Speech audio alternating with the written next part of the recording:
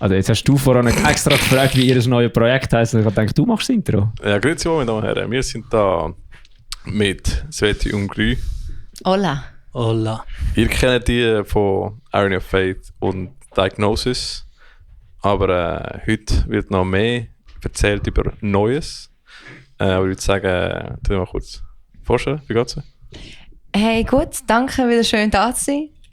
Ich habe das Gefühl, wir sind jetzt alle so gerade ein bisschen angespannt, wenn sie zum Brian rüber schauen. Ich bin nicht angespannt. Ich habe nur... Wir haben vorhin rumgeblödelt und einer ist so... Business. Nein, die Sache ist die, jedes Mal, wenn ich Diagnosis höre, erinnere ich mich daran, dass ich Diagnosis ausgesprochen habe, dass das immer wieder benutzt wird. Das ist das Beste. Darum habe ich so ein grinsen, aber ich bin wirklich nicht angespannt. Es ist so geil. Nein, es sind immer die ersten 5 Minuten, wo so eben der Red Button Syndrome, oder? Beim Aufnehmen ist immer so. Wie tun wir das überwinden? Ja, jetzt ist aber das Problem. Jetzt Aber wir machen. Okay. Zulassen und nicht immer reinschnurren. Nicht so wie vorhin, bevor wir angefangen haben aufzunehmen. Dort macht es nämlich wie so nicht wirklich einen Unterschied, ob wir uns gegenseitig zulassen oder nicht. Aber da wirkt es einfach so komplett so richtig asozial und beschissen, wenn der Podcast einfach so 5 Leute hast und alle tönen auf beiden Ohren und du hörst nichts mehr. Ich meine, du hörst der Frau ja eh nicht zu. Also. Ich hätte darum gerade eine Anfangsfrage. Ihr seid Void Drifter, oder? Yes! Und mich nimmt sehr Wunder, euch gibt es ja zu dem Zeitpunkt, wo wir reden, gar noch nicht so wirklich. Wann kommt denn die Folge raus, die wir jetzt aufnehmen? Das nimmt mich sehr Wunder. Du hast eine Frage nicht für die Zuschauer, sondern eine für dich selber. Richtig. Okay. Nach dem 1. Mai. Eben, 1. Mai. Okay, fair. Nach dem 1. Mai könnt ihr raushauen. Das Genau, heisst, genau. am 1. Mai werden nicht nur Steine gerührt. Am 1. Mai wird ein Single gerührt mit einem Video und ja, ich glaube, wir geben es ein bisschen vorher bekannt. Und du Mehr darfst oder weniger. Du darfst ja schon den Namen von der Single sagen, weil dann ist sie schon draus, wenn die Folge released wird, oder? Genau, warte, ich mache gerade. Aber wir sind zu weit für eigentlich wollte ich sie alles, gut. die ganze Origin von der Idee erklären, das aber ist gerade ein natürlich. Cliffhanger. Man kann einen Eigentlich, Cliffhanger Stimmt. bauen. Der Wenn ihr wollt wissen, wie die erste Single heisst von Void Drifter, bleibt jetzt dran und hört uns zu. Aber eben, der Grü ist jetzt zum ersten Mal im Podcast. Heisst, wir müssen Unser Standardregiment durchführen. das ganze Vorstellung Jawohl. machen. Wir Let's müssen go. ein Profile machen. Und zwar fangen wir an mit der Geburt. Darf ich noch schnell kurz Ja. etwas einwerfen? Für alle, die das Gefühl haben, der Grü ist das erste Mal im Podcast, wer ist denn Sveti? Musst einfach die längste Folge, ist es immer noch die längste Nein. Folge? Nein, gar nicht der längste. Granich hat den längsten. Ja, dann haben wir heute etwas zu tun. Aber es ist auch nicht im Grüß sein erster Auftritt im Podcast, das muss man auch sagen. Oh, schön. Stimmt, ja. Wow. Auch Greniche, ja. That's true. Aber anyways, vorstellen soll ich bin. Geburt, hast du gesagt, Ja, Geburt. voll. Es war ein regnerischer Dienstagnachmittag gewesen. Im Mai. Ein leichter Nisu über dem Berner Horizont. Nein, Im Mai. Wann hast du im Mai? 11. Mai. Ah, sehr gut. Das ist das gut, wenn ich das aufs Internet sage. Okay, Ricky, was wäre nicht gut gewesen im Mai? Nein, ich bin 24. Ich habe gemeint, vielleicht haben wir am gleichen Tag. so. Am gleichen Monat haben wir. Aber das wäre jetzt so geil gewesen, wenn du so gesagt hast, ja, in dem Fall nicht. hä? Herr Bella, hast du auch im August Geburtstag? Nö, Juni, oder? leider nicht, im Juni. Ja, okay. Aber ja, genau. Ist das Polizei der gewesen? Grüben, ich bin Also du bist nicht Das nur sind der komische- Grü, ja, du bist der Dr. Grü. richtig, ich bin der Dr. Grü selbst ernannt, wie der Dr. Dre oder so. Einfach nicht so gut. Genau, ja. Ich bin bei Diagnosis. Legendär, danke für das. Kann ich immer wieder brauchen bei Gnosis. Wir nennen uns jetzt auch selber so immer. 24/7, finde ich grandios. Heftig, es sind schon die zwei Band, die sich wegen einer falschen Aussprache von mir sozusagen umbenannt nach Wodef. Nein, die weigern sich noch ein bisschen. Ja, das kommt schon noch. Wir haben es sicher noch nicht gemacht mit 5S, aber die kommen noch. Geil. Genau, ja. Ich bin ja noch bei IOF im Moment, wo die Folge rauskommt, nicht mehr IOF. Aber zu dem kommen wir ja jetzt gerade noch. Und ja, vorher habe ich noch ein bisschen anderes Zeugs gemacht. Fate Control mit dem Lars von IOF zusammen. Und hast du dort schon noch dabei gewesen? Ich glaube, niemand, der noch Musik macht. Wie lange machst du Modern das Matt Musik? von Antipodes, genau. Ja. Wie lange machst du das Musik? Also wie hast du angefangen mit dem? Beziehungsweise, gehen wir weiter in der Noch Vergangenheit. weiter. Genau, wie jetzt mit dem Metal-Wurm angefangen? Der Metalwurm. Der hat angefangen. Fuck, was that? Weißt du, aha. Oh, Einbruch. Achtung. Ja, ist eine Polizeirazzia. Oh. Nein, ist Razzia Raid? Nicht, oder? Yep. Doch, ja. Ja. Gut, in diesem Quartier. Hm? Wir haben ja Wachhunde. Ja, Yes. wir haben grosse, starke Wache. Laut vor allem. Ja gut, sie können dich sicher zu Tod knuddeln. Wenn es dir zu fest ins Gesicht schnaufen, versteckst du schon. Ja. Ah, ja. Anyway, genau. Metalwurm, mir hat das angefangen. Ich war 80 gewesen. Also ich bin halt mit Classic Rock und so Scheiß aufgewachsen vom Vater. Mhm. Und ich glaube, Iron Maiden habe ich auch schon durch den Vater so in der Kindheit mitbekommen oder was auch immer. Aber dann ist ein grandioser Tag in meinem Leben gekommen und ich hatte einen Nachhilfelehrer, neuen. Habe ich nicht gebraucht, aber ist auch wurscht. Aber er war rum und der war, glaube ich, im Gimmick oder so. Cooler Dude. Und hat sich interessiert, was ich so mache und hat meine CD-Sammlung gegeben und ich habe irgendwie so eine CD-Zusammenstellung von 8 CDs, wo Metal draufsteht, gehabt. Geil. Habe ich nie gelost, aber es ist so, wie heisst die nochmal? Status Quo und so Scheiß ist da drauf gewesen. Also nicht So wirklich- Hair Metal. Eigentlich auch Classic Rock. Genau, ja. Aber das, was man vor über 20 Jahren noch Metal genannt hat, in gewissen Kreisen. Genau. Und er so, Metal, gut, ich mache dir ein Mixtape. Und er hat er auf die CD gebrannt von iTunes, was damals noch der Hit war. Hat er mir eine CD gegeben und dort war alles drauf gewesen, von Amon Amarth, Arch Enemy, Na, Necrophagist. Damn, sogar Necrophages. Das war eine weirde Revelation gewesen, aber so bin ich wahrscheinlich zu Gnosis gekommen, sorry. Wie tun wir überhaupt Necrophages aussprechen? Ich weiss es nicht, aber da war ihr Album wahrscheinlich aktuell gewesen, oder so lange her war. Der Ja. letzte. Bin ich der Einzige, der nicht weiss, was es ist? Necrophages, der Step-One, muss man hier hören. Fucking hard as fuck. Härteste Band ever und way ahead of their time, Alter. Ja. Okay, gut. Brian, Es kannst du mir mal einen Link ist schicken? Yeah. Danke. You're missing out. Ja, nicht mehr lang. Ja, genau. Und so hat es angefangen. Er hat das Zeugs gelost und dann immer mehr CDs gekauft. Von Sachen, die dort drauf waren. The Winter Sun, Necrophages, der hat zwar dann Epitaph schon draussen gehabt, also habe ich nie wieder etwas kaufen, was neu war. Ich kann Leider. Aber jetzt haben wir ja mit dem Hannes Grossmann seinem Solo-Projekt etwas Ähnliches bekommen, aber ist ein cooler Dude. Hat das letzte Gnossis-Album gemischt. Wow. Grandioser Dude. Hure lieb, aber ist auch wurscht. Ja, so bin ich reingekommen und dann bin ich irgendwie noch so durch eine Skate-Punk-Phase. Weniger Punk als Skate, aber Ja, ausführen, los. Da bin ich jetzt, da komme ich jetzt raus. aber ich glaube so, keine Ahnung, so die ganze, was ist denn gewesen? Avril Lavigne ist sicher gross Oh mein gewesen. Gott, ja. Aber ist bis heute noch, muss ich sagen, Hast du- absoluter Hit. Einfach, dass ich schnell so reingeschissen habe. Hast du per Zufall mal YouTube-Musiker, die im 2010 erfolgreich waren, gehört? Hat er nicht, ich habe schon gefragt. Also Nein. ich Kommen wir denke, später drauf zu. Nein, YouTube habe ich da die ganzen Meme-Videos aus dieser Zeit, da die, wie hat die geheißen? Harry Potter und der Pornokeller und so eine Scheiße. Cold Mirror. Oh mein Gott! Cold Mirror und wie hat der andere Ah, geheißen? das Mit Harry Potter und der ein Herr der Stein. Ringe Dingsbums da. Lord of the Weed. Ja, Lord of the Weed, genau. Okay, jetzt müssen wir verdammt aufpassen, dass das nicht einfach abdriftet in ein zweistündiges. Aber das ist so, ich hatte eben noch nicht so Zugriff aufs Internet gehabt. Aber ja, genau. Und ja, so bin ich irgendwie Gitarre gespielt habe ich auch. Mein Vater spielt auch Gitarre. Ist aber relativ lang nichts gewesen. Und dann irgendwann ist und hier kommen wir ins Komplizierte rein, ein Kollege von mir aus der Lehre in eine Band gekommen. Und der hat von der erzählt, übelst Härte Metal. Das musst du mal anhören. Noch nie so etwas Heftiges gehört. Und ich so, okay, ja. Habe nicht mal gewusst, dass der drummen kann, aber okay. Und dann hat der Gregor heisst der Mann. Auch eine absolute Legende. Wie sich herausgestellt hat, ist das Irony of Fate damals. Noch ohne Zwetti. Ja. Das Härteste, was du jemals gehört hast. Dann habe ich gedacht, ja, also all peace and love, Gregor, aber ich dachte, wenn der eine Band kann ich das auch. Komm, Shoutout an Gregor. Ja, absoluter Shoutout, grandioser Typ, bis heute.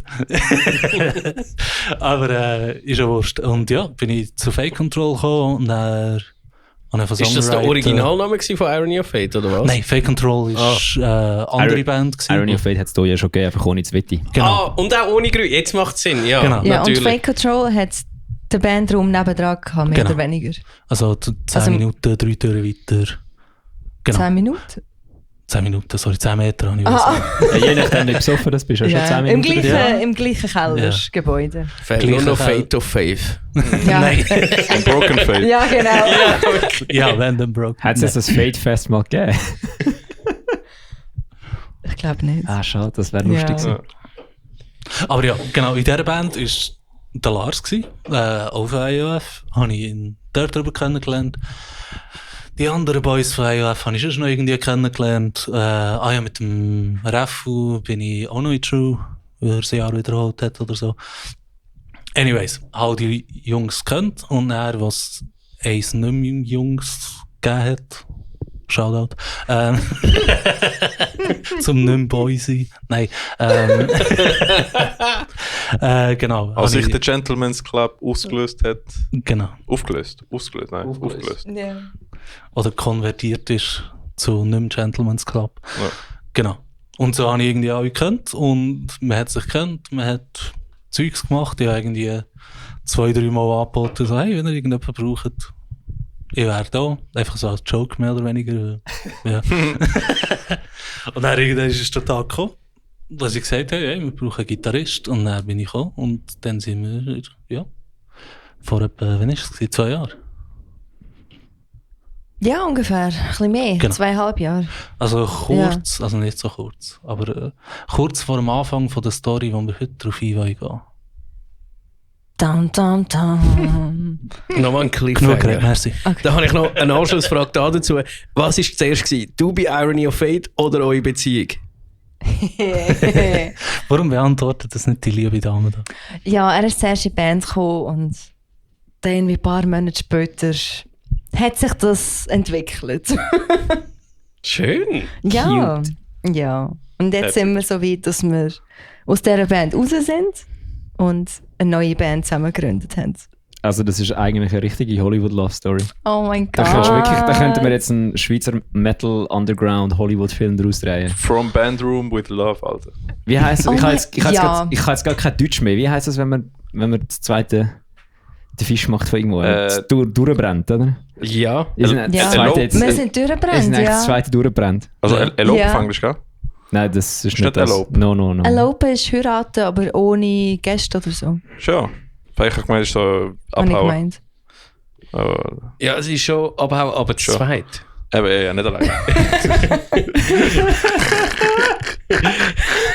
Ja, wir sind kurz durchgebrannt und hier sind wir.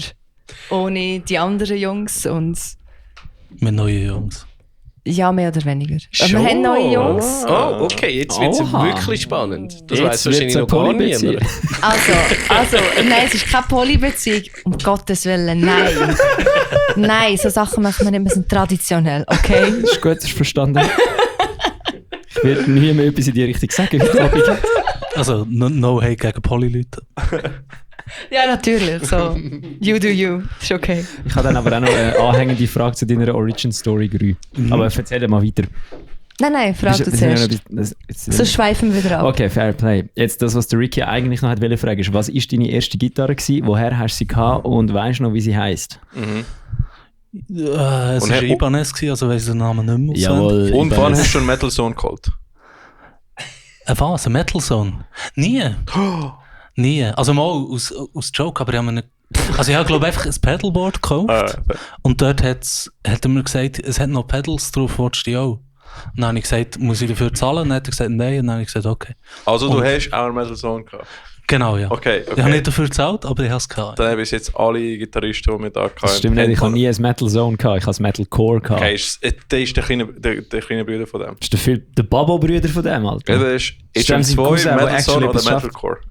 Das ist ein Gitarrenpedal, wo einfach die Gitarre richtig horrible nach tönen lässt. Bei mir ist alle einfach falsch gebraucht haben.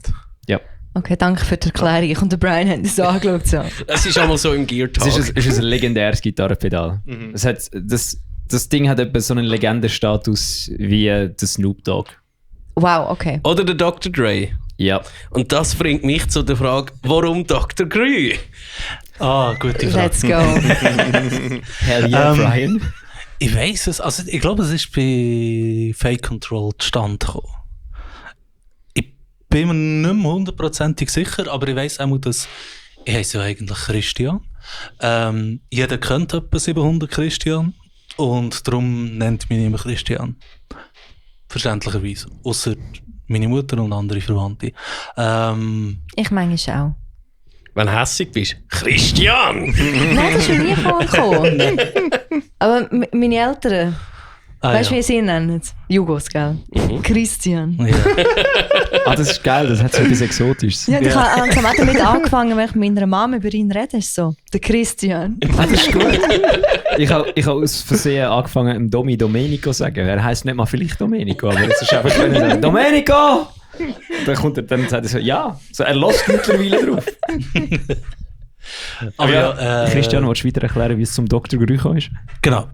Er hat ihn niemand so genannt und dann ist irgendwie Kräuter ist zu lang und zu langweilig und dann ist Kräuter daraus geworden und das ist dann eine Zeit lang so gewesen. Und auch in anderen Kollegengruppen und bei Fake Control ist dann irgendwann das Zeug gewesen, dass wir erstaunlich häufig über medizinische Sachen geredet haben. Ich weiss nicht wieso, aber irgendjemand hat immer gesagt, irgendetwas ist mit meinem Rücken nicht gut oder das oder dieses. Hast du auch rote Punkte auf deine Balls? Und das waren ein bisschen ältere Herren gewesen, die meisten. Aber Die haben effektiv rote Punkte auf jeden. genau. Und irgendwie habe ich, weil meine Eltern halt in diesem Feld arbeiten, ein bisschen viel medizinisches Wissen gehabt. Und weil ich den Hören gut lernen, habe ich auch viele Sachen gewusst. Und dann irgendwann ist, ich glaube, der Drummer gesagt, also, eigentlich bist du ja der Doktor. Und dann haben alle gesagt, Dr. Grü, so wie Dr. Dre. Ja. Und dann habe ich gedacht, das stirbt wieder ab. Und ja, hier sind wir. 10 Jahre später. Nein, mehr. Ja, 10 Jahre später. Aber das ist gut, das ist ein solider Nickname, weil du ihn dir nicht selber gegeben hast. Genau. Zum Glück. Das ist, Und er hat sich durchgesetzt. Ich habe zum Beispiel keine Ahnung gehabt, dass du Christian heisst. Ich habe dich als Doktor Hey, die gekannt. wenigsten. Ja. Und das finde ich auch gut. jetzt wissen es alle. Ja. Alle, die nach 19 Minuten noch nicht abgeschaltet haben. Also wenig. Ja, wahrscheinlich sind es etwa 3 Leute. Falls du zu diesen 3 Leuten gehörst, die das jetzt gehört haben, schreib uns einen Kommentar auf Instagram.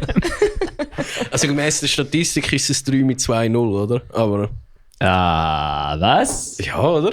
Ich sehe die aber nur einmal im Jahr bei den Recaps. Ihr habt da wahrscheinlich mehr Zugriff. Was? Ah, ja, halt. Statistik zu der Folge. Was ist die Frage? Wir haben etwa so 300 Listeners im Schnitt pro Folge. Ja, Oder mehr? ja, so plus minus. Ja, ja, 300. Ja, Wo wirklich das 200. Ganze hören, nicht nur so eine Minute. Also wir haben 350 Followers. Das Nice. heißt, wie viele von denen sind Followers? Keine Ahnung. Oh ja. Was hat einige schon? Eben. Retention Rate von etwa 20-30%. Ja. Ja. Klingt gut. Nice. Yeah. Yeah. Jährliche KPI erreicht. Oh mein Gott, Alter. KPIs. Jetzt habt ihr ja vorher angedeutet, dass ihr aus Irony of Fate raus sind, dass ihr Yes. durchgebrannt sind. Gibt es Irony of Fate noch? Wir glauben ja. Also, die Band gibt es noch. Aber wir haben keine Ahnung, was sie weitermachen. Weil Aber aktuell wir wissen- wären es ein Leadgitarrist und ein Bassist. Genau. Ja. Das ist nach unserem Wissen. Und eventuell vielleicht noch jemand am Gesang. Ja, also wir, Aber- wir wissen nicht fixes, aber sie haben immer noch Homies und alles, aber ich glaube, sie suchen nach einem Drummer, haben sie letztens auf Instagram aufgeschaltet irgendwie. Ja, das habe ich gesehen. Mhm. Wie das so Früchte trägt, keine Ahnung, aber so wie man die Schweizer Szene kennt, wahrscheinlich schwierig. Aber Darum ja, fährt der Ricky selber an Drummen. Ja. Der Ricky ist einfach der Einzige, der 3 Schlagzeuger in seiner Gang hat. Also von dem her ist Gib mal einen ab! Monopol am machen. Nein. Die haben ja alle sonst schon noch 2 Bands, oder? Nein. Außer eine. Der Dano Dano nicht. nicht, hä? Das stimmt, der ist mir auch gerade in den Sinn gekommen. Ja gut, ihr habt aber jetzt noch euer letzter Gig als Irony of Fate noch vor euch, oder? Genau, aber zum Zeitpunkt, wo ihr das hört, liebe Zuhörer und Zuschauer, ist der der Gig vorbei? schon 2 Wochen her. Mhm. Mindestens. Und wenn ich mich recht erinnere, wird null promoted, dass das der letzte Irony of Nein. Fate Gig ist. Das hat mich nämlich Nein. gestern so gut angefangen. Ich habe mir gedacht, ich gehe auf Gut. Instagram ein bisschen nachschauen. Und Ja. weil ich ja gewusst habe, dass wir heute einen Podcast aufnehmen. Und habe dann gedacht, okay, cool, vielleicht finde ich da irgendetwas raus. Und dann habe ich so, nein, what the fuck is going on? Also ist das warte, jetzt, macht das nebenbei? Ist das jetzt neu? Ist das, where the hell are we going? Und dann habe ich gedacht, gut, zum Glück haben wir den Brian dabei, der wird dann morgen investigativen Journalismus betreiben. Gut, let me spill the tea. Also, wir haben uns getrennt irgendwann im... Nein, weißt du was? Spillen wir den Tee richtig. Alright. Spillen wir den Tee richtig, für das sind wir da. Yeah, jetzt bin ich gespannt. Wir haben ja Musik, die wir jetzt mit Void Drifter rausgeben. Und die Musik hat der Grü geschrieben, einfach so... Hast du jetzt casually einfach den Namen vom Projekt gedroppt, ohne dass... Also der Brian vorher droppt. Ja, Hat das der Brian- der okay. Brian hat schon drauf. Gerade Also ich in der höre einfach ersten generell Minute. nicht zu. hä? Ja, voll. Er hat Musik geschrieben, einfach so, wie man es halt macht, wenn man, glaube kreativ ist und Musik schreiben kann. Mhm. Und ich habe gefunden, hey, ja, tönt geil. So, okay, könnte etwas für IOF sein, vielleicht in Form von einer EP, die ein bisschen anders wird tönen, wo ein bisschen eben einen neuen Songwriter hat und andere Songstruktur statt immer das gleiche, ja, Intro, Strophe, Refrain, Strophe, Refrain, Solo, Refrain, so klassisch. Und wo die Lieder ein bisschen kürzer sind und ein bisschen mehr passiert. Also statt 6 Minuten Lieder so 2,5 bis 3 Minuten Lieder. Beste. Und Clean Gesang haben wir auch drin. Von dir? Von dir, Sveti? Nicht mal vielleicht. Okay. Du meinst, ich kann nicht singen. Ich kann es wirklich nicht. Das habe ich eben auch noch gedacht. Ja, nur von mit wem Le- sind die Was macht der Stimmen? Grü? Weil du letztes Mal eben gesagt hast, okay. du wolltest es üben oder du bist Ja, es am aber Üben. wir haben es probiert. Okay. Ich höre Du musst schon mehr scheint's als 2 Mal probieren. Nein, scheint gehören im Fall zu diesen 2% von der Bevölkerung, von der Menschheit, die tontaub ist. Tone Deaf. Ja, ich bin tone deaf. Also ja, Gut, das Ich bin weiss ich aber jetzt- glaube ich im Fall auch. Ja. Aber hast du das auch, dass wenn du singst, du hast das Gefühl, du machst es richtig Ja. und du machst Und es, das ist komplett du daneben. tust richtig nachher singen. Ich kann nur immer mitsingen. Wenn Bro. der Butch singt, kann ich mit ihm mitsingen und dann tönt es gut. Wenn ich es alleine mache, fuck no. Bro, ja. Alles Ja. das- I feel Es you. ist halt so, nachher brauchst du einfach länger, um an dem Punkt anzukommen, wie jemand, der eben mega gut mit den Tönen vorkommt. Zum Beispiel, bei uns, der das beste Ohr hat, ist der Drummer. Das ist so Der Domi auch. Das ist einfach schlimm. So wie, und die Melodien machen, so wie, einfach schlecht. Und nachher höre ich von denen so wie, gell, der Ton ist halt so schief gewesen. So, fuck. Das, die ganze Zeit so, Gottverdammt, du bist einfach immer einen Halbton daneben. aber exakt, was ich interessant finde. Aber wirklich exakt. Es ist In meinem Kopf bin genau richtig. also ja. Einfach weiter probieren, weitermachen. Aber wir haben jemanden, der es besser kann, weißt du, wie ich meine? Ja, Es ist- outsourcen sowieso beste Ja, ja, Lösung voll, für alle voll. Probleme. Voll. Dann lerne ich lieber Pixqueels und dann Voll, Googles. Mal schauen, ob es gut Das ist kommt. auch Strategie. Anyway, jetzt zurück zum Tee zu kommen. Genau, da haben wir die neue Musik gehabt. Und ich habe gefunden, ja, das klingt geil, weil ich habe schon länger neue Musik machen bei IOF, so ein bisschen etwas anderes und all den Gugus. Und dann haben wir es mal in die Band gebracht, die Vorstellung. Was machst du mit dem Messer? Jesus, Alter. Denke Und das war so ein monatelanges Hin und Her gewesen, so von den anderen. So, wir finden die Musik gut, wir finden sie doch nicht gut, ja, eigentlich schon und doch nicht. Und Ist das ein Risiko gewesen, wenn wir einfach weg von Melodef oder nicht? Ist so ein bisschen das ja, gewesen? wegwollen. Ja, eben, aber die anderen, ich meine, es gibt ja... Ja, bei ihnen ist das Problem, sie identifizieren sich so sehr mit Genau. dieser Band und dieser Musik. Ja, und dann kommt jemand und sagt, Genau. ja, probieren Aber wir mal etwas aber anderes. ich Das ist finde, mega es ist schwierig. Genau. immer noch Melodeath. Ist es Melodeath? Ich hätte schon ich meine, Also ich hätte jetzt gesagt. Spiritbox in geil genannt. zum Beispiel, Ich hätte gesagt, der Browning in geil. kennst Illidians Nein. von Russland? Nein. Das würde gefallen im Fall. Die haben so sehr Sinti Schick mal. heavy Songs, aber immer noch so Melodeath-mäßig. Ja. Okay. Nein, ich habe das Gefühl, also wir nennen es Modern Metalcore. Mhm. Also wenn mich jemand fragt, ist es so ein bisschen moderner Metalcore mit EDM-Einfluss. Geil. Eben so Transcore hätte ich jetzt gesagt. Ja. Für das habe ich das Gefühl, es ist zu wenig Trance. Ja, es ist nicht so der Ja. Street Parade Trance, Ja, das ja. schon nicht. DJ bei den Bobocore. weiteren Songs, die wir noch irgendwann werden veröffentlichen für unserem Full-Length-Album, Ach so. hat es dann mehr so Sachen. Also das ist Mehr einfach, Attack. das sind einfach die Mehr Demos. Attack, ja. Aber es wird, das sind einfach die Demos gewesen, wo du gesagt hast, Und weil dann ich habe vor ja- einem Jahr, wo du da warst, ja. wo ich gesagt habe, Equinox Night hätte ich hure Geld gefunden. Genau. Und dann hast du gesagt, ja, eben, du hast dann, glaube ich, nach dem Podcast hast du das gesagt. Genau, nicht im ja. Podcast, hast du das gesagt, also, wir haben dann Demos geschrieben, die dann so ein bisschen in die Richtung gehen. Das, ist, Voll. das könnte dir, glaube ich, sehr gefallen. Und dann macht das Sinn, weil das, was ich letztens gehört habe, hat relativ ähnlich Genau tönt wie eine das. Weiterentwicklung von diesem Song. Also ich habe euch sogar 2 Demos Stimmt, du hast gezeigt es von diesen Liedern, ja. Ja. Und der Brian ist dann schon heimgegangen. Ja, ich weiss Ja. das nämlich auch nicht mehr. Ja, er ist Ich habe gegangen. jetzt so geknickt, Aber so- euch zwei habe ich das noch gezeigt, weil Equinox Nights hat auch den Grün gemacht mit den Synthes im Refrain. Also der Song ist schon da gewesen, Mhm. aber er hat ihn sich ein bisschen aufgepimpt. Und ja, das sind wirklich die Demos gewesen. Geil. Vor einem Jahr etwa. Könnt ihr Geil. auf Spotify DJ Bobocore als Genrebezeichnung tun? Oh. Schon Wäre geil. so geil. Wäre so geil. Können wir? Big Love zum Wir können DJ machen, was Bobo. wir wollen. Das ist Ja, unsere Band. eben. Ist der inzwischen auch kontrovers? Oder ist Nein, nein. Er kommt ins Hallenstadion Anfang Mai. Schon wieder? Ja. Zusammen, ich bin hier Tinte, wir haben etwas weggeschnitten wegen Gründen. Anyways, geht weiter bei. Das darf man dann Rauspiepen. nicht.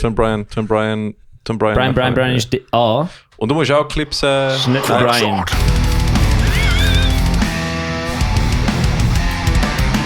Yeah. Von dem muss ich auch mal einen Song machen. Junge, mach das nicht, das Riff klingt mühsam zum Spielen. Wir müssen von der Love Story von Ihnen zwei, das Durchbrennen, definitiv einen Clip machen und vom Dave Days das Love Story Cover von Taylor Swift Du unterlegen. musst den Brian da... Shout out to Dave Days. Das Oh. jetzt ist die Anleitung gewesen für das, was man vorher muss machen. Alle Leute, die jetzt Ja. den Podcast hören, denken sich, was geht wieder ab? Hey? Also, das ist auch Sie sind geil. sich gewöhnt. Also für die letzten 2 Folgen verpasst haben, wir haben von unserer Social Media Managerin und wie hast du sie genannt? Kopfmami? Ja, Lea auf die Schnurren bekommen und so geheißen, wir müssen ein bisschen produktiver sein, was Instagram angeht. Darum machen wir jetzt einmal Yes von Brian rein. Und wenn ihr das Yeah von Brian hört, ist die Chance, dass ihr irgendwie in den nächsten 1,5 Wochen einen Clip auf Instagram seht davon, relativ gross. Wenn ich schnell genug Clips schneide, ja. Also es funktioniert recht gut, Das finde stimmt ich. Ja. Ja, Ich langsam. muss uns jetzt wirklich auf die Schulter klopfen. Mit uns meine ich nicht mir. Weil ich mache eigentlich nicht so viel in dem, außer dumm schnurren, während wir aufnehmen. Anyways, Vitti. Okay, zurück zum Thema. Sorry, ich habe vorhin Berufsgeheimnis gespielt. Ist okay, wir machen auch weiter. Was sind wir gewesen? Genau, neue Musik. Und eben, es war so ein Hin und Her gewesen. Wir hatten das ganze Konzept gehabt, wie wir das Zeug veröffentlichen auf den Socials und Outfits und dies und das. Und es ist immer so ein, ja, okay, eigentlich wollte ich es nicht, aber wir machen mal mit. Und so, nein, ich habe keinen Bock auf das. Und dann haben wir das Musikvideo gedreht, Ende Februar. Also IOF eigentlich. Und dann auf der Rückfahrt haben wir nochmal ein bisschen Diskussionen gehabt. Und dann ist eigentlich so wie, also für mich ist dann klar gewesen, es geht nicht mehr weiter. Weil du hast so wie 2 Leute, die immer noch das Gleiche machen wollen, die nicht die feste Veränderung wollen. Und 2 Leute, die eigentlich komplett etwas Neues machen wollen. Und dann haben wir es mal besprochen in der Band und geschaut, was wir machen. Also da haben wir wirklich so Diskussionen gehabt, okay, wir lösen die Band auf oder ihr macht weiter oder sie machen mit uns das Projekt weiter oder es haben mega viele Optionen gehabt. Aber schlussendlich ist es so, wir haben die Songs genommen, inklusive Musikvideo, aber ich könnte es euch eigentlich noch zeigen. Ja. Also wir haben es vor ein paar Tagen bekommen. Du siehst auch nicht, die Jungs siehst eigentlich nicht, wer ist, weil du hast ja, ich habe jetzt nachher gesehen, du hast Kapuzen an und so. Du siehst eigentlich nur, das Gesicht siehst eigentlich nur von mir. Der Sleep Token. Ungefähr. Und so ein bisschen wie euer Albumcover. Genau, ja. Ah, okay. Genau. Also das Bild, das ich geschickt Ja. habe, Chat. Genau so. Also du siehst eigentlich nicht, wer ist. Darum haben wir gesagt, hey, wir nehmen die Musik, das Musikvideo und alles und bringen das separat raus. Und ja, wir sind busy gewesen die letzten 2 Monate. Das ist das klassische. Jemand war busy gewesen und jemand hat sich genervt, weil sie so überfordert ist, weil es ist so ein verdammter Aufwand, eine Band von null zu starten. Yes. Hey, es ist so viel Aufwand. Ja. Also Zeug, die ich gar nicht überlegt habe, was du eigentlich alles gemacht hast. So ist- alles. Es Erzähl- ist so Erzähl mal, viel. weißt du, was gemacht? Es ist okay, wenn man Projektmanagement-Erfahrung hat. Mhm. Dann Ich macht bin- man es einfach. Ich Ohne bin Scheiß. überfordert. Ich habe Bandmanager in mein CV reingeschrieben. Gut. Weil das ist, Ja. das ist schlimmer als jedes Projekt, das du auf der Arbeit wirst erledigen. Was Aha. sind so die schlimmsten Ja, schon nicht, aber. Tasks, die du gefunden hast, so wie, boah, das ist... Social Media. Ich muss Ja. TikTok machen. Mhm. Ich habe kein TikTok. Ich bin nie auf TikTok drauf. Ich bin zu alt für den Scheiß. Weißt du, wie ich meine? So, wir sind alle über 30 an diesem Tisch. Ja. Jetzt muss ich TikTok abladen. Ich habe klare Grenzen gezogen. Ich habe dem Ricky gesagt, wenn du deinen Scheiß auf TikTok willst, kannst du es selber machen. Und Sind- die Plattform ist so viel ein Ass im Fall. Jedes Mal, wenn ich reinkomme, gibt es so Wirklich? arabische Lieder oder so. Oh Und so. mein Und ich es einfach nicht brauche. Der Algorithmus weiss nicht, was mir vorschlägt. Aber ihr seid auf TikTok. Ja, Taoist. ja, also ich tue einfach alles, was ich in Reels, Instagram und so poste, hau in TikTok. Genau, das ist auch unser Plan. Habt ihr Ja. eine Facebook-Page? Boah, wir haben 7 Follower. So. Okay. Ja, du brauchst die Facebook-Page nämlich, um Ads Ads, schalten. ja. Das habe ich letztens gelernt. Wirklich? Nein, jetzt Ja. haben wir noch Und Facebook. aber du kannst auch automatisch in Insta posten und es automatisch Also in du musst, Genau, das Problem genau. ist, ich habe ja gar kein privates Instagram-Profil, Facebook-Profil gehabt. Ja. Ich habe ein altes Versus-Profil gehabt, das ich wir gelöscht haben habe. das Geschiss gehabt mit Genau, ja. das haben wir ein riesiges Geschiss gehabt, darum haben wir jetzt alles nochmal neu gemacht. Und bis ich die Scheiße aufgesetzt habe, weil ich dann ein privates Oh mein Facebook-Profil Gott. machen, dann habe ich eine Facebook-Seite machen, obwohl wir Facebook gar nicht betreiben.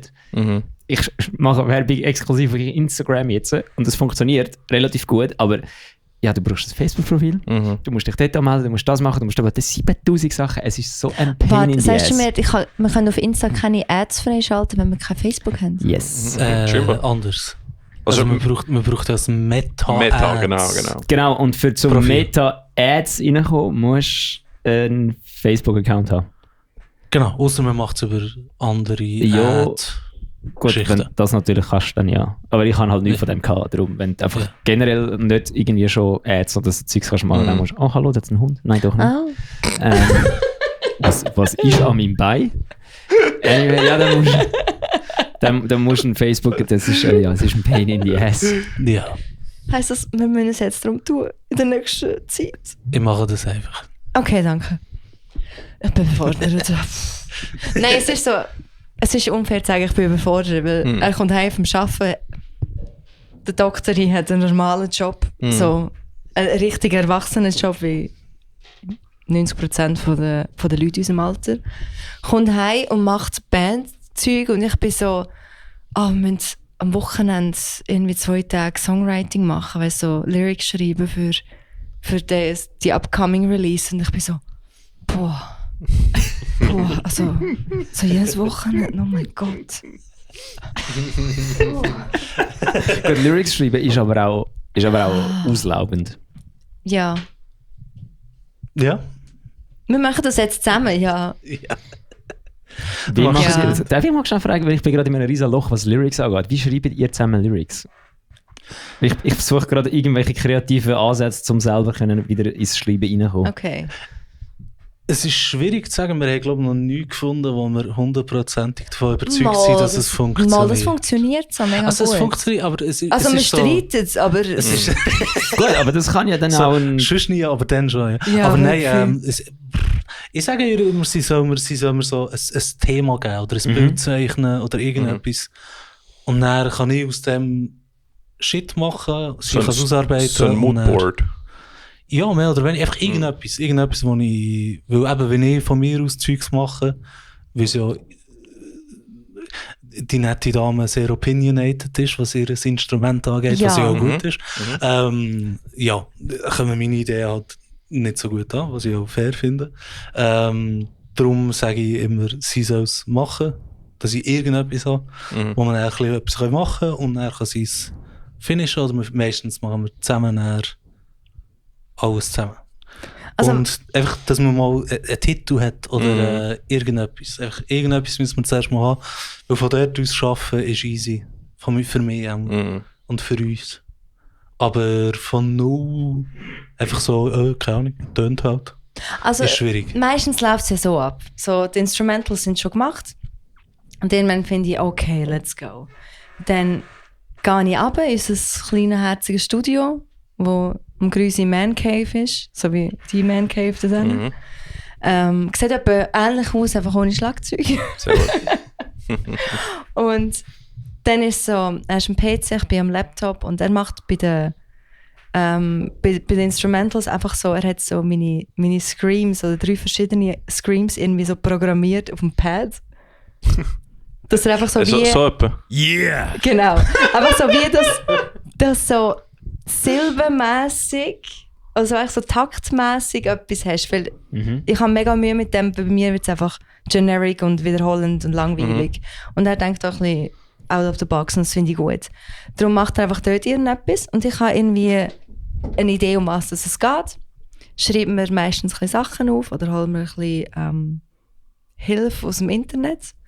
Und dann tun wir das anpassen, ausarbeiten und dann streiten wir auch oft, weil es heisst irgendwie, ich brauche da das da. Und ich bin so, nein, es da. Meistens umgekehrt, weil ich weniger machen. Aber ja. Es ist ein Prozess. Aber eben, ja, Sample-Pad, wo ich draufhauen kann und dann kommt bei ihr raus. Und das ist super, weil dann kann ich einfach Ja, das ist wie wirklich ein mega cool. weiteres Rhythmusinstrument einfach ihre Vocal Parts reintappen. Blöd gesagt, spielst du in dem Fall als Instrument Zweite? Ja. Geil. Aber das ist mega cool, weil bei IOF vorher, alles, was ich gewusst habe, wie man das macht, 10 Jahre lang, ist einfach so gewesen, hey, hier sind Instrumentals, mach mal die Vocals drüber. Und eben zu dem, dass ich tone-deaf bin, habe ich auch ein schlechtes Rhythmusgefühl. Und Das ist für einen Sängerin brutal. Sehr gute Voraussetzungen. Ey. Yeah! Und das habe ich einfach mal gemacht und es ist meistens einfach, ja, einfach so eher simpel gewesen. Und ich habe auch beim Aufnehmen immer gesagt, hey, wenn ihr irgendwie Ideen habt oder irgendwas, dann sagen wir das, weil ich mache das zum ersten Mal. Ich habe vorher so Zeug nie gemacht. Und es war einfach, ja, nein, ist gut. Und jetzt habe ich jemanden, wo man sagt, nein, mach da etwas anderes, du kannst dort noch ein bisschen variieren. Und meistens auch, wenn wir es aufnehmen, kommen uns auch so Ideen wie Samples reinhauen und so Zeug. Ja, aber das ist gut. Das habe ich letztes Jahr gelernt. Wenn du einfach mal jemand anders noch dazu holst, dann kommen die Vocals meistens sehr gut. Machst du auch bei Diagnosis Vocals? Nein, ja, also nein. Dort ist es ein bisschen ein anderer Prozess, weil dort haben wir einen anderen Grü, mehr oder weniger. Der ist, dann nimmt Vocals immer auf mit unserem Sänger und ist Engländer und kann darum auch mit der Sprache helfen. Der Küsse ist ein bisschen Shoutout Küsse, ein Bauer. Grandioser Bauer, eine geile Stimme. Aber er hat manchmal Mühe mit der Aussprache von englischen Wörtern. Obwohl, er ist ja Doktor, aber ist auch wurscht. Aber er macht das gut. Was? Der Chris ist wirklich ein Doktor, aber du bist der Dr. Green. Ja, Was das haben wir auch Also verletzt. ist ein Doktor in englischer Literatur, weil sonst wird's irgendwie, hat das wie so nichts damit zu tun, wie man Englisch redet. Ja gut, Biologie, aber die machen ja auch fast alles auf Englisch heutzutage. Oder nicht Ja, aber alles? das musst du nicht richtig aussprechen. Ja, dann stimmt, bist du am Schaffen so. Weil ich habe letzte im... Was machst du denn? Dann bist du am Schaffen Lungs. Ricky einfach so am Eier kraulen. Not Lungs. Weil ich habe letztens eben auch sehr viel an meinem Englisch gelernt. Ich habe nämlich gemeint, ich rede relativ gutes Englisch. Dann bin ich beim Mahmoud im Studio gewesen. Und dann ist der Mahmoud gestanden so, hör mal auf wie so ein hure Weissbrot Englisch reden. Du kannst jetzt reden. Du musst es korrekt machen. Und ich nur so... Dann bin ich auch gestanden und habe ein Take etwa 17 Mal müssen machen, weil ich einfach ein Wort nicht korrekt aussprechen konnte. Fair, aber das habe ich auch gehabt bei einem Lied. Irgendwie ein Wort. Und das, beim Aufnehmen hat es irgendwie mega schweizerisch stöhnt. Ja. Dann habe ich gesagt, nein, wir nehmen das jetzt neu auf, ich muss es anders aussprechen. So, das geht nicht. Wir fangen nicht damit an. Hey, aber es gibt so ein Dings. Es gibt so eine Sparte Musik, so Schweizer Bands, die so rockige Punk machen. So etwa so um 2010 bis 2015 umeinander, wo alle Sänger genau den gleichen Akzent haben. So wirklich genau, sie tönen alle genau gleich. Ist halt das Schweizer Englisch, oder? Ja, es ist nicht das Schweizer Englisch. Kommt Es ist so auch die Art vom Singen ist genau gleich. Und ich habe dort irgendwie so, ich weiss, ich habe noch nicht herausgefunden, was es ist. Ja, aber das neue Must Be Wrong Album ist auch so. Und es tiltet mich bösestens, weil ich einfach nicht herausfinde, was es ist, dass das macht. Es ist so die Gesangsart, die Stimmlage und der Flow ist wirklich so 1:1. Amix kommen die 7 Thinking Steps raus, weißt du? Ich meine, das ist bei Schweizer. Vor allem bei Must Be Wrong. Also ich kann dieser Frau nicht entkommen. Die ist überall, egal wo ich hinschaue, egal wo ich hingehe. Ja, da hat 7 Thinking Steps. Und in mir innen stirbt jedes Mal etwas, wenn ich das höre. Ich bin so, Business Meetings. Wie heißt sie? Magdalena. Martullo. Blocher. Ja, Hunas. Ja, die ist super. Nein. Also was ich wirklich schätze... Super zum Samplen. Ja, was ich wirklich schätze an dem Video... Boah, für den Breakdown, weißt du? Nein. Have you heard about that? Boom! Dann habe ich einen Breakdown. Ich sag's Ein Slam-Breakdown mit... Oh, Pussboy muss machen. Oh, das wäre schon richtig böse. Pussboy, mach das. Bitte. Holy shit, das wäre super. Zum Teabaggen, ja? Genau. Das haben wir letztes Mal gelernt. Okay. Ja, Sveti und Grü. Was sind wir gesehen? Wegen Lyrics, Vocals. So. Also eben, jetzt haben wir ja vor allem über Vocals geschnurrt, aber noch nicht über Lyrics. Ich würde jetzt gerne mal wissen, um was für Themen geht es bei den neuen Songs. Space. Ah, okay. Space. Was das anbelangt, fängst du nichts Neues an. Was? Ja, bei Irony of Fate hast du auch viel über Space, Nein. Okay. Ah, gar nicht. oder? Nicht? Viel... Nein, IOF hat keine Space-Songs. Also, ich mag mich Was redet erinnern... ihr jetzt über Weltall oder Drogen?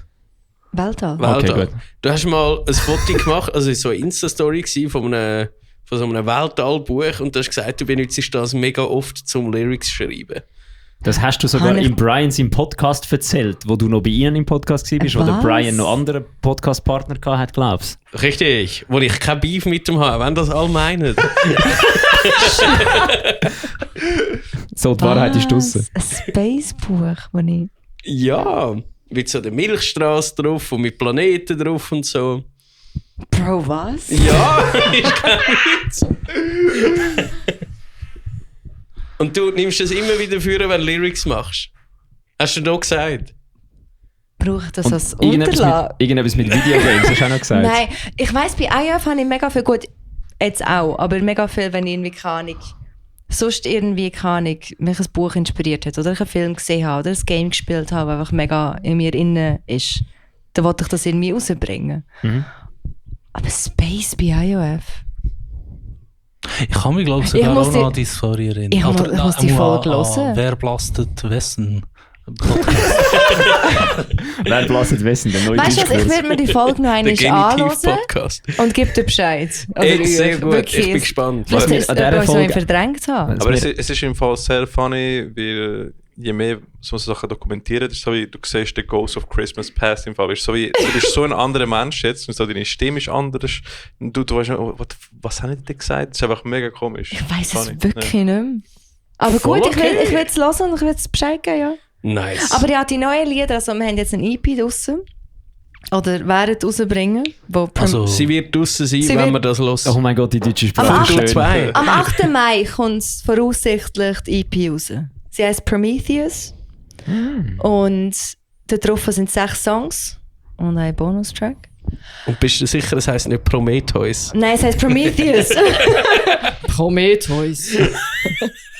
Basiert sich auf Prometheus, der Film von der Alien-Franchise? Ja, eigentlich schon. Geil. Also es ist so Also wie... nicht auf dem griechischen Gott. ich Ja, wollte du- eigentlich das wollen, aber Also du kannst es schon so sehen. Mein Prometheus war ja der mit dem Feuer. Gewesen. So, der hat doch der Menschheit das Feuer gegeben. Ist das richtig? Lichtfeuer, ja. Genau. Und es ist so wie ein Neuanfang, so etwas Neues, so Feuer und das ist Void Drifter. Und da ist der Android Damn. im Film, oder? Nein, Prometheus ist niemand heißt Spaceship, glaube ich. Spaceship gewesen, Das ja. Spaceship gewesen, aber Aber- der eine Android, der quasi nachher die... eigentlich Spoiler nicht. David das ist fucking- hat er Ja, doch David, das geheißen. ist der Ja. Roboter. Der, wo am Anfang... Ja, genau. Ich kann nicht spoilern, der Film ist so gut. Ja, so gut. Ja. Die ganze Alien-Franchise.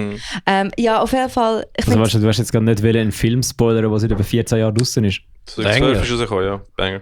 Ja, Bro, spoiler den Film. Jeder, der ihn noch nicht gesehen hat, ist selber schuld. Yes. Go ahead. Hey, es gibt auch Leute, die eigentlich 12 sind und noch nicht alle Filme gesehen haben. Ja, aber die hören dann unseren Podcast nicht, wahrscheinlich. Weil sie das Gefühl haben, was wollte ich diesen alten Männern zulassen? Fair. Ja, wir sind alle Angst, das stimmt. Ah, das war herzig gewesen. Wako damals geschrieben hat, ist nicht unsere Favorite Angst? Und ich muss so, Bubi. Kurze Gen Z-Frage. Also in der falschen Runde, aber ist Angst. das Expertenpanel hast du da. Ja. Go Super. ahead. Aber ist Uncle oder Ja. Uncool? Nein, Ja, das ist eine beides Kurzform von Onkel. Uncle. Ja, Und genau. sie sagen das eben zu jemandem, der älter ist. Ja, genau. Und cool. Wie ein Ich habe eigentlich? einfach Uncool gehört. Nein. Zum Beispiel letztes Jahr hat mir ein Kollege geschrieben, der jünger ist, hat geschrieben, hey, ich bin einfach auf dem Sofa eingepennt wie so ein Ank. Oh mein Gott. Hey, ich habe jetzt ja wieder angefangen zu studieren, oder? Baby, du bist ein Ank. Das sind alles Kinder dort und sie haben das Gefühl, ich sage ihre Papi. Das ist crazy. Die haben wirklich so, wenn sie irgendwie so Fragen haben im Leben, kommen sie so zu mir. Ich so, cool. Aber irgendwie süß. Ja, schon, aber auch Du bist ein die Angst. Kappe habe ich ja, weil ich graue Haare habe mittlerweile. Hey, das ist unglaublich. Es wird immer mehr. Es ist so, es geht mir wirklich Bro. genau wie euch. Wirklich. Wo, Mann? Da habe ich Ja, da auf der viel. Seite. Ja, warte, gell? das ist gar Oh. nichts. Wer da? Tenderen da? Ui, Hey, das ist ist eine ganze auch da Strähne. oben? Ja. Hey, bei mir im Fall auch, zum Glück habe ich hier ein bisschen blondiert, aber da auf der anderen Seite habe ich immer so zwei, die einfach so Ja, es ist, on top sind. es ist aber crazy. Oh Ich bin Gott. die Haare schneiden und dann habe ich gesagt, Mama, blonde weg. Dann hat sie so abgeschnitten und ich so, du hast da noch ein paar Haare vergessen. Und sie so, nein,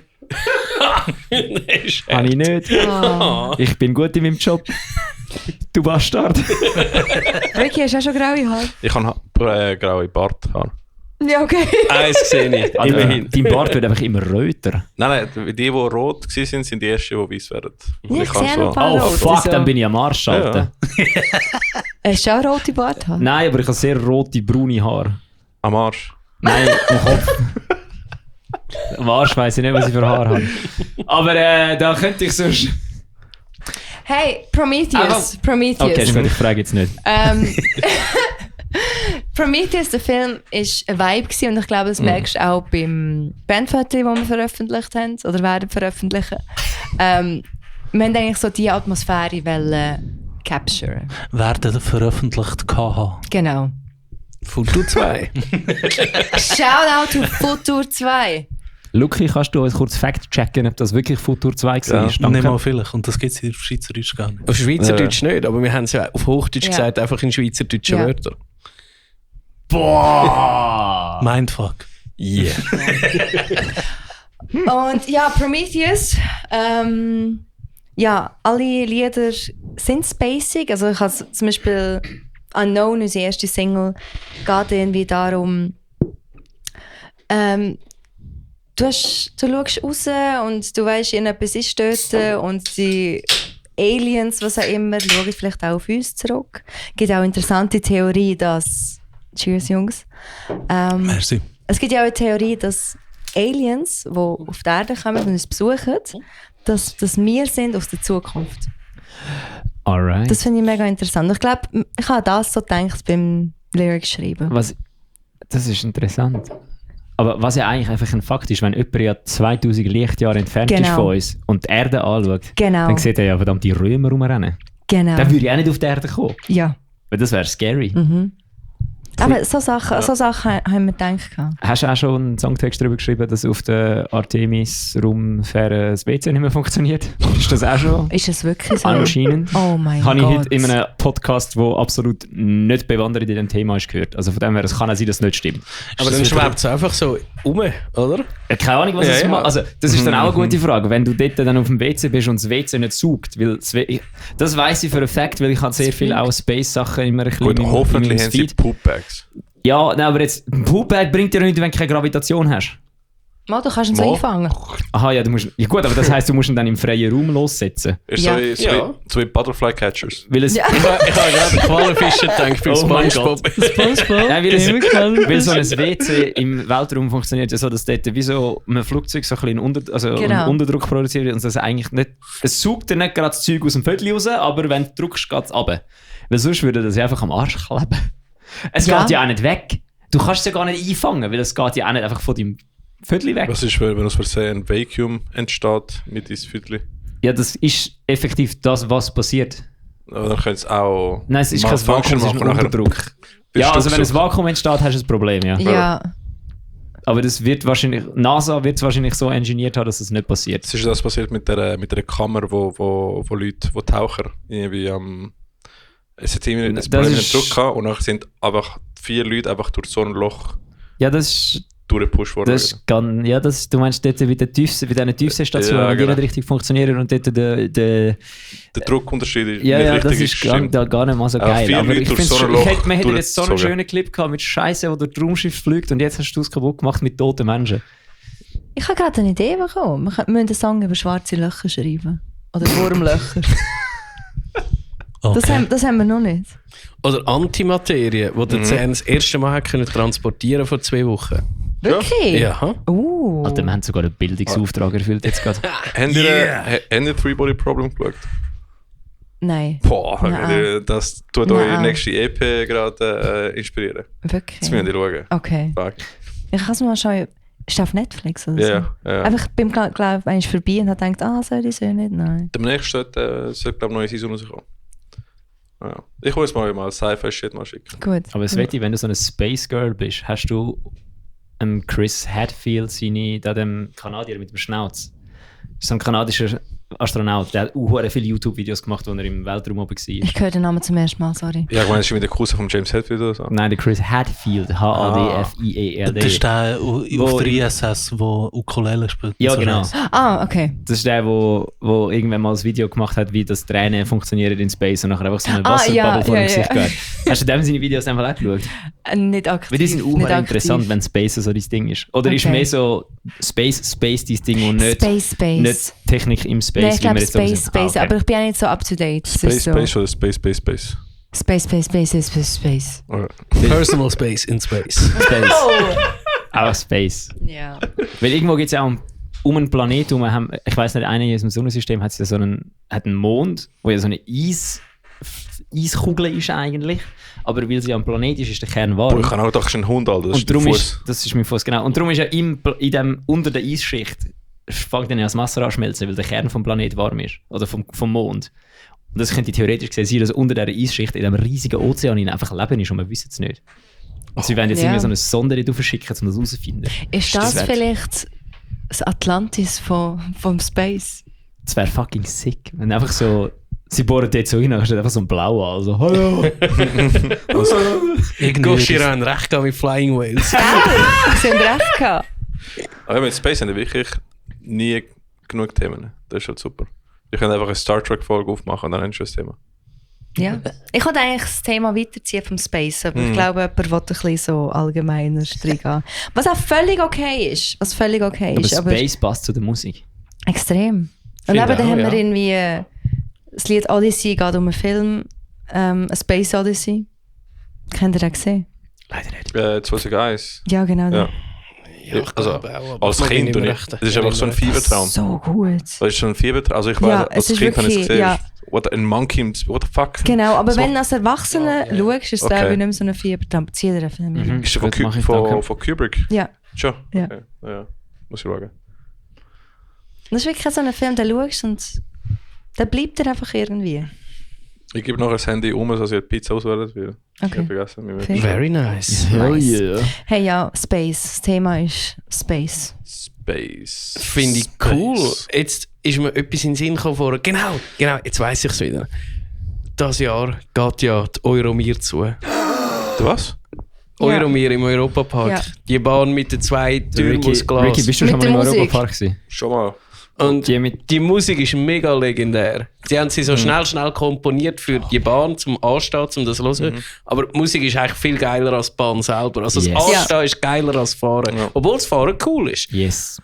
Aber die wird ja jetzt dann abgerissen. Ist, glaube ich, noch diesen Sommer irgendwann offen und dann geht sie zu. Ja, die ganze Saison bis Europapark zugeht, ist sie Hey, glaub, zum offen. Glück, ich gehe Ende April. Also ich bin gerade gsi, wenn das rauskommt. Auf den Euromir. Mach bitte eine Insta-Story auf der Euromir Ja, oder bitte. beim Anstehen, Ja, beim Anstehen. damit Ja. der Ricky den Soundtrack hört. Und wäre das nicht etwas? So, das als Basis, der Sound von Euromir und ein Song von euch drüber. Das wäre der Wahnsinn, nicht? Copyright-Issues.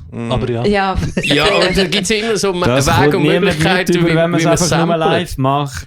Ah, ja, Oder kannst du ja, auch so die Ja, oder einfach so Melodien reinsamplen. Es gibt doch mega viele Leute, die etwas samplen Voll. und nichts an Urheber zahlen und das geht. Also auch berühmte Acts. Wenn du es irgendwie geschickt machst, oder? Ja, wenn die andere Person nicht so gute Anwälte hat oder nicht so. Okay. also wir haben hostile ja auch ein unterwegs Sample ist. drin von vielleicht...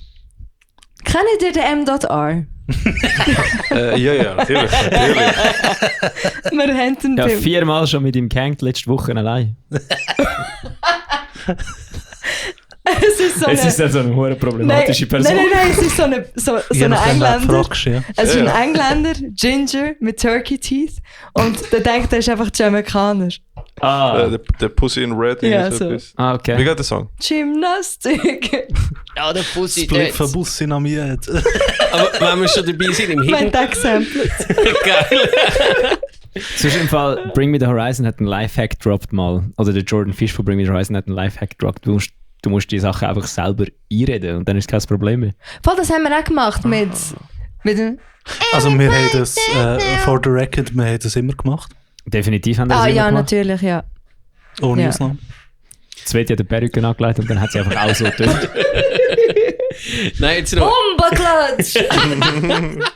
eine ernst gemeinte Frage. Weil ihr habt mich jetzt wirklich durch das gerade auf das Thema gebracht. Ihr habt ja ein 1:1 Riff von einer sehr bekannten Nu-Metal-Band drin im Hidden Track. Oh, der Hidden Track! Oh mein Gott, muss ich da jetzt eigentlich, ich muss es einfach Du mal wirst hören den auf dem lieben, Heimweg. du wirst den Ja. lieben. Geil. Also es ist ja wirklich 1:1 das gleiche wie das Original. Ja. Also was? Anderes Tuning. Was ist das? Stimmung? Also, welcher Okay. Teil davon? Wahrscheinlich der letzte, meinst du, oder? Ja, eben der Hidden Track. Also Nein, am Schluss vom Hidden Track. ja, meinst ja, du, ziemlich gegen den Schluss, wo also Ah, das ja, Riff ja, tönt ja. wie Genau. der F-Song von K und du tönst auch wie der JD von K, oder? Also es ist wirklich Aber nur unverkennbar. kurz beim anderen, beim Rest vom Song töne ich wie der FD von LB. Darf ich dir sagen, wie ich gefunden habe, wie das tönt? Ich habe gefunden, es tönt wie die Fergie. Geil! Nein! Delicious! Hell yeah. London Bridge for the win. London. Der Song ist ja so etwas gewesen. Er ist... Kauft unsere EP auf Bandcamp, weil dann bekommt ihr den Hidden Track. Sonst nicht. Sonst nichts. Kannst du in Bandcamp machen, dass ein Song einfach versteckt ist? Ja, Ja. musst du einfach Bonustrack an. Oh shit. Dingseln, dann können sie es Voll. nicht streamen, Geil. außer sie kaufen. Also wenn ihr die EP kauft, habt ihr den Hidden Track, hört rein. Das war auch so, gewesen, er war irgendwie etwas am Schreiben gewesen, und dann höre ich so, wow, das sind hure geil, das sind so wie New Metal von früher. Und ich so, wow, was ist das? Und dann haben wir das wollen machen, aber ernst gemeint. Und nachher ist es einfach ein bisschen eskaliert und Oh mein Gott, aber das ist das Beste. es ist so, du wirst ja lieben. Genauso habe ich die Hälfte von der letzten Eversis-EP geschrieben. Ich habe einfach so etwas angefangen und habe das Gefühl, okay, das ist so dumm, ich gehe jetzt noch dümmer rein. Und dann hat es funktioniert. Ich habe letztes Mal eure EP hören, gell? Bis Ja. auf Spotify gegangen. Sie ist auf Bandcamp, Ja, ich so, warum ist da nur ein Lied drauf? Also, was soll das? weil Spotify eine Hure ist. Ja, aber jetzt habe ich nachher auch gecheckt und bin auf Bandcamp, hast mir dort angelassen. Ja, es ist wirklich crazy. Ja, weil jetzt haben wir... es funktioniert aber wirklich im Fall, weil ich habe jetzt einigermaßen gut viele Streams auf dem Song gehabt und jetzt, wenn wir den nächsten releasen, kann ich nochmal gleich ein bisschen mit Ads pushen und dann wird Ja. der wieder gestreamt und dann sind es ja zwei. Ja, jetzt verstehst du, warum ich das... Dann hören die meisten Leute das wieder, der andere auch noch und dann hast du wieder beide Dings und dann Genau. wird das ist schon nicht so eine schlechte Jetzt Strategie. verstehst du Waterfall-Modell. Ich verstehe das Waterfall-Modell schon lange. Ich habe wie nur keine Songs gehabt, um es können ausführen. Also es ist ein fucking Pain in the Ass, auch für die Zuhörer, aber im Endeffekt es bringt einfach mehr Zuhörer zu deiner Musik. Ja, aber eben, wenn du ja dann die Musik einfach auf Bandcamp releasest, kannst du ja trotzdem all dort hören. Also so Ja, ist es ja voll. nicht. Ja, Wenn voll. die ganze EP willst du hören, kannst du sie ja hören. Ja. Mhm. Du musst nicht mal einen Account haben. Es hat irgendwie beides, weil es gibt Bands, dort nervt es mich wie geschissen. Mhm. Wenn ein Single rauskommt und hure geil, wollte ich mehr hören, hat nicht mehr. Fuck you. Andererseits muss ich auch sagen, es gibt anderes Zeugs, wo ich denke, so, es ist cool, aber es ist jetzt nicht so, das muss jetzt nicht mein Leben konsumieren. Und dann bin ich wie happy, dass ich das so... Das ist einfach so alle paar Monate wieder mal kannst du ein Lied Ja, hören oder und dann ist so gut, bis das nächste kommt. All Monat oder was auch immer, und dann kannst du das mal irgendwo auf eine Playlist schießen und dann ist alles gut. Ja. Und dann kommt das Nächste, kannst das hören, kannst es auf eine Playlist schießen und dann ist gut. Und dann irgendwann kommt das Album raus und dann, meistens sind dann der Rest von den Tracks nicht der Burner, aber, aber je nach Band, es gibt auch Sättig, dort sind die besten Tracks noch nicht released. Ja, Linkin Park und Bullet von Valentine haben immer den besten Track Ja. auf dem Bonus drauf. Ja. Crawling von Bullet, meine Fresse ist das ein Song. Crawling. Ich glaube, das ist mein Lieblingslied von Bullet. So ein guter ja. Song, Mann. Ja. Aber bei diesem Album ist eben auch so das Problem gewesen. Nein, Crawling ist auf dem Album nachher. Wann war Don't Need You gewesen? Das mit dem Schmetter. Ja, genau, bei Gravity. Ja. Nein, ist Doch, heisst doch, Gravity? das war Gravity gewesen. Ja. Bei dem hatte ich einfach das Problem gehabt, weil sie haben Don't Need You rausgehauen, wo sie noch den Maus am Schlagzeug hatten. Ja. Nein, doch. Schon? Oh. Ja, Aber ich glaube, der Maus hat auch noch mitgeschrieben. Und dann habe ich so hure geil gefunden, den Song. Das Gefühl, boah, das Album wird der absolute Ficker, wenn das der erste Track ist. Und dann hast du gemerkt, dass die anderen Tracks nicht zum gleichen Zeitpunkt geschrieben worden sind wie der. Ja, aber ich habe es im Fall noch gerne, das Album. Ja, das Album habe ich auch gerne mittlerweile, aber ich bin ein bisschen enttäuscht gewesen von allen Songs, die nachher rausgekommen sind, weil der halt einfach wirklich so exorbitant viel mehr nach einem Oldschool-Bullet von Valentine tönt. Ja, verstehe ich. Ist Matt eigentlich immer noch hot? Ich glaube, ich bin nicht mehr so up to date. Ich bin auch nicht. Aha. Ich probiere es, ich schaue mal schnell Schau an. mal, Ja. Hat er sich gehen oder wie? Ich weiss, das wissen wir ja nicht. Ja, keine Ahnung. Hast du den nicht letztes Jahr gesehen? Matt Tuck? 2 Jahre. Boah, das ist schon... Ein Jahr. Zwei, das ist- Nein, 1 Jahr. Mit Trivium? Ach, das war letztes Jahr. eben. gewesen. Aber dort habe ich nur auf seine komischen roten Hosen geschaut. Stimmt. Dort, wo er seine komischen roten Ninja-Hosen angehört oder so. Ist das nicht auch der, der inzwischen recht Steroid aussieht? Nein. Nicht? Also er ist schon ein bisschen trainierter Das ist wie der Team 20. Lambesis. Ja, aber also der ist Steroide- off the charts. Beim letzten Video, das ich rausgehauen habe, oder beim ersten Video von dem SLA Dying Cycle, da siehst du ihn einfach so. ja, aber Ja. Also, als ich ihn mit Paragon Festival gesehen habe, habe ich das Gefühl gehabt, yo! Also, er ist noch hot. Allerdings auch, also der auch crazy ist und der ist fix auf Steroids, ist der von Downstater, der von ehemalige Gettershot. Der ist eine Oh, ja. brutale Maschine. Ja, das aber- kann nicht natürlich Aber der ist sein. nicht so breit im Fall. Der ist brutal breit, Alter. Also, ich bin mal an einem Konzert von ihm gewesen und er ist vor mir gestanden. Er ist etwa gleich gross wie die PET-Flasche. Bro, der ist einmal... nein, der Bruder ist... Der Bruder ist nicht gross. Der ist breit, groß und Er der ist ist mal auf mich zugerannt bei Gettershot und ich so, boah, ich will mit mit dem schlagen. Komplex. Nein, Ah, nein, okay. im Kiff. Also ich will nicht mit ihm schlägeln, aber Nein, er ist und jetzt der ist- nicht so der ist- breit wie der Team Der Lambesis. ist zu mir gerannt, um einfach auf den Bar nachher gehen und nachher weiter singen. Haben alle ausgesucht? Ja, das ist eine gute Frage. Okay, let's Stabil. go. Der ist immer noch hot, würde ich sagen. Apropos Steroide. Tosin Abasi, was läuft denn da? Jesus Hat er- Maria. Schnell! Hey, keine Ahnung, ich habe... Extrem. Ah nein, jetzt kann ich schon sehen. Das ist Ja. eine komplizierte Extrem. Musik. Der hat den Trendnacken des Jahrhunderts. Ah, schau, er hat wieder Der Trainer sieht aus an. wie ein Stier. Aber nicht im Guten. Also ja. Ja, er ist immer noch Also hot. hat er Wer ist jetzt das? Hat er sie Tosin Ehering Abasi, noch? Animals as Leaders. hat er in den letzten ja. Jahren Weiss nicht, wie er mehr aussieht. gemacht, oder wie? Beim letzten Mal habe ich es vor 3 Jahren so gesehen. Also er hat enorm Massenphase gehabt Mhm, und einfach, also, Also dem sein Nacken. Ja. Mehr als der Corpse Grinder? Ja, Also, locker. Aber so muskulöser, weißt du? So. Ah, ja, okay. Aber so. also für die sich mit Deutschrap auskennen, der hat Jo, ausgesehen Bruder! wie der Kollege in 2015.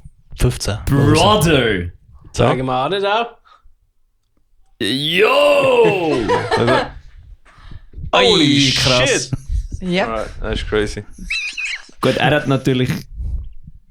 Ah, yo! Oh gut, aber der ist glaube ich auch nicht klein. Haben wir so einen Kasten in der Schweizer Metal-Szene? Nein. Ich bin jetzt gerade auch noch in der HC-Szene rumstudieren, dort sind sie einmal eher kastig. Ja, aber jetzt sind sie trainiert.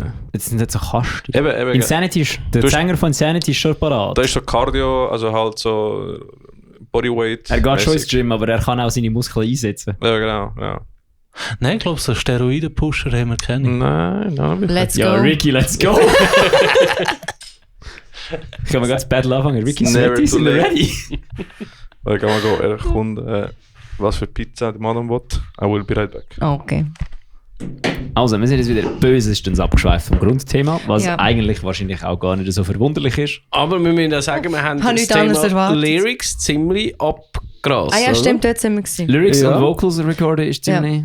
Ah ja, mal zu Prometheus. Der Hey. Song Last Creator hat sogar ein Sample drin von dem Last Engineer vom Film Prometheus. Oh, Oder der von uns Covenant. gemacht. Oder von Covenant. Das Covenant. habe ich natürlich eingesungen. Yes. Mhm. Ich habe zugeschaut, ich kann das bestätigen. Also Pitchshifter, aber ja. Ja, und in dem Song geht es auch um den irgendwie. Also ja, einfach, Last Creator ist ja einfach so, Das ist der Vibe von dem Typ. ja, einfach so. Von dem Wesen. Der Creator von Spezies, was ich ein absolut faszinierendes Thema finde. Wenn es Kreaturen gäbe, die andere Völker. Weil wir machen ja eigentlich Ähnliches mit Züchten. Oder so mit Insekten und Zeugs und Sachen. Das finde ich irgendwie crazy. So, wenn man überlegt, dass wir die Insekten sind. Aber anyways, zu viel Philosophie. Nein, Nicht. weiter. Gerne Genau, ausführen. aber wenn du einfach so, willst. es ist ja irgendwie morbid. Also, finde ich. Weil ich bin nicht so Fan von Züchter. Vielleicht bin ich da zu vegan inspiriert worden, aber Was schaust du mich an? keine Ahnung. Das ist einfach nicht gerne Frenchies. Ja, das auch. Wir hatten die letzten 2 Tage einen Frenchie bei uns gehabt. Gut, aber die tönen ja noch schlimmer wie die zwei Oh Pneumatikventile da. ja. Also, ich liebe den Hund, ganze Liebe, aber Jesus Christ. Also, das ist, als würdest du einfach einem Tier dabei zuschauen, zu sterben. Aber es hat Freude Oh dran. mein Gott. Es hat Freude dran. Es ist einfach so, es ist so herzig, aber es ist morbid und es ist, ich habe es gar nicht gern. Ja, also es ist eigentlich, wenn wir ganz ehrlich sind, schon einfach nur absolut pervers. Ja. So, ich finde, das ist cool, aber es gefällt mir nicht. Wir machen das jetzt so, dass Ja. ich es geil finde nachher. Ja, und vor allem, die können sich ja nicht mal selber fortpflanzen. Also eben, wenn jetzt 20 Jahre lang niemand würde Frenchies züchten, gäbe es Gäb's einfach keine keine Frenchie mehr. Ja, es ist eigentlich, es ist wirklich eigentlich straight up Gott spielen. Genau. Und eben so das Ganze, was, wenn wir nicht so, ja, wenn wir anders kreiert sind worden, als wir denken und so. Das ist, Aliens. genau. Da gibt es ja auch viele Theorien, sehr viele Theorien, weirde Theorien. Okay, haben ihr eine Theorie, woher das Wasser kommt? Weil das kommt ja einfach, Wasser ist ja effektiv nicht, das ist ja nicht entstanden, wie zum Beispiel andere Sachen da auf der Erde. Das ist einfach, das existiert einfach. Es kommt anscheinend einfach aus dem Space. Wirklich? Das ist auch so etwas, was fucking insane ist. Wasser ist ja nicht entstanden. Das gibt es einfach. Da bin ich mir im Fall gar nicht sicher, ob Also- das oder einfach Eis- Physik, Eis halt. also Physik und Chemie ist oder ob das... Weil ich habe mal irgendwo so ein Aliens. Ding, ich weiß nicht mehr genau, wo ich habe eben wirklich mal mich auch so mit Space befasst und alles, und dann habe ich in einem Podcast gelesen, wo einer das erzählt hat, und dann ist dort die Antwort darauf gewesen, es kommt von einem Komet. Okay. Das Wasser kommt von einem Komet, aber das heisst ja nichts wie anders wie... Space. Aliens. Es ist ja, es kommt von einem Komet. So, ja, wie ist es zum Komet? How the fuck did it end up there? Ja gut, aber Das ist dann, interessant. wenn man es genau weit zurückspannt, kommen wir ja wieder zum Urknall. Ja, und dann habe Und ich das wieder ist die ja Frage, sowieso- so, was ist vorher gewesen? Weil wo nichts ist, kann nichts knallen. Ja, genau. Ja. Und ich glaube, das ist die Frage, die alle Wissenschaftler beantworten wollen, indem sie um den Mond fliegen. ich darf mich nicht zu sehr mit dem auseinandersetzen, weil sonst komme ich in eine Krise. Sonst kommst du eine manische Episode über. Weil ich habe mir das auch schon mal gedacht, und dann habe ich angefangen, so YouTube-Rabbit-Hole reinzugehen. Ja. Weil eben, wo nichts ist, kann nichts knallen. Genau. Vielleicht bin ich einfach zu blöd dafür, weil ich nicht Ich glaube, Quantenphysik kann. ich glaube, unsere menschlichen Köpfe können das nicht verstehen. Also Wir ja, sind- die besten Physiker haben es ja noch nie herausgefunden. Die haben es ja probiert, da mit String und mit Quanten und Schleifen. Ja, die sind dran. Ja, und im CERN Zeugs und und Sachen. allem, ja. Und, Bei aber PSI haben sie ja so einen hohen Beschleuniger. Weißt du, wer jetzt Schaltschränke für den bauen? Hey, willst du etwas? willst du etwas wirklich Insanes hören? Ricky, ich glaube, dass wir kurz ausbleiben nachher, ne? Was? So zusammen, ich bin die Editing und habe etwas weggeschnitten wegen Gründen. Anyway, es geht weiter dabei. The fucking what, mate? Genau, das darfst du nicht reinschneiden. Warum Ja. nicht? Weil ich nicht wissen weil ich nicht will, dass die Leute wissen, was ich so genau alles schaffe. Okay. Und Einfach eben, wegen meinem Arbeitgeber und allem. Okay, back to the podcast. Podcast. Wo Ja, sind wir gewesen? Wir haben es von Space gehabt, dass Wasser anscheinend einfach existiert und man nicht wissen, woher es kommt und dass wo nichts ist, nichts kann knallen. So gut, Pizza ist abgestellt. danke. Mich hat noch Wunder genommen, der Sound. Es ist ja eine klare Abkehr, finde ich, vom Melodef. Und ihr nehmt viele neue Elemente auf, vor allem elektronische. Wie ist es zu dem gekommen und wie geht ihr vor zum Aussuchen, so die Klangtümer in die Songs rein? Ich glaube, das kann der Dr. Grün beantworten, der sich auch Ambient Boy nennt. Das hat schon ein bisschen damit zu tun. Ja, also, ich habe mal, wie lange ist das her? X Jahre. Ich höre viel EDM-Musik, elektronische Musik. Und irgendwann habe ich mir gedacht, ich habe Bock, etwas selber zu machen. Weil es hat immer so, es hat wie überall angefangen. Es hat viel gegeben, was ich cool gefunden habe, aber es hat nie das gehabt, was genau den Itch gescratcht hat in meinem Hirn. Was sind so ein paar Künstler, die könntest du empfehlen? Ich weiss die aber auch nicht auswendig. Das sind immer so, hast immer 8 Leute auf einem Track und das ist, aber im Allgemeinen Pendulum ist super. Mhm. Oh ja. Was haben wir sonst noch? Wenn ich an EDM denke, so wie Noisestorm, Rogue, so die Ja, nein. Monster Cat 2014. Ja gut, ja. Das sind Klassiker, ja. Ja. Oder sonst, ja, einfach so viel von diesen Party-DJs habe ich aber auch noch gerne gehabt. DJ Antoine, was für ein... Ich habe seine Songs gut gefunden, aber ich glaube, er ist ein Wichser. Aber ich weiß nicht. Also wenn jemand DJ im Namen hat, ich gehe davon aus. Er hat Musik nicht gemacht, aber ja, genau. Sagst du jetzt bitte nichts gegen den DJ Bobo da, ne? Nein, Ja, DJ gell. Bobo ist Ausnahme. Okay, Ich sag, meistens. DJ Tatana hat das Zeug ja selber gemacht. DJ Khaled! Der sowieso. Der macht alles selber. With the best music! Er macht alles selber, außer 10 Chicken Wings essen. No, trust me, I can eat 5 of those back to back. Anyways. I'm out. Aber ja, ich habe immer elektronische Musik gelassen, habe irgendwie nie etwas, oder habe immer so einen Itch gehabt, wo ich gedacht habe, muss ich mal etwas machen. Und dann habe ich gedacht, ich mache einfach mal so ein Seitenprojekt und eben, das ist 10 Jahre oder so her, 8. Und dann habe ich gedacht, Ambient Boy, weil ich habe immer so mit Volume Swells auf der Gitarre, habe ich so, wir haben so aber Whale Sex Sounds gemacht.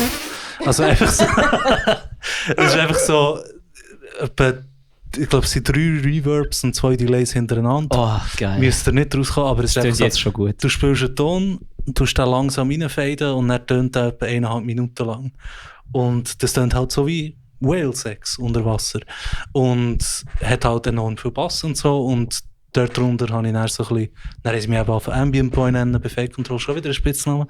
Genau. Und dann habe ich gedacht, so, das würde sich irgendwie noch eignen, um so ein bisschen Chill-Beats drunter zu tun. Dann habe ich ein bisschen angefangen, Beats drunter zu tun.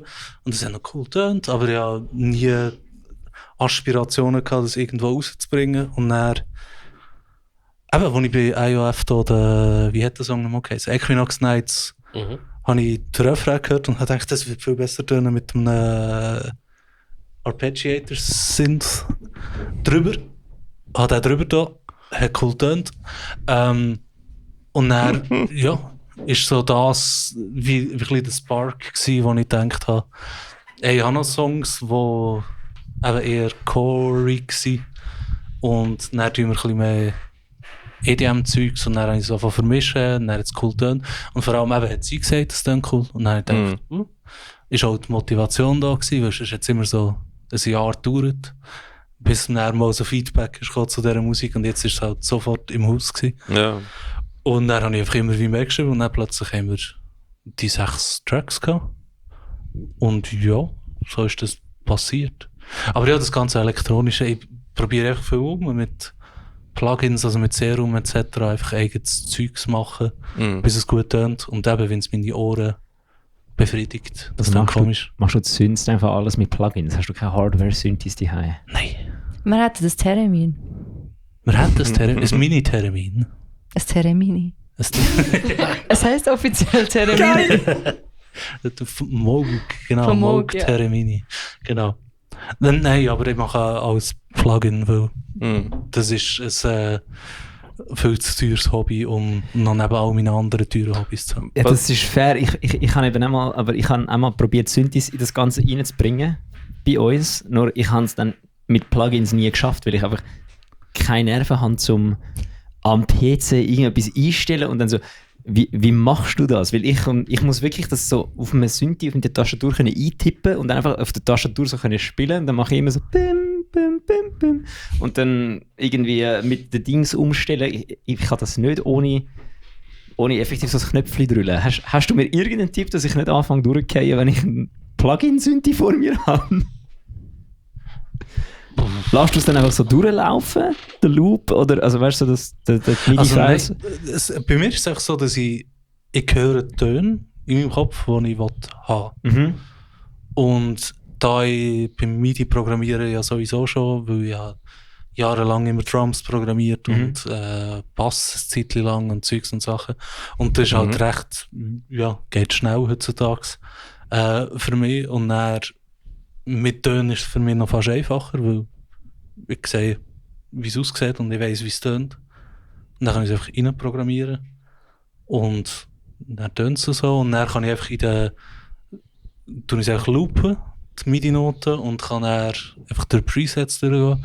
Bis ich irgendetwas habe, das ähnlich tönt wie das, was ich haben will. Weil das, was ich wirklich will, hat es nie genau.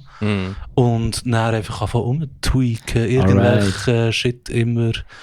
Was ich herausgefunden habe, in 80% der Fälle ist es zu viel oder zu wenig Delay. Ja, das habe ich ja schon gemerkt. Reverb macht das sau viel aus. Einfach mal, wenn du das Gefühl hast, der Sound ist scheiße, hau mal ein bisschen fett Reverb drauf und dann ist es gut. Ja, voll. Wie heißt nochmal der Hauptkonkurrent von Serum? Es gibt die zwei große Serum und ich kann die anderen. Fuck, wie heißt der nochmal? Also Xfer macht ja viele Sachen. Ja. Serum ist eine von den Big Synthes und der andere ist. Fuck. Keine Ahnung. Jetzt nervt mich das. I cannot answer that question. Ich auch nicht. Nala, was sagst du zu dem Thema? Weise Worte. Ja, das ist wesentlich besser, wie alles, was wir gesagt haben. Auch mehr Sinn ergeben. Ja. Aber du hast einfach einen komplett anderen Approach zum Synthesizer-Songs einbauen wie ich. Weil mein Approach ist, ich habe keine Ahnung, was ich machen will, und dann haue ich einfach so lange auf dem Synthi bis ich einen Sound finde, der mich irgendwie dazu inspiriert, etwas zu machen, und dann mache ich mit dem etwas. Nein, bei mir ist es immer zuerst im Kopf, also bei allem, auch Gitarre und Zeugs und Sachen. Ich habe auch Serum. Omnisphere ist der andere große. Omnisphere, ja. Aber du fährst auch oft nur mit Synthes an, oder? Ja, also oft. Also auch... Die Hälfte von der Zeit. Also ich weiss, beim einen Lied, das viel später wird rauskommen, dann habe ich doch gesagt, hey, wir haben Blade geschaut. Der neue? Nein, der OG Blade. Der mit dem Blut im Club, da die Szene, die Rave-Szene. Müssen wir mal schauen. Der mit dem Gosling? Nein. Nein, der alte. Der erste. Wo ist der Gosling denn? Der ist im Neuen. Oder nicht? Schau, Im ich habe gerade Im einen 3 ganz ist anderen er. Film. Im 3. Gell? Also beim 1. Das ist am Anfang, wo der Blade in einen Club reinkommt. Und dann kommt aus der Sprinkleranlage kommt Blut aus und alle am Raven. Und dann habe ich gesagt, hey, ich mache mir einen Song, der irgendwie diesen Vibe hat. So ein bisschen hypnotisch, so ein bisschen Techno. Und dann haben wir, glaube ich, mit den Synths angefangen. Ja, gut. Aber eben dort habe ich auch einfach etwas gehört. Ja. Also das mehr oder weniger. Und dann habe ich gedacht, nein, nicht genau gleich. Etwas Eigenes. Und dann einfach mal eben. Zuerst muss Kick rein tun und dann anfangen den Leads rumfiddeln. Und dann ist 3/4 eigentlich schon gestanden. Vom Song. Also Gitarre und so Zeugs. Aber seht ihr den In einem nächsten Jahr. Ja. In einem Jahr ganz sicher. Geil. Ja, wir haben genau den gleichen Approach mit Synthes im Fall. Presets als Grundlage und nachher einfach anpassen. Und das Thema ist, Serum hat extrem gute Presets. Also weil sonst habe ich Massive und andere Synth-Plugins und der Level von Omnis für Serum ist einfach so hoch. Die sind so hoch. Es tönt einfach fucking besser. Ich weiß nicht warum, aber es tönt Presets viel besser als Massive. Ja, ich habe das Gefühl, das ist so der gleiche Effekt. Sorry, wenn wir zu nerdig werden, liebe Zuhörer, Schauer, was auch immer. Aber es ist ja der gleiche Effekt wie der Neural DSP-Effekt. Das ist einfach, Presets tönen gut und jetzt brauchen alle das, weil die Presets nicht scheiße tönen wie bei Line 6 und Camper. Da sind wir ja, das stimmt. Presets von Line 6 tönen wirklich scheiße, das ist korrekt. Nevertheless, die Gitarren auf der neuen Versus EP ist ein Helix. Ist easy, vor allem der Badonk. Du musst einfach Big Bottom. Der Orange Amp ist geil vom Helix, der ist wirklich brutal gut. Und wenn du dem einen geilen Cap-Sim an tust, ist er wirklich sick. Ich komme da eben noch eher aus der Oldschool. Also Oldschool ist es inzwischen Oldschool, so Gent von Anno dazumals, so wahrscheinlich schon. Meshuggah. Ich habe letztes Mal herausgefunden, Ja, das ist Oldschool. die Boys von Akudama haben so Bull of My Valentine Hand of Blood Shirts angehabt und ich nur so, geil, die finden Bull of My Valentine sick. Und dann habe ich so gemerkt, die haben die Shirts aber etwa so angehabt, wie wir mit 20 Slayer Shirts angehabt haben. Nicht, weil wir es wirklich gelost haben, sondern einfach, weil es halt Es hat dazu The Legends sind. Also, Schon so fucking Vibes. Dad Rock. ja. Ja, Okay. jetzt habe ich auch so 90s Filters und so drauf. Das ist aber geil. Ja, es ist geil, ja. Sie hat aber sehr entspannt ausgesehen vorher die ganze Zeit. Sie war entspannt. Ich auch. Sehr schön. Metal Servola, wenn ihr zu uns ins Interview kommt, gibt es auch Papi-Yoga ohne Yoga. Ich habe Yoga gemacht. Ich habe DDP-Yoga gemacht. Cool, Ich wird hatte- ja schon lange wieder. Ich habe 3 Wochen nichts machen. Ja, Ja, das habe ich heute so einmal gemacht und ich bin so am Back Bitches. Ich habe die DP-Video gesehen, wo er mit Butterbean gemacht hat. voll. Das war insane. Gewesen. Der hat nichts können am Anfang, Nichts? gar nichts. Ja, Gar nicht. ja. Das ist crazy. Ja. Ist es nie eine Option gewesen, die anderen beiden aus Irony of Fate rausrühren, weitermachen unter dem Namen und die Musik, die wir jetzt komponiert haben, unter dem Namen Irony of Fate rausbringen? Theoretisch wäre es. Das Ding ist, ich bin ja kein OG-Mitglied, obwohl das die Jungs schon können, seit sie die Band haben, mehr oder weniger. Und ich bin nicht ein Fan davon, einfach mehr zu inserten irgendwo rein, wo die Leute das nicht wollen. Manchmal muss man es ein bisschen, aber die Reception muss gut sein von den Leuten. Und die Reception ist nicht genug gut gewesen oder gut gewesen. Darum ist es wie nie eine wirkliche Option. Also eben, ich glaube, es ist mal darüber geredet worden, ob das eventuell ein Ding könnte sein. Aber eben, es bringt ja nichts, in eine Band reinzukommen, vor allem als der ja die Songs geschrieben hat. Und dann Leute entweder rauszudrängen oder sie mit ihnen Musik zu machen, forcieren. wo sie sehe ich. nicht wollen. Und das macht auch für mich keinen Sinn. Und eben, IOF hat ja einfach einen Namen. Und es ist ja in der Szene etwas, wo man kennt und mit einem Sound verbindet, ob jetzt positiv oder negativ, und auf den Zuhörer drauf an. Und eben, es hat für mich wie keinen Sinn gemacht, dort einfach so, also eben, ein Rebranding machen mit einer Band, die es seit 10 Jahren gibt, also, man könnte es machen. Es wäre mutig, aber der Wille war nicht rum gewesen, ich glaube, weder von uns noch von den anderen, das so umzusetzen. Darum hat es mehr Sinn gemacht, so, eben da den Split zu machen, dass sie ihre Thrashing Melodeath machen und wir machen unser Ding und alle sind happy, hoffentlich. Stimmt, ja. Weil wir haben ja auch davon geredet, dass wenn wir das Rebranding machen, was der erste Plan eigentlich gewesen wäre, ich habe dann unbedingt auch alles abnehmen, alles Zeug, weißt du, auch alle Musik, die wir bisher draussen hatten, hätte ich eigentlich abnehmen von Spotify, überall die Videos hat er auf YouTube geladen oder so. Aber von den Streaming-Diensten hat er es weggenommen, um einfach dem Neuen eine Chance zu geben. Weil es ist mega weird, wenn du neues Zeug hast, das komplett anders tönt und dann gehst du auf Spotify hören und dann hast du etwas vom ersten Album, das gerade nachher kommt. Und es ist einfach nicht mehr das Gleiche und keine Ahnung, aber du bist schon ein bisschen branded mit dem Namen IOF. Es ist so wie eben positiv oder negativ, aber es ist so, man kennt die Band und die hat auch einen Ruf und man weiss, wie die Leute sind und auch später, es ist so, auch Gedanken sind so gewesen, weißt du, wenn mit der neuen Musik anfängt, irgendwie, wenn du bei Konzert gebucht wirst, ist so, ich habe das Gefühl, vielleicht ist eher noch so, es ist IOF dann schon x-mal überall in der Schweiz gespielt, was auch der Fall ist. So, okay, buchen wir die, aber wir wissen ja, was uns erwartet.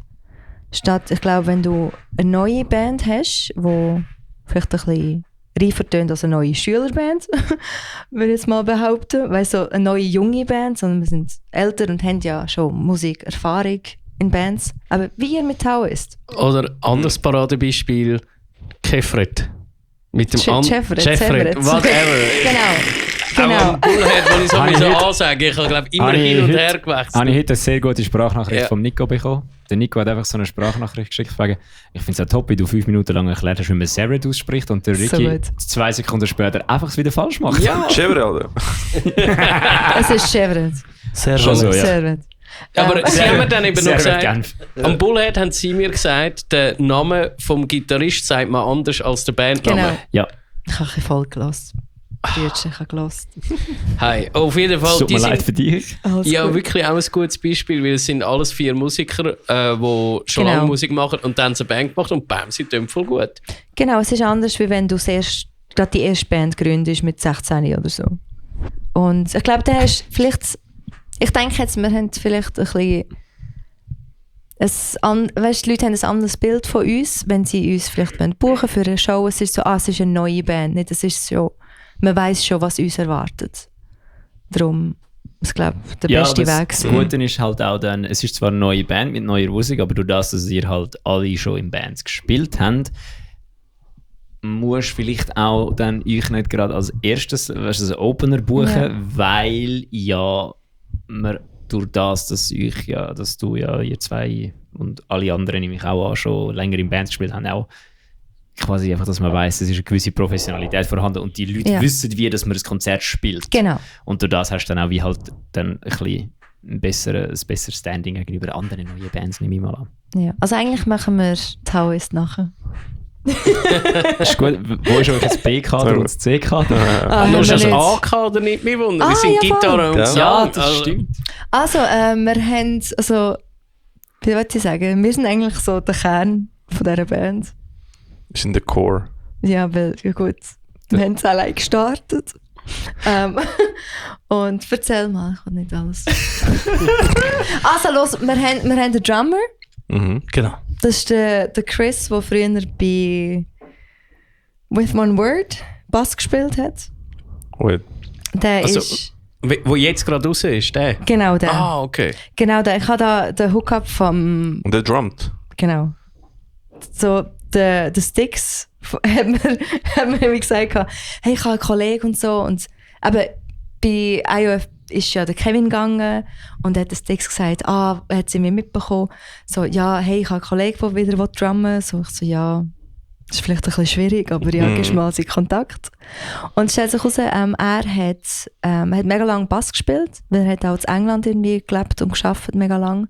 Und er ist halt einfacher gewesen, Bass zu spielen als Schlagzeug. Mhm. Und vorher hat er immer Schlagzeug gespielt und jetzt hat er eben wieder anfangen und ja, dann haben wir mal das Zeug geschickt und haben es mit ihm getroffen und er hat Bock auf die Musik und er hat auch Erfahrung in so Bands, aber so Metalcore, Deathcore hat er gespielt und das ist schon mal gut. Tipptopp, ja. Also Nice. ja, hast du Stabil. bei uns. Oder gut? Und Der Mann, die Legende oder der Bub. Mein Bubli, der Aurel von Knossis. Yeah! Spielgitarre. Er macht Rhythmusgitarre. Wir machen beide. Ah, er hat nicht grosse Solos eigentlich. Wir Nein. haben keine Solos, Brian. Ja. Es hat mal eins so, ja. Ich habe genug Solos müssen miterleben bei IOF. Also eben, Solos ist so ein Ding, wo sie cool, wenn sie cool sind. Mhm. Aber sie machen aus dem Grund, dass man sie macht, ist ja. ist jetzt nicht ganz mies. Also eben, wenn man ein Song-Preset oder ein Blatt Papier für nimmt und dort steht schon drauf, Refrain 2 Solo, bin ich nicht so Fan davon, wenn ein Solo immer erwartet wird. Aber eben, wenn eins gebraucht wird, dann wird eins gemacht und das ist auch easy. Aber eben, Aurel ist, was mich überrascht hat, weil eben, er ist ja zu Gnossis gekommen vor 3 Jahren. Keine Ahnung. Vor ein paar Jahren. Ist ja Bubi, ganz jung. Grandioser Typ, absolut grandioser Typ. Ein bisschen verhängt, aber er wirkt nur so. Anyways, einfach, und er spielt ja Bass und das sehr gut. Und dann irgendwann hat er mir eben gesagt, so, ja, er spielt auch Gitarre und Zeugs und Sachen. Und dann so, ja, also einfach so ein bisschen Riffs und Zeugs und Sachen. Und dann hat er mir da Dings gezeigt, irgendwelche Arbeiten, die er gemacht hat für die Schule. Ist das damals noch gewesen? Gimmer oder so ein Scheiß. Wo er irgendeinen Periphery-Song gecovert hat. Damn. Und Gitarre auch gespielt hat. Und dann so, never mind. Dann musst du etwas drauf haben. Okay, vielleicht könnte das etwas werden. Und dann habe ich eben mit ihm darüber geredet, dass wir eben das Void Drifter-Ding machen. Und ja, er kann sich eigentlich wie aussuchen, ob er zweite Gitarre oder Bass spielen. Und dann hat er gesagt, ich spiele schon in 3 Bands Bass. Kein Bock mehr auf Bass. Ich will jetzt Gitarre spielen. Bassisten und Drummers. Vollkommen verständlich. Ja. Und eben, ihm gefällt Musik auch auf der Gitarre zum Spielen und so. Und dann hat er gesagt, mach ich das? Und ich, safe. Niemand hat gerne Bassisten. Nein, Also wir werden auch keinen Bassist haben. Machen Also, das heisst, welches Genre ist Modern Metalcore? Yes! Hell yeah! Ganz einfach. Der Laptop ist der Bassist. Ja. Kannst du immer verlassen. Ist so, ja. also ja, für die EP habe ich einfach das Zeug selber aufgenommen. Und also spiele ich eigentlich Bass. Über den Computer.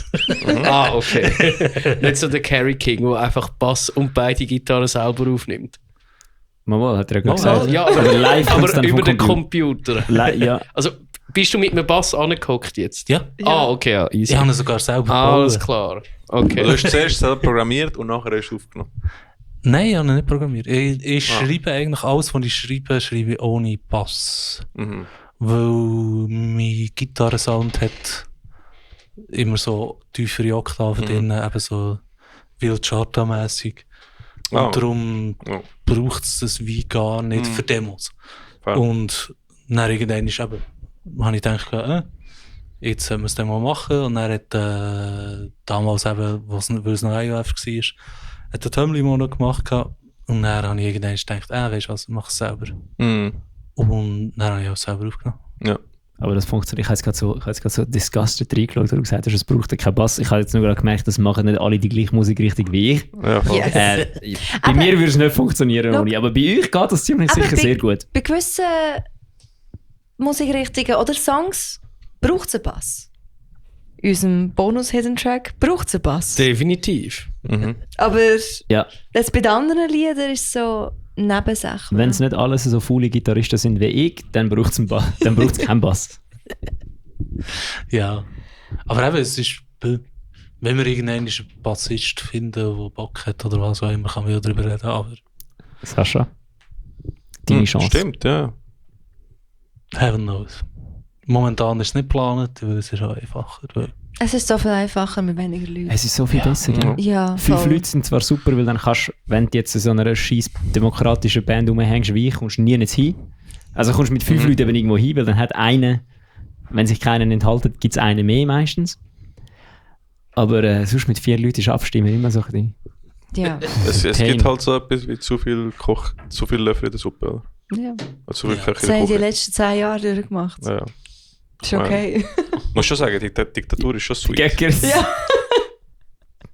Gut, habt ihr eine Co-Diktatur oder ist es ist jemand von euch ein bisschen mehr am Im Lied, um jetzt nicht führen sagen. Ich denke, dass ich es bin, aber ich weiß nicht.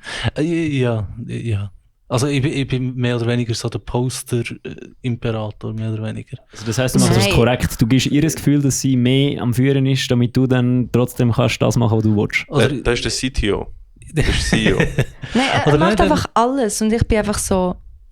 Ich stehe einfach davor und muss das irgendwie... Sie ist mehr der Verwaltungsratspräsident, Fair. der so... Repräsentativ und du in der Exekutiv. So, okay. Richtig. Ja, Ich mache den voll. Exekutivpart und wenn ich ein lautes Nein höre, dann ist Nein. Manchmal lässt er aber auch nicht. Ja, aber eben, das ist dann wieder der CEO-Part. Aber Also da will man dort bei dem, relativ schnell gestern beim Intro. Gestern hat er so ein Intro, Ja.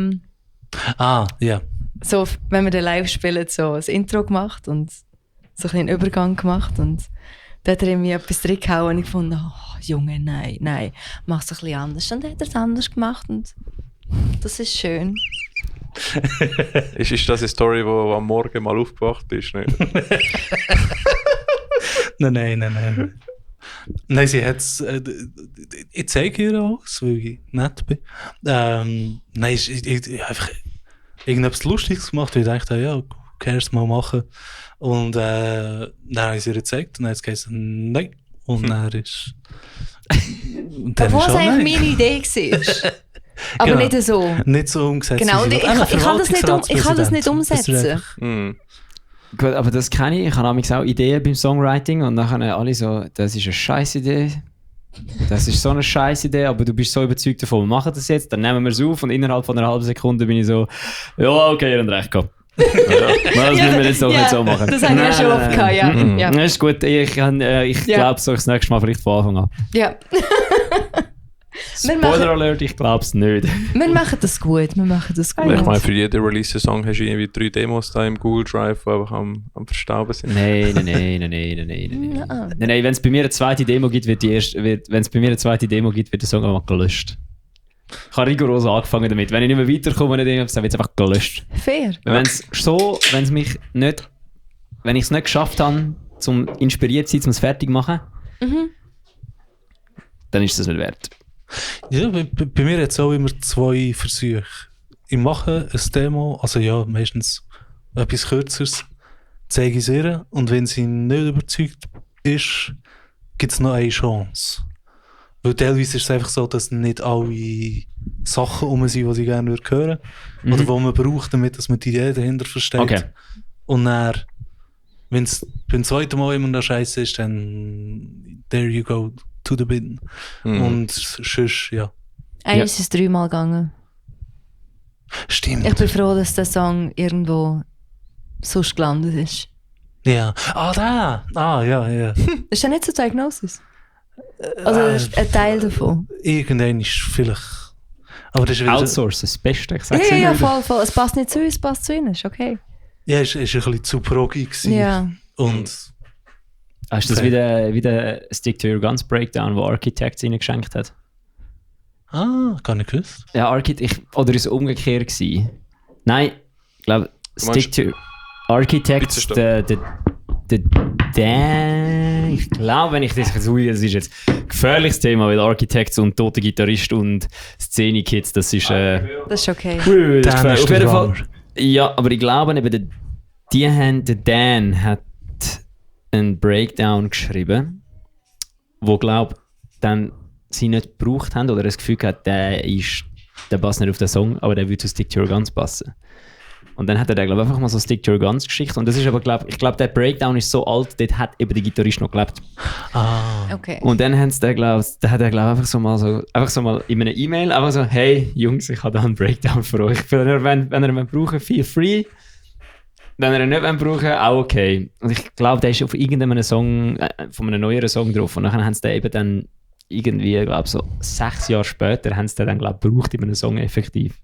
Nein. Das ist, glaube ich, noch eine Okay, relativ cute okay. Story, weil es eben auch vom ich weiß nicht, wie er heißt, einfach nicht mehr vorhandene Gitarrist von Architects ist. Wie hat der geheißen? Weiß auch nicht. Dan und. Tom. Ja. Tom. Hat der Tom geheißen? Jo. gestorben? Tom Seadler, glaub's schon. wie auch Ja. immer man das ausspricht. Shirl. Sir. Wahrscheinlich Worcestershire. Muss Genau. Genau. oder irgend so. Nein, ich habe mal ein Interview gesehen mit dem Sänger von Garia und der schreibt ja auch alle Songs und der hat gesagt, if I cannot finish the demo to an end where I say it's good, also wenn eine Demo einfach nicht wenn er einen Song nicht kann, so eine Grundidee fertig haben, bis er ins Bett geht, dann rührt er sie einfach weg. Und mit dem habe ich jetzt auch angefangen. Das Ja, ist aber super. fair, weißt du, weil man sollte Demos weiter einfach irgendwo auf einem Drive lassen. Hey, ich rühre sie dann amigs nicht weg, ich lasse sie dann amigs noch kurz rumliegen und wenn ich dann irgendwann eine gute Idee habe, oder wenn ich sie dann einmal anschaue und mir dann gerade nichts einfällt, dann wird es einfach fortgerührt wieder. Es gibt Songs, die tatsächlich einfach findest du, nein, das ist nichts. Und es gibt andere, die einfach ist nicht der richtige Zeitpunkt, das richtige Projekt. Die haben sich einfach gedacht, Rohschinken, fuck you. Was? Nice, never mind. Shoutout zu Apologies zu Dietschi. Dietschi. Wollen Ja, wir aber Pause weißt- machen, oder wie? Ja, komm, Ja, machen voll, wir warte, doch ich habe noch schnell einen kurzen Pause. Rant. Weißt Ja, du, wenn man vielleicht. sagt, Demos irgendwie auf einem Drive lassen, wo sie irgendwie auf, keine Ahnung, 2 oder 3 Alben nicht geschafft haben und die lässt einfach immer noch drin. Du willst gar nicht wissen, wie viele Taoist-Demos das der Ricky hat, die er nicht braucht, weil er wieder neue Songs schreibt. Ja gut, aber das ist, wie viele Jahre ist das her? 3.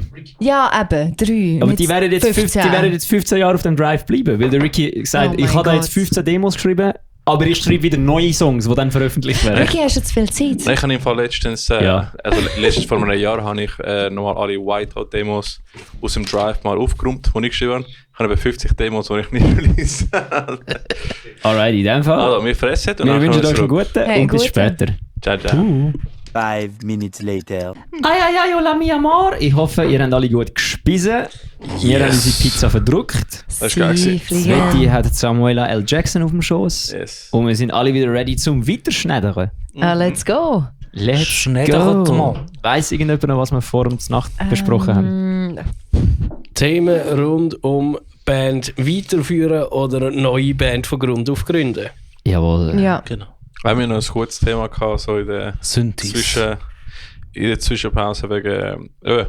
der ganzen Aufwand und Kosten, von was es braucht, um ein neues Projekt zu starten, oder? Machen wir als erste Merch bestellen. Machen wir physisch, machen wir digital. So, wie war der ganze Prozess bei euch gewesen? Teuer. Ja, weißt du, das Musikvideo und der Mix ist einfach so scheiße teuer. Alter, ja. Aber hey, wegen dem Mix, Shoutout an Basti von Oralize, der Drummer von denen, der es gemischt hat und richtig geile Arbeit abgeliefert hat. Von wem? Oralize. Averalize. Everlize, geschrieben, Everlize. Es ist Oralize ausgesprochen. Ah, oder? What? Das Ja, ist ja falsch. also, weißt du, wie lange habe ich es nicht gecheckt? Ich habe letztens herausgefunden, dass ich das ich kenne. Schon. Der hat Safer Last Breath der Drummer und der Bassist haben, glaube ich, Safer Last Breath abgemischt in Rottweil, als ich mit ihnen auf Tour Lol. war. Das sind richtig chillige Dudes gewesen. Ja, die haben wir ja. Ah nein, die habe ich beim Vicious Rain Konzert gesehen. Ja, die sind, glaube ich, noch Hure gut geil. gewesen. Und hure jung, Mann. Und der Drummer ist auch Drummer von BTS. Butcher Sisters. The Butcher Sisters, genau. Der TBS. TBS, genau, ja. Partyband. Was ist so eure Meinung zu Butcher Sisters? Ich Ist kenne es nice. zu wenig. Ich weiß nur ungefähr, was es ist, aber Ich kenne nur den Ja. Namen. Ich bin mir eben Ja, nicht sicher, voll ob ich's- gleich. ich bin mir eben nicht sicher, ob ich es zu gimmicky finde. Es ist schon geil, aber Was ist der irgendwie- Gimmick? Ihr Gimmick ist asoziale Deutsche sein. Ah, so wie heißt die Show? Oder Film? New Kids. Ja, ja. Aber es sind Holländer. Aber ja, sind Ja. auch sozial. Praktisch Deutsch. Ja, Also, ja, sie schon. haben, also ja, ist gut zusammengefasst, dass ihr Gimmick asoziale Deutschen ist, oder? Ja, mehr oder weniger. Es ist einfach so Bier-Party-Musik, so das einfach sehr chorig. ist das auch ein bisschen wie Electric Callboy Aber eben in nicht. Deutsch? Ja, einfach nicht so... Also, so Es vom ist wie KIZ in schlecht als Hardcore. Oh, okay. Vom Beschreiben her erinnert es mich ein bisschen an Excrementory Grindfuckers. Ja. Ja, ungefähr so. Ja, es ist etwa, es ist brutal gute Musik. Es ist nicht schlecht produziert. Es ist nicht, Okay. sie nehmen das, was sie machen, wirklich ernst. Aber ich habe manchmal einfach das Gefühl, es ist mir manchmal ein bisschen zu gimmicky. Deutsche haben keinen anderen Charakter als Bier. Mhm. Ich muss mal reinhören, ich habe noch nie reingelassen. Also es ist lustig, es ist fun. Es ist definitiv fun. Sie haben doch den Song von Jan Böhmermann covered und so sind sie doch erfolgreich geworden. Das kann sein, ja. Dort, Wer ist Jan Böhmermann? das ist so ein deutscher Moderator, der irgendwie das Gefühl hat, er macht einen Hip-Hop-Track, einen Rap-Track. Da ist halt Polizei. Kennst du den nicht? Nein, ich glaube nicht. Okay, gut. Speaking of Sachen, die niemand kennt und wir zwei heute mal noch darüber reden Wie? haben wir das jetzt machen oder haben wir sie später schnurren dazu? Ja, komm. Nein, komm, wenn wir noch schnell das Thema Ja, abhandeln vom ja. Voran. Ja, Okay. komm. Gut, reden wir wieder über Geld Ja, ist ja eine Frage und wie gestellt teuer das worden. alles ist.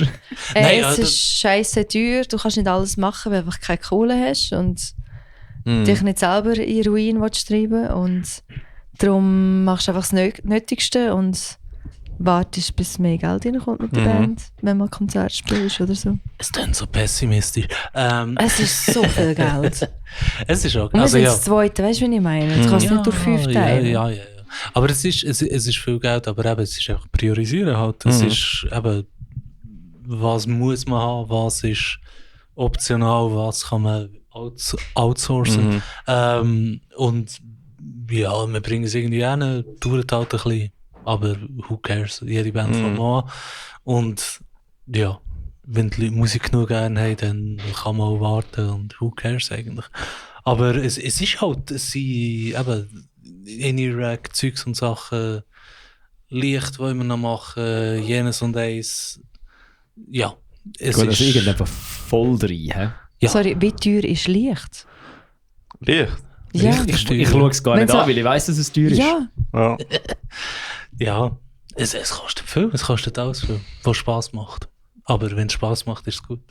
ja. Weil wir haben keine Optionen mit eigenen Lichtleuten oder so. Also ja, könnten wir schon machen wahrscheinlich, aber Ich- die Idee ist einfach mal irgendwie vorprogrammierte Lichtshow oder so. Das ist ins cool, wenn Bild du es ist. kannst, ja. Feuer. Pyro-Show. Oh Gott, Brian, wir reden ist- doch so von, dass alles so scheiße teuer ist. Ja, darum frage ich. Dort ist dann auch das Gesetz involviert. Was ich muss sagen, Dings sieht verdammt geil aus, die CO2-Kanonen. Die haben auch vieles Ei. Das ist so wie Rauch raus. Die sind geil, weil die kannst du Okay. so zu Drops synchronisieren und das ist sick. Sieht verdammt gut auf Video, wenn du so Slow-Mo machst und so. Ja, Ideen haben wir viel. Budget kommt No. langsam. Gut, das heisst, ihr No, habt no, euch no. einfach die falsche Musik richtig ausgesucht. Weil Taoist hat null Budget, aber braucht Taoist auch nicht, weil stell dir vor, eine Lichtshow bei einer Hardcore-Band. Ja, okay, ja. Das ja. wäre ja noch. Ja. Und bei euch macht es halt Sinn. Ja, ich finde es auch einfach recht geil. Es macht Das wäre hure so ein bisschen geil. atmosphärisch so viel aus. Bei euch würde noch eine Lasershow mega Sinn Oh, machen. ja. Oh mein Oh, Gott, ja. ja. Aber was auch eine Idee wäre, und ich glaube, ich habe nicht daran gedacht, ist, warum tun nicht Bands einfach so wie Light-Setups vielleicht teilen und zusammen mal irgendwie finden, hey, wir spielen weil nicht immer gleichzeitig, oder? Junge. Quasi zusammen eine Light-Show bauen und Light-Setup und nachher einfach teilen. Hast du schon mal gesehen, wie moderne Metalcore-Bands ihre Schlagzeuge teilen? Ich nehme an, das würde bei den Lichtern nicht besser funktionieren. Es ging sicher irgendwie. Ja, wahrscheinlich schon. Also zuerst suchen wir jemanden, um ein In-Ear-Rack teilen. So halb. Es ist alles in Development, aber ist ja wurscht. Ja, Das hat Priorität. wäre sicher eine Option, leicht sich zu teilen. Mal schauen, vielleicht mit Gnossis oder so, aber dort macht es schon wieder weniger Sinn. Weil das ist dann einfach Strobos. Eine Stunde lang. Ja, voll. Und, Hättest du den Döme von Save Lost Breath im Publikum? Seine Lieblingsfarbe von Licht ist Strobo. Oh Gott.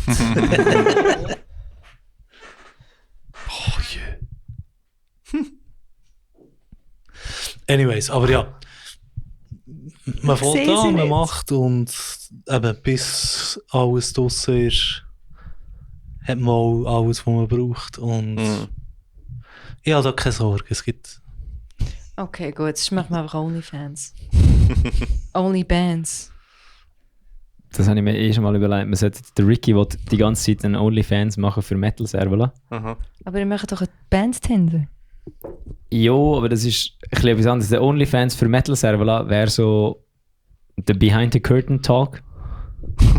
Der wäre aber wirklich noch ein bisschen Geld wert eigentlich. Der wäre eigentlich wirklich noch ein Geld wert. So ein Weißt du, bisschen wo Tee, man- so ein bisschen Tee. Ja, genau, so das echter Tee. Zeug, wo man halt... Ich wo man meine, das halt- machen wir schon. Ja, aber Also wenn Mikrofon nicht laufen, ja. wir würden das eben verkaufen, dann das Wissen. Aha. Ja. Wäre sicher etwas, so Geld könnte bringen und Kontroverse. Geld und Kontroverse und Ich würde Cancellation. es kaufen, ich würde das Zeug hören. Mhm. Ja. Aber das wäre... Ich warte nur noch darauf, Crowdkill Boys machen das irgendwann von allein. Ja, ich glaube schon. Dort gibt es irgendwann eine Szene-Drama-Ecke und dann wird dort einfach alles, was Szene-Drama ist, wird dort einfach reingeschossen. Mhm. Weil da gibt es viel. Hui. Oh ja. Das gibt Ja. Klicks vor allem. Mhm. Ist ja super. Ja. Gut, die Jungs machen es sehr gut mit den Thumbnails und den Titles. Ja, also ich Sehr frage mich, clickbait. wieso das... Also, du hast gesagt, es sollen mehr Leute Podcasts machen, dann kommen sie und machen es einfach fast besser, wenn wir. Unbedingt. Das ist besser, ja. Das ist unglaublich. Fahrt noch die Luki. Kid-Effekt Podcast. Machen die Jungs. Oh ja, das wird toll, wenn der irgendwann kommt. Ja, er hat schon 15 Episoden Schon seit aufgenommen. 2 Jahren am Aufnehmen und noch nicht released. Ja, genau so habe ich auch geschaut, Sveti, als ich das Das ist gehört im habe. Ernst. Ja, Ja. er hat schon etwa 10 Episoden, ja. Warum released er es nicht? Weil er irgendwie zu faul ist zum Zusammenschneiden, glaube ich. Er hat das Zeug alles aufgenommen, aber er schneidet es nicht zusammen. Er macht es nicht fertig. Aha. Ja. Er hat, glaube ich, einfach die Aufnahmen, aber noch nicht, die Aufnahmen noch nicht irgendwie gescheit irgendwo angebandelt. Holst du es voll. einfach raus, das ist vielleicht auch lustig. Ja, voll. Einfach raus. Wenn man ihn so sieht am Tisch hockt.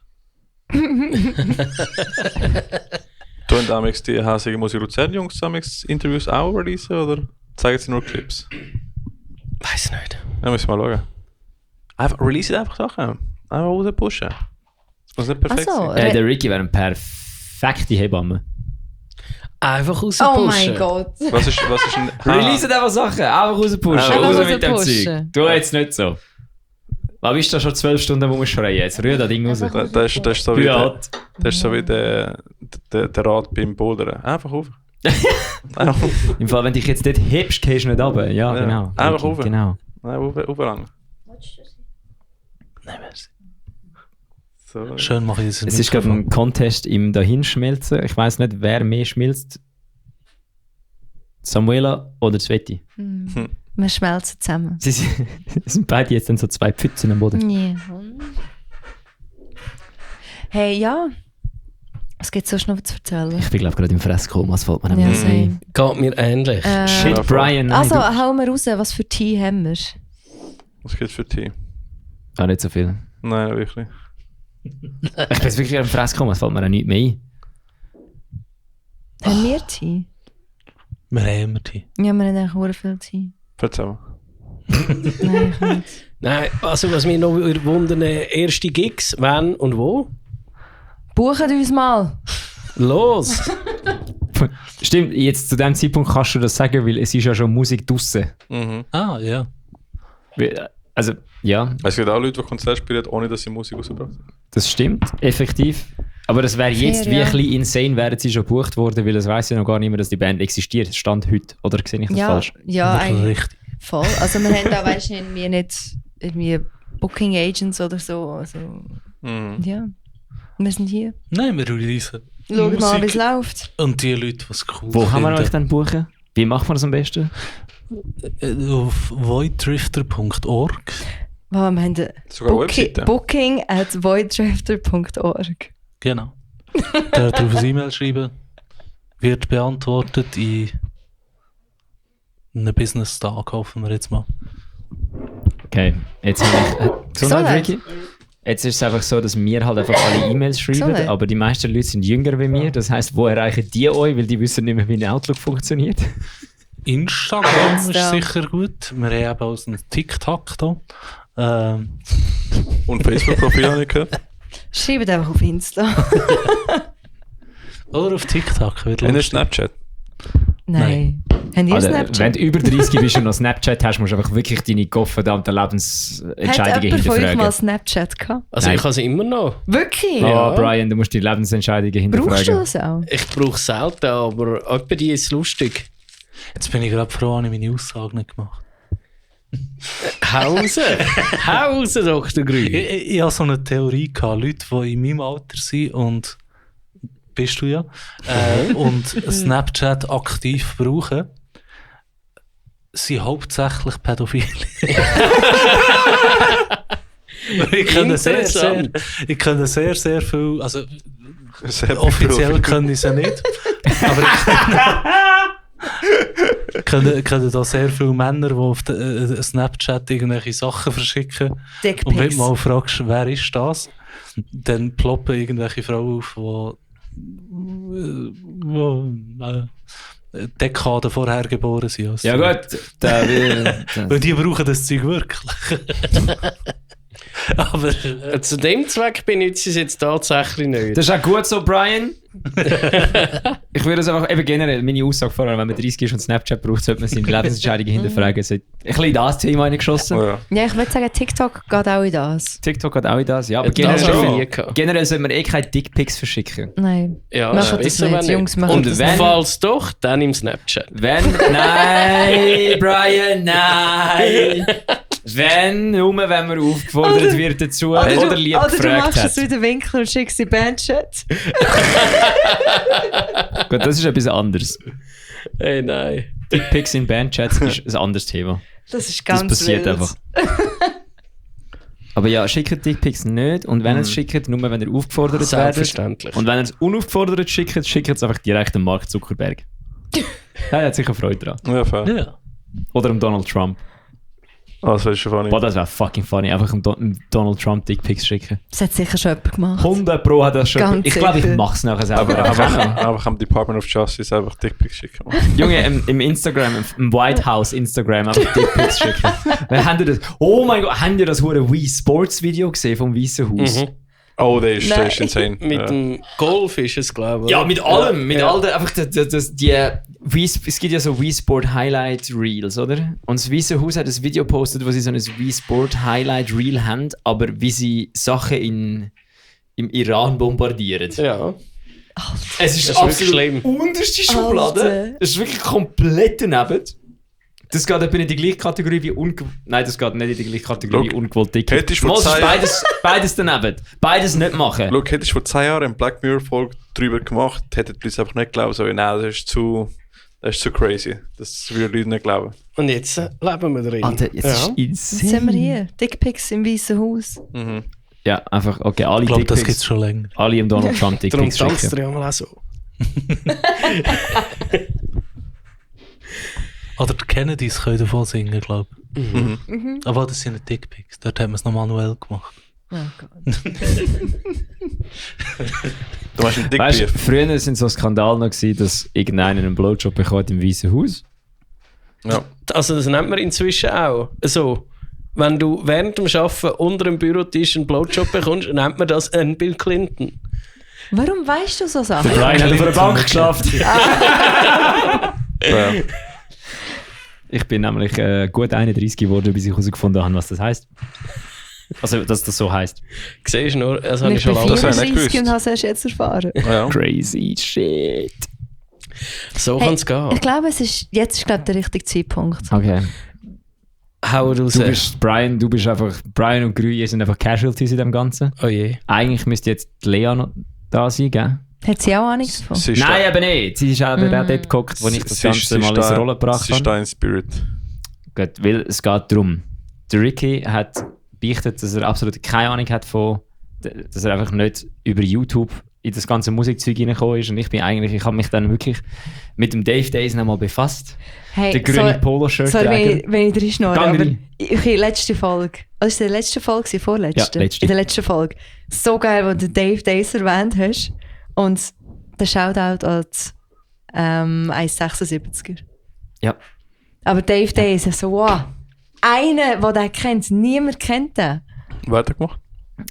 Es YouTube. ist absolute YouTube-Legende. Ja. Der hat 2010 umeinander hat der einfach so eigentlich das gemacht, was ich an YouTube vermisse So heutzutage. Smosh-Seiten. Ja, zu Smosh-Zeiten, genau, wo Leute auf YouTube einfach noch Spass gehabt haben. Wo es einfach auf YouTube noch etwas, wie Cold Mirror, wo sie auf YouTube einfach noch etwas gemacht haben, weil sie es lustig gefunden haben. Und nicht, weil sie Klicks generieren oder Geld. So Actionfilm, Ja, genau Szenarios das so. Zeug. Und der Bre hat einfach angefangen, Songs coveren oder parodieren. Ja, von Parodieren eher.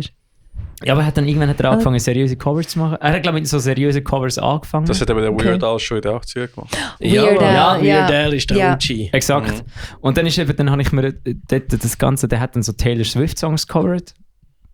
Und alles das Zeug. Und dann hat er irgendwann angefangen, Miley Cyrus Songs zu coveren. Oder dann hat Weird Al in den 90er oder 80er angefangen. Keine Ahnung, Bruder.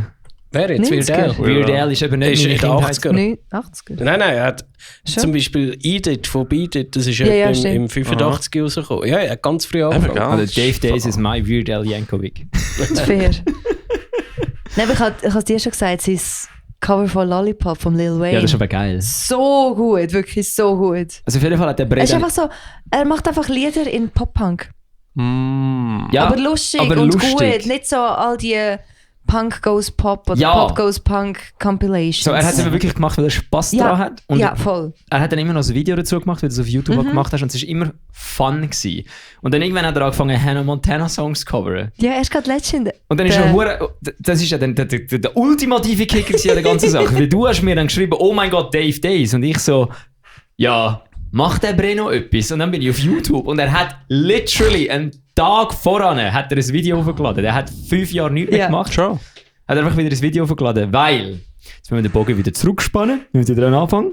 Er hat dann irgendwann angefangen, Hannah Montana Covers zu machen und hat dann einfach so eine quasi so eine, nicht eine Trilogie, weil es sind mehr als 3 Lieder gewesen. Und dann hat er einfach angefangen, so eine Geschichte zu schreiben, wie er mit so einem Cardboard-Cutout von der Hannah Montana rummacht. Oder so. Oi.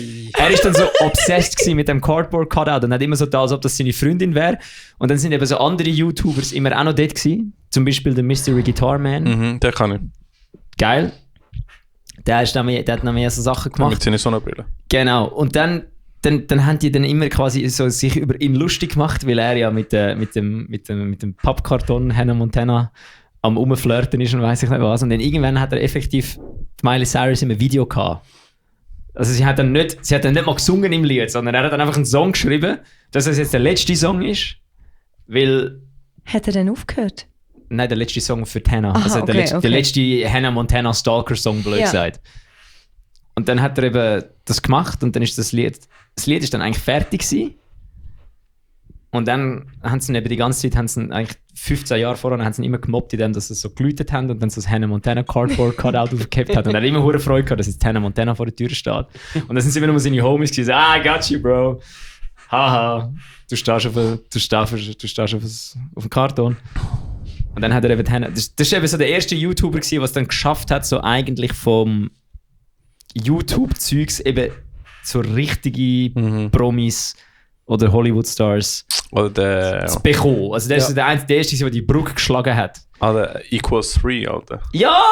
Equals Genau, das Free. steht sie exakt. Aber Equals Free, jetzt haben wir es. Kenn ich Das nicht. ist der fucking Downfall von Der, YouTube. der hat halt so immer die Comic-Background gehabt. Das ist der Ray William Johnson, der mit Ah, der die Show ja. gehabt hat, mit denen, wo er dann immer 3 Videos vorgestellt hat. Und Voll. dann ist das lustig gewesen. Und Ja. ich bin mir jetzt mittlerweile ziemlich sicher, dass der schuld daran ist, dass YouTube so abgefuckt ist, wie es ist. Weil das ist der erste Dude, der so eine Show gehabt hat, der wöchentlich rausgekommen ist Ja. und immer das Gleiche war. Und was ist YouTube jetzt? Nicht an. Ich bin so ein alter weißer Mann, der einfach am Ranten ist, aber ich glaube, Ja, ich kann recht. Sogar die grauen Haare. Weil YouTube ist für, aber da kann man jetzt Leute sagen, was wollen. Aber YouTube ist verarscht. YouTube ist nicht mehr so geil wie vor 15 Jahren. Nein. Das ist so. Also ich ja. muss sagen, wenn du richtig suchst, ich meine, ich schaue die Nein. ganze Zeit How Money Works, How History Works. Ja, eben, und das sind So alles shit. Shows. Es macht keiner mehr, weil sie Spass daran haben. Es ist Das ist Fernsehen so. im Internet. Früher So. eben Dave Days, das weiss ich noch mit dem Cardboard, was du erwähnt hast. Das Der ist hat mich so mega, ja, hat mich mega in die ganzen scheiß Videos, die ich für Versus gemacht habe ich nur gemacht wegen dem Sieg und Ja. Leute wie denen. Weil du hast es einfach so geschaut und hast gedacht, ja okay, die haben einfach eine Kamera für genommen und einfach mal gemacht. Und Ja. dann hast du das auch gemacht. Und wenn ich Kennst du- heutzutage YouTube mache, habe ich das Gefühl nicht mehr. Kennst du noch die anderen? Weißt du noch dort rum? Shane Dawson? Ja, Shane Dawson war ein Vibe. gewesen. Mich nimmt jetzt Wunder, ob ihr das kennt aus dieser Zeit. Willst du noch oder soll ich reingrätschen? Ah ja, Jenna Marbles. ja. Ja. Ja. Sie ist glaube ich, mein Liebling dann. Ja. Etwas, das habe ich so abgefeiert. Das war etwa so vor 16 Jahren, 15 Jahren. Epic Rap Battles of History. Ja. Das habe ich etwas vom Ja. Allergeilsten gefunden. Wer war gegen Hitler? Gewesen? Hitler und Darth Darth Vader. Vader. Ja, ich wusste, dass Hitler kommt. Die hure Line mit dem Dings. If you conquer Russia, better pack some fucking winter clothes. Die ist einfach bei mir drin. Die Line ist einfach... das ist so gut. Die Matchup, was es gegeben hat, auch Kim Jong-il, da hat er noch gelebt. Gegen den Hulk Hogan, da hat er noch gelebt.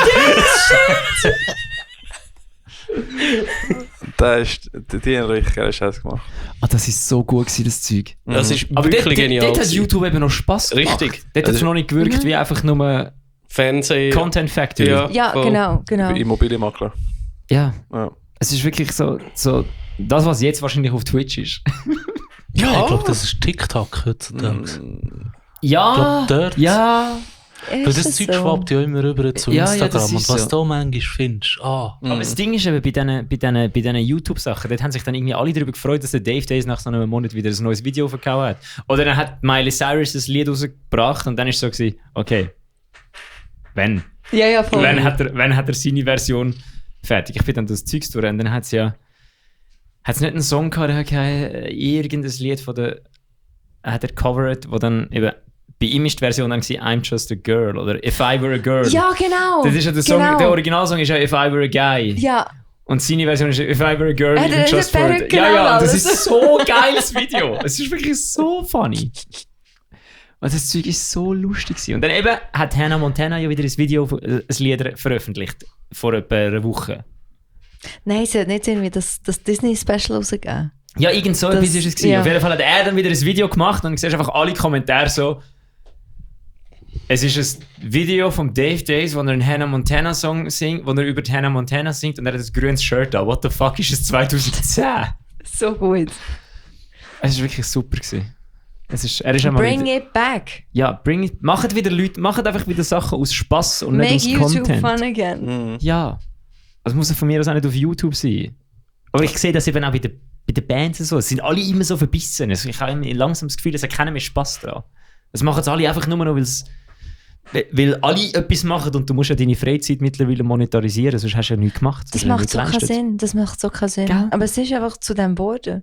Gell? So egal, was du machst, so hobbymäßig, so, keine Ahnung, du hast gerne schreiben, zeichnen, was auch immer, Skateboarden. Du musst es monetarisieren, du musst Geld damit machen. Du musst ein Side-Hustle aus dem machen. Nein. Und dann gehst du Nein, in schick Bubble einfach und dann Dickpics ans vergleichst dich Weisse Haus, mit weil du Spass allen hast dran. anderen. Do it. Ja. Und dann gehst du auf TikTok und ist so wie, alle sind viel besser als du und dann bist du einfach deprimiert. So, Voll. Also habe ich letztes Mal gehabt, wo wir, was haben wir, wie heisst die, Darko, die Band? Darko US. Ja, genau. Geil.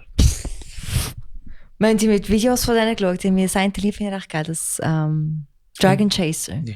Genau, haben wir mir Videos geschaut und ich so, sorry, warum singe ich? Warum mache ich das? So, das ist so gut. So, warum soll ich das noch machen? Falsche Einstellung. Ja, Mach's nicht besser. vergleichen. Mach's besser, es geht nicht. Nicht Natürlich. vergleichen ist die Antwort. Gut, Oder bist du einfach der Lulu genug, dass du denkst, du seist besser? das mache ich, wenn ich clean singe. Du musst, Du willst ja nicht die zweite Lulu sein, du bist die erste Zweite. du musst mit dich selber von gestern konkurrieren. Okay, gut.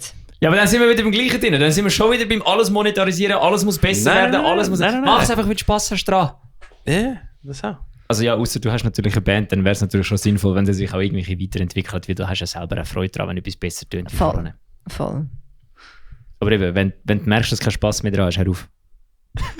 Jetzt siehst du so, morgen alle Schweizer Bands einfach so, flupp. Ja, aber Über alle so schwarze Statements mit so weißer Schrift drauf. So. Nein, was sorry, gibt's aber nicht mehr? momentan passiert es ja hure oft. Also jetzt die letzten paar Monate. Mega viele Bands haben irgendwie Splits gehabt oder haben sich aufgelöst. Oder Aber es sind schon vor allem Bands, wo die Mitglieder so 30 bis 40 sind, oder? Ja. Weil dann kommt langsam so das Leben, ja, voll. wo mehr Platz einnimmt. oder? Brian, nein. Sag das nicht zu laut. Keine Angst, bei uns nicht. Nein, ich muss zuerst mal noch, der Dömi hat das so schön gesagt. Ich habe ihn mal so gefragt, wie es Frau und Kind geht. Also, Ja, keine Ahnung. Und dir? So, ja, habe noch keine. Also, ja, zuerst mal erwachsen werden. Ja.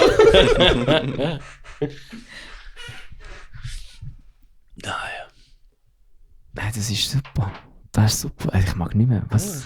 Lässig. Machen einfach Musik, wie ihr das gerne machen. Aber ich meine auch, das ganze Musik machen, ist das, was Spaß macht. Nachher halt das Ganze, was man für Content machen ist. Also, Ja, eben darum. Das ist der Anschiss. Aber auch das kann man irgendwie lustig machen. Ja, ich glaube, darum ist das, was Butcher Sisters dann eben gut machen. Ich habe zwar das Gefühl, dass das so ein hohes Gimmick ist, aber ich glaube, die haben sich einfach gedacht, hey, wenn schon, machen wir das einfach so lächerlich, dass wir selber wenigstens Spass haben dabei. Ja, voll. Einfach einen Weg finden, wo es nicht so painful ist zu machen. In dem Zusammenhang kommen mir die Faced in den Sinn, die mit euch auftreten sind in Burgdorf, weil sie sind so, haben ihr Ding gemacht, wirklich solide Death Metal, tipptopp. Und da habe ich gefunden, ja, ganz in Ordnung, kann man sich mal geben. Und dann bin ich zum Merch gelaufen und da habe ich einfach gesehen, sie haben ein Ankerbier mit dem Bandschriftzug drauf als Shirt. Geil. Einfach ein Anker-Shirt. Und ich bin so gewesen, shut up and take my money. Hell yeah. So einfach kannst du es machen, oder? Weil der Gig hat mir jetzt nicht genug überzogen zum Merch kaufen, aber der Merch hat so geil ausgesehen, ich habe gerade zugeschlagen. Brian, wenn du am Merch gehst, was für Items sind dort, wo du findest, das musst du unbedingt haben? Hey, ich habe... Abgesehen von Shirts. Die Sache ist eben... Shirts sind die man absagen, hast du 1000 die Hause, Genau. Shirts produzieren. Ich würde meine Shirts schon so lange mal zählen, ich habe es immer noch nie gemacht. Ich denke, es sind irgendwie Band-Shirts wahrscheinlich so um die zwischen 80 und 120. Ich weiss es wirklich nicht, darum hat eine grosse Range. Auf jeden Fall schaue ich Shirts nicht mehr gross an, weil ich so viel habe. Und ich bin immer ein bisschen auf dem Quest nach speziellen Merch. Zum Beispiel, letztes Jahr habe ich ein Quartett mal gekauft. Dann einmal habe ich mir Kaffee gekauft von Aborted. Die haben einfach Kaffee dabei gehabt, richtig geil. Okay. Ophelia sagt, hat Mate. Ja. Auch geil. Ding kaufe ich mir etwa die Kassettchen. Weil Platten kaufe ich wirklich von den Bands, wo ich finde, die ist verdammt geil, weil die Platte ist so gross und braucht Platz und so. Aber Kassettchen kaufe ich mir immer wieder, wenn ich irgendwo eins sehe, von Drill, von Dustbolt, von Xoner, immer so Kassettchen mitnehmen, von Diagnosis natürlich auch. Oh.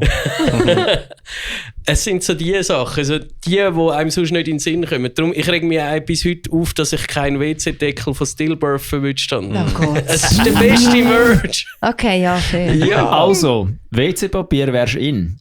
Ey, ich habe gerade... Du hast genug WC-Papier. Nein, man kann nie genug WC-Papier haben. Seit 2019 hat der Brian genug WC-Papier. Das Problem ist, es ist ein Verbrauchsmaterial. Aber Aber ich habe... perfekt kannst du dir am nächsten Konzert wieder eine Rolle holen. Stimmt. Ich habe am Bullhead, wo ja Gutalax gespielt haben, und ich Lord durfte Jesus. mit ihnen im Backstage hängen. Sie haben mich und den Jared eingeladen. Das war mega lustig. Ich habe den Jared am Flughafen gesehen am nächsten Tag. Stimmt. Ich bin in die Ferien geflogen, bin so am Check-in gewesen, bin so unten durchgelaufen zu der Gepäckkontrolle und habe so raufgeschaut, weil ich bin im unteren Stock gewesen und dort oben steht einfach der Evil Jared. Ich So gut. What the fuck? Ja, ich habe es wirklich wieder mit ihm gehängt und mit dem Krogi natürlich auch. Great. Mega Zweige sicher, es war so lustig gewesen. Mit ihnen alle Bands angesagt am Bullhead Samstag. Und dann ist wirklich Gutalax gekommen und sie haben einfach, das war so eine Collaboration gewesen mit denen, die das Bullhead organisieren. Sie haben einfach WC-Rollen unterschrieben und das hat man dann verkauft. Und der Erlös hat man gespendet, das Kinderhospiz. Mega cool. Und so eine habe ich mir natürlich auch noch müssen gönnen. Einfach eine unterschriebene WC-Rolle von Gutalax. Perfekter Merch. Okay, das ist aber geil, Okay. ja. Der von Gutlax hat auch im Interview mega gut erklärt, wie er die Sounds macht. Dort im Summer Breeze, Und der gell? kann schon gut nachmachen. Voll. Voll. So eine neue Technik willst du lernen. Ja, das habe ich auch geschaut. Das ist wirklich super. Ich kann es nachher machen. Nein, das war jetzt gar nicht. Ja, genau. geil. Zeig mal den Peak-Squeal. Zeig mal den Gell? Peak-Squeal. Brian, sagen wir Wir den müssen Papagei wieder. Ist Inhalt den Wie geht der? Peak-Squeal, oder? Oh ja, Papagei, den habe ich ein bisschen vernachlässigt. stimmt. Der King Parrot, ja. Yes! Aber wir müssen das irgendwie anbringen, dass man das eine halbe Stunde machen kann. Das ist schwieriger. Also machst du noch Inhale Üben. Peak-Squeal? Ja. Ja, Alter, Inhale. Oder gut? Ja, aber halt Inhale. Ja und? Slam-Bands da raus, gehört wenn ihr niemand. ein Feature wollt mit dem Brian. Das gehört niemand, ob es Schreiben. Inhale oder Exhale war. Okay. Du kannst einfach sagen, es sei Exhale gewesen. Und die Das ist kein Leute Problem. glauben's. Ja. Auch wenn sie es nicht Voll. glauben, du kannst es einfach behaupten. Eben, ich meine, Ich meine, die meisten Metalcore-Sänger behaupten, dass sie noch nie... Ist egal. Dings, der Browning macht nur Inhale. Weißt du, der von der Browning, die machen nur Inhales. Also der macht nur Inhales. Und eben der von Arcspire macht Inhales und Exhales. Heisst, wenn er Exhales macht, dann kann er einfach mit Inhales schnaufen. Es Dann kann er einfach so Wahnsinn. durchgehend, einfach ohne zu schnaufen, ist am Schnaufen und am Machen. Das ist stabil, Alter. Alter. Sorry, stopp nie. Was ich einfach gemerkt habe, ist, du solltest nicht auf einer Demo einen ultra brutalen Pick-Squeal machen, wo du nachher unbedingt auf dem Album haben und dann einfach 3 Wochen, bevor du ins Studio gehst, nie mehr Pick-Squeals machen. Ist dir das passiert? Weil wenn du dann neben Mahmoud hockst und tönt der Pick-Squeal einfach scheiße. Ist dir das passiert? Ja. Warum hast du nicht einfach den vom Demo genommen? Nein. Wir haben es... Nein. Wir haben es dann anders gelöst. Ich finde es so jetzt sogar geiler. Okay. Wir sind dann einfach roh rein. Einfach, jetzt machen wir einfach schreien wir einfach alle um. Dann haben wir alle umgeschrieben. Was für welche neue Techniken bist du am Üben jetzt? Ich würde sagen, ich bin jetzt Pick-Squeals am Lernen, aber ich habe es einmal probiert. Du bist dran. Ich bin dran, ich habe es Der einmal erste Schritt probiert. ist der schwierigste. Und einmal haben wir Somewhere Over the Rainbow versucht zu singen, weil ich nicht höre, dass die ersten 2 Töne eigentlich der gleiche Ton sind. Also Oktaven Somewhere- versetzt. Ja, aber es ist der gleiche Ton. Ich Aha. höre das. Ja. Ja. Ah, Das Das ist haben der wir gleiche gehört. so. Oktaven versetzt. Ja, okay, doch. Ja. Ich höre es nicht. Also ich kann es ja auch nicht gerade sagen. Also. Ja. Auf jeden Fall haben wir dann, nein, nicht am gleichen Abend. Ein Oktav ist aber gar Wir haben nicht so viel. Pick-Squeals versucht und wir haben so keine YouTube-Videos rausgeholt. Mhm. Und bei allen ist es so, du musst das machen, das und ein Fry Scream. Ich so, fuck off. Ja, Fuck off, ich mache kein Fry Scream. Ich kann kein Fry du Scream machst machen. False Chords. Ja. Ja. Ja. Mach einfach... Du auch? Ich mach Fries. Machst du Aber ich habe Fries? vorher False Du Chords. hast vorher, Jetzt habe ich oder? gerade noch eine Liste, habe ich False Chords gemacht. Ja. Und dann habe ich gemerkt, shit, live zu 2. Und dann Ah. habe ich auf Fry wechseln. Und das ist viel Beste chilliger für die Leben. Stimme. Ja, viel Nein, ich chilliger. kann nicht. Aber eben Inhale Fry Pick-Squeals Aber ich mache Mischung jetzt. ist wirklich easy. Okay. Musst einfach, ich habe mal ein Kamel gesehen in Zürich so am 6 Leute. Dort sind nämlich alle Kamele am 6 Leute gewesen, außer eins. Und das ist einfach so dort geguckt, so.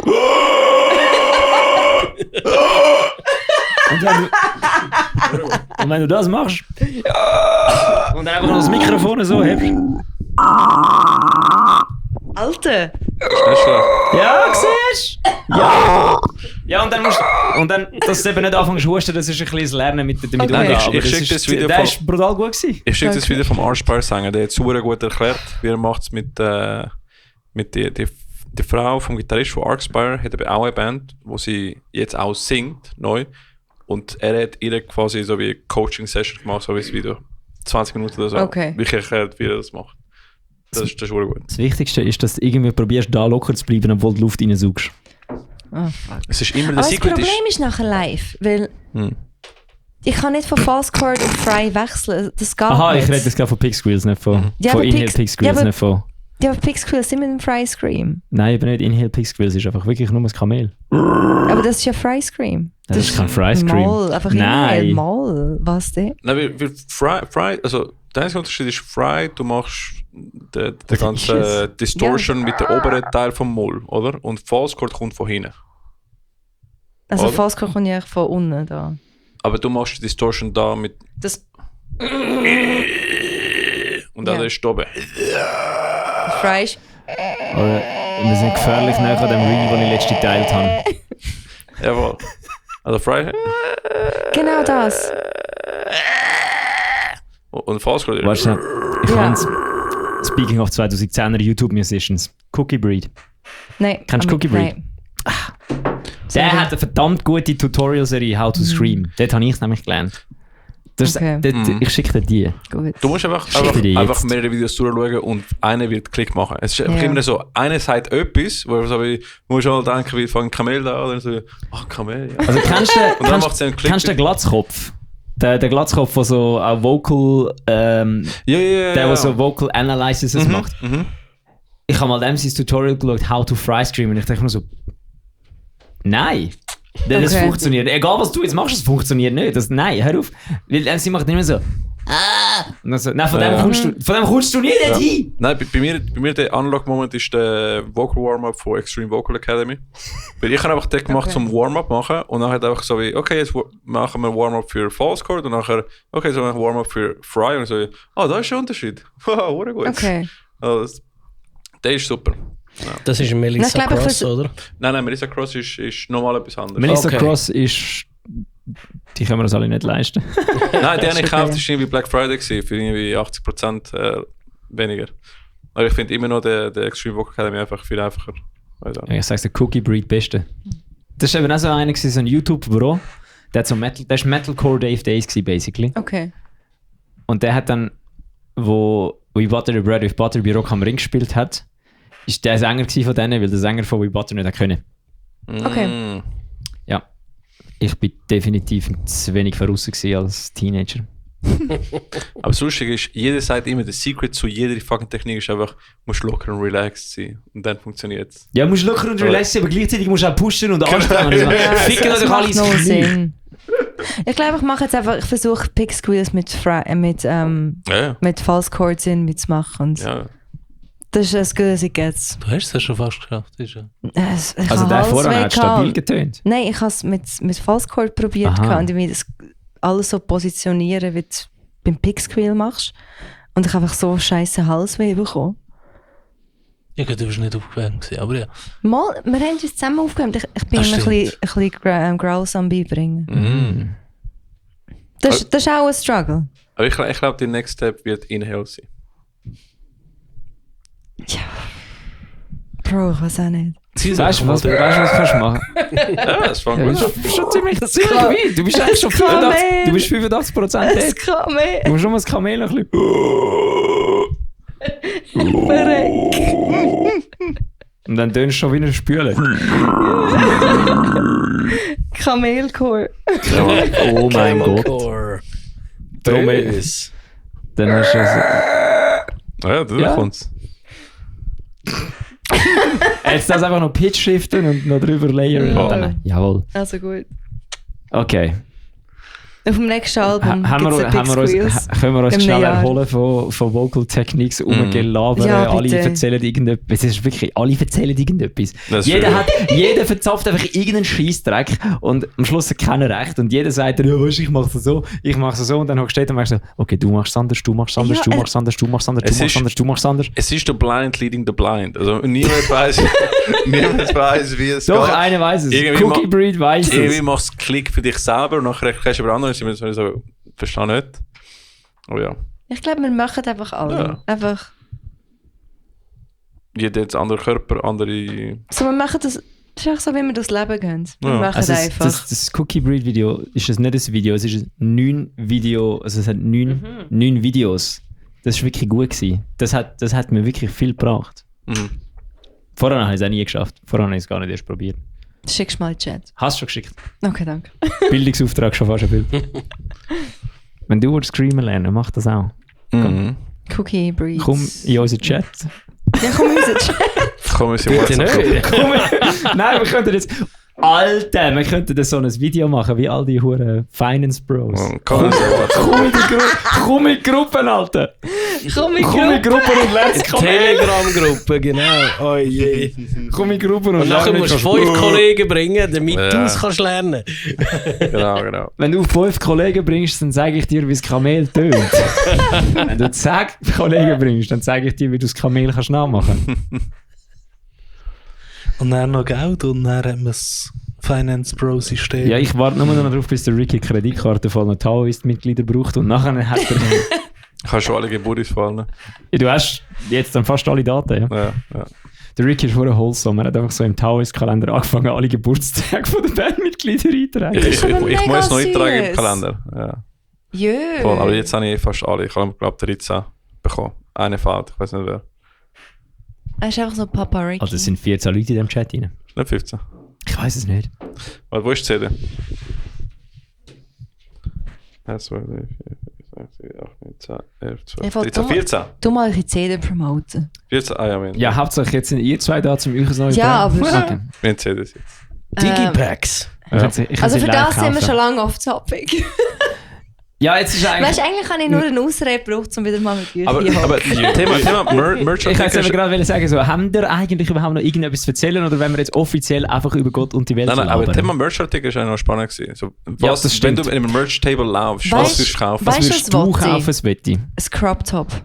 Mm. Geil. Weil als Frau, die Girly Shirts sind einfach scheiße. Voll. Männershirts, ja gut, je nachdem ist easy, Oder aber Unisex-Shirts. Unisex, ja, einfach normale Aber Shirts. Cropped Tops sind wirklich Crop cool. Tops. Was ist das eigentlich? Ich habe So letztes Jahr... Pups. Nein, ich Was weiß, ist was ein Crop Top ist. Was? Wieso fragst Ich du bin nicht denn? ganz so alt, ich wollte nicht das wollen fragen. Was ist eigentlich... Wenn wir Merch machen, schenke ich dir mal ein Crop Top. Ja, aber jetzt ist eben gar wäre nicht mal so ein noch schlechter schlau. Punkt, weil ich habe letztes Jahr am Greenfield saumässig viele Dudes gesehen mit Crop Tops Ja. rumlaufen. Ja. Yep. Und Ja. zwar Dudes, wo ich vor 3 Jahren wahrscheinlich nicht mal vielleicht mit einem Crop Top gesehen hätte rumlaufen und vor 3 Jahren wahrscheinlich Leute mit einem Crop Top angepöbelt hätten. Ja. Woher ist das? Hat irgendeiner von euch eine Ahnung? Ich habe das Gefühl, es ist gleich wie dort, wo alle Männer plötzlich auf Leggings tragen haben. So, und, Ja, weißt du, so stimmt schon. unter der Sporthose. Irgendwie Ja. so. Aha. Die Ah, Leggings. jetzt- Das sind Ah, Leggings. also etwas im Ah, ich hab- 2016 hat das angefangen. Ja, ja, voll. Ich habe gemeint, du meinst Tight Pants. Nein, nicht das. Nein, Nein, du meinst, nein, du nein, meinst Skinny effektiv Jeans. das, was Nein, ich nein, gemacht habe zum... Hast du wenn das wir- gemacht? Ja, wir sind, als wir Unihockey gespielt haben und wir sind draussen einlaufen oder so. Aber Hast du dann, irgendetwas müssen machen? aber dann, wenn es einfach kalt ist. Ja, dann ist es aber etwa du minus haben 5 das Grad auch draussen. sonst gemacht. Ah, das Ah, hast du schon, nicht verstanden, ja. Style, ja. Also halt, wobei, nein, warte schnell, ich muss jetzt kurz, ja, Hast du Eversi das gemacht? Stage-Outfit, wo wir ja ganz am Anfang sind, Haben die euch so angelegt? haben wir so Leggings angehabt, haben wir so geile Leggings gehabt, so wirklich so Leggings mit so Muster drauf und so Sporthosen und so Longsleeves, da sind wir über 4 Jahre auf der Bühne gestanden. Und dann haben wir das nicht mehr gemacht und sind wir verdammt angefickt worden, weil wir das nicht mehr haben. Ja, also Dude mit Leggings habe ich noch nie gesehen, aber mit Crop Tops mega viel. Das stimmt. Also ich das- glaube, es kommt so vom HC und B-Town her, die Definitiv, haben mit ja, dem ja. angefangen. Wirklich? Ja. Ja. Also ich weiss, der Jay Uso hat das eine Zeit lang gemacht. Und er so, warum hat er ein Crop Top an? Also meistens von denen, die einen Crop Top im Pit haben, sind die am härtesten schlagen. Ja, Definitiv. genau, die Crowdkiller. Ja, definitiv. Ja. Inzwischen, ja. Weil ich glaube, das sind ja die noch so vor 3-4 Jahren haben die einfach Tops angehabt, so Wife-Beater-Tops. Mhm. Und die Entwicklung von dem, das, was wir jetzt etwa seit einem Jahr haben, sind wahrscheinlich Crop-Tops. Weil ich bin letztes Jahr auch an einem gewesen, dort hat es einen gehabt, im Ebri, der sich so an den Leitungen festgekippt hat und um sich gekickt hat, wie gestört, und der hat auch ein Crop-Top angehabt. Das sind wirklich die, die am härtesten im Pit abgehen. Also das heisst, Es ist so Ja. die Weiterentwicklung von der Basketball-Shirts. Ich glaube, so kann man es am besten benennen. Aber das sind einfach auch Dudes, die einfach trainiert sind. Also nicht alle legen Crop Tops Ja, an. das- nein, nicht dort. Wirklich? Schon nicht Nein, nur. nein, nur. nein. es gibt auch... Das habe ich in dem Fall noch Ich nie habe auch gesehen. schon Crop Tops gesehen, die hart am Arbeiten waren. Wo Spannungen ausgesetzt waren. Das Die hat Überzeit dort geleistet. ist das Crop Top mehr im BH gewesen.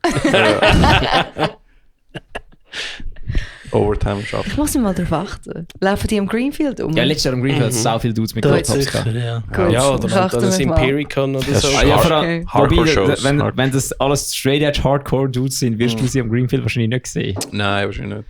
Aber am Aber- Grenichen, können wir einfach als Grenichen, Ja, dort wird es fair, viel fair. von denen haben. Mhm. Ja, nein, mehr, weil das Weißt Wetter du- am Greenfield wahrscheinlich wieder am Jägermeisterstand Ja. steht.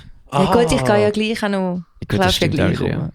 Aber im Grenich ist eigentlich immer das Problem, ich arbeite dann immer an einem anderen Festival. Ja, mach das welchem? doch nicht. Flumserberg.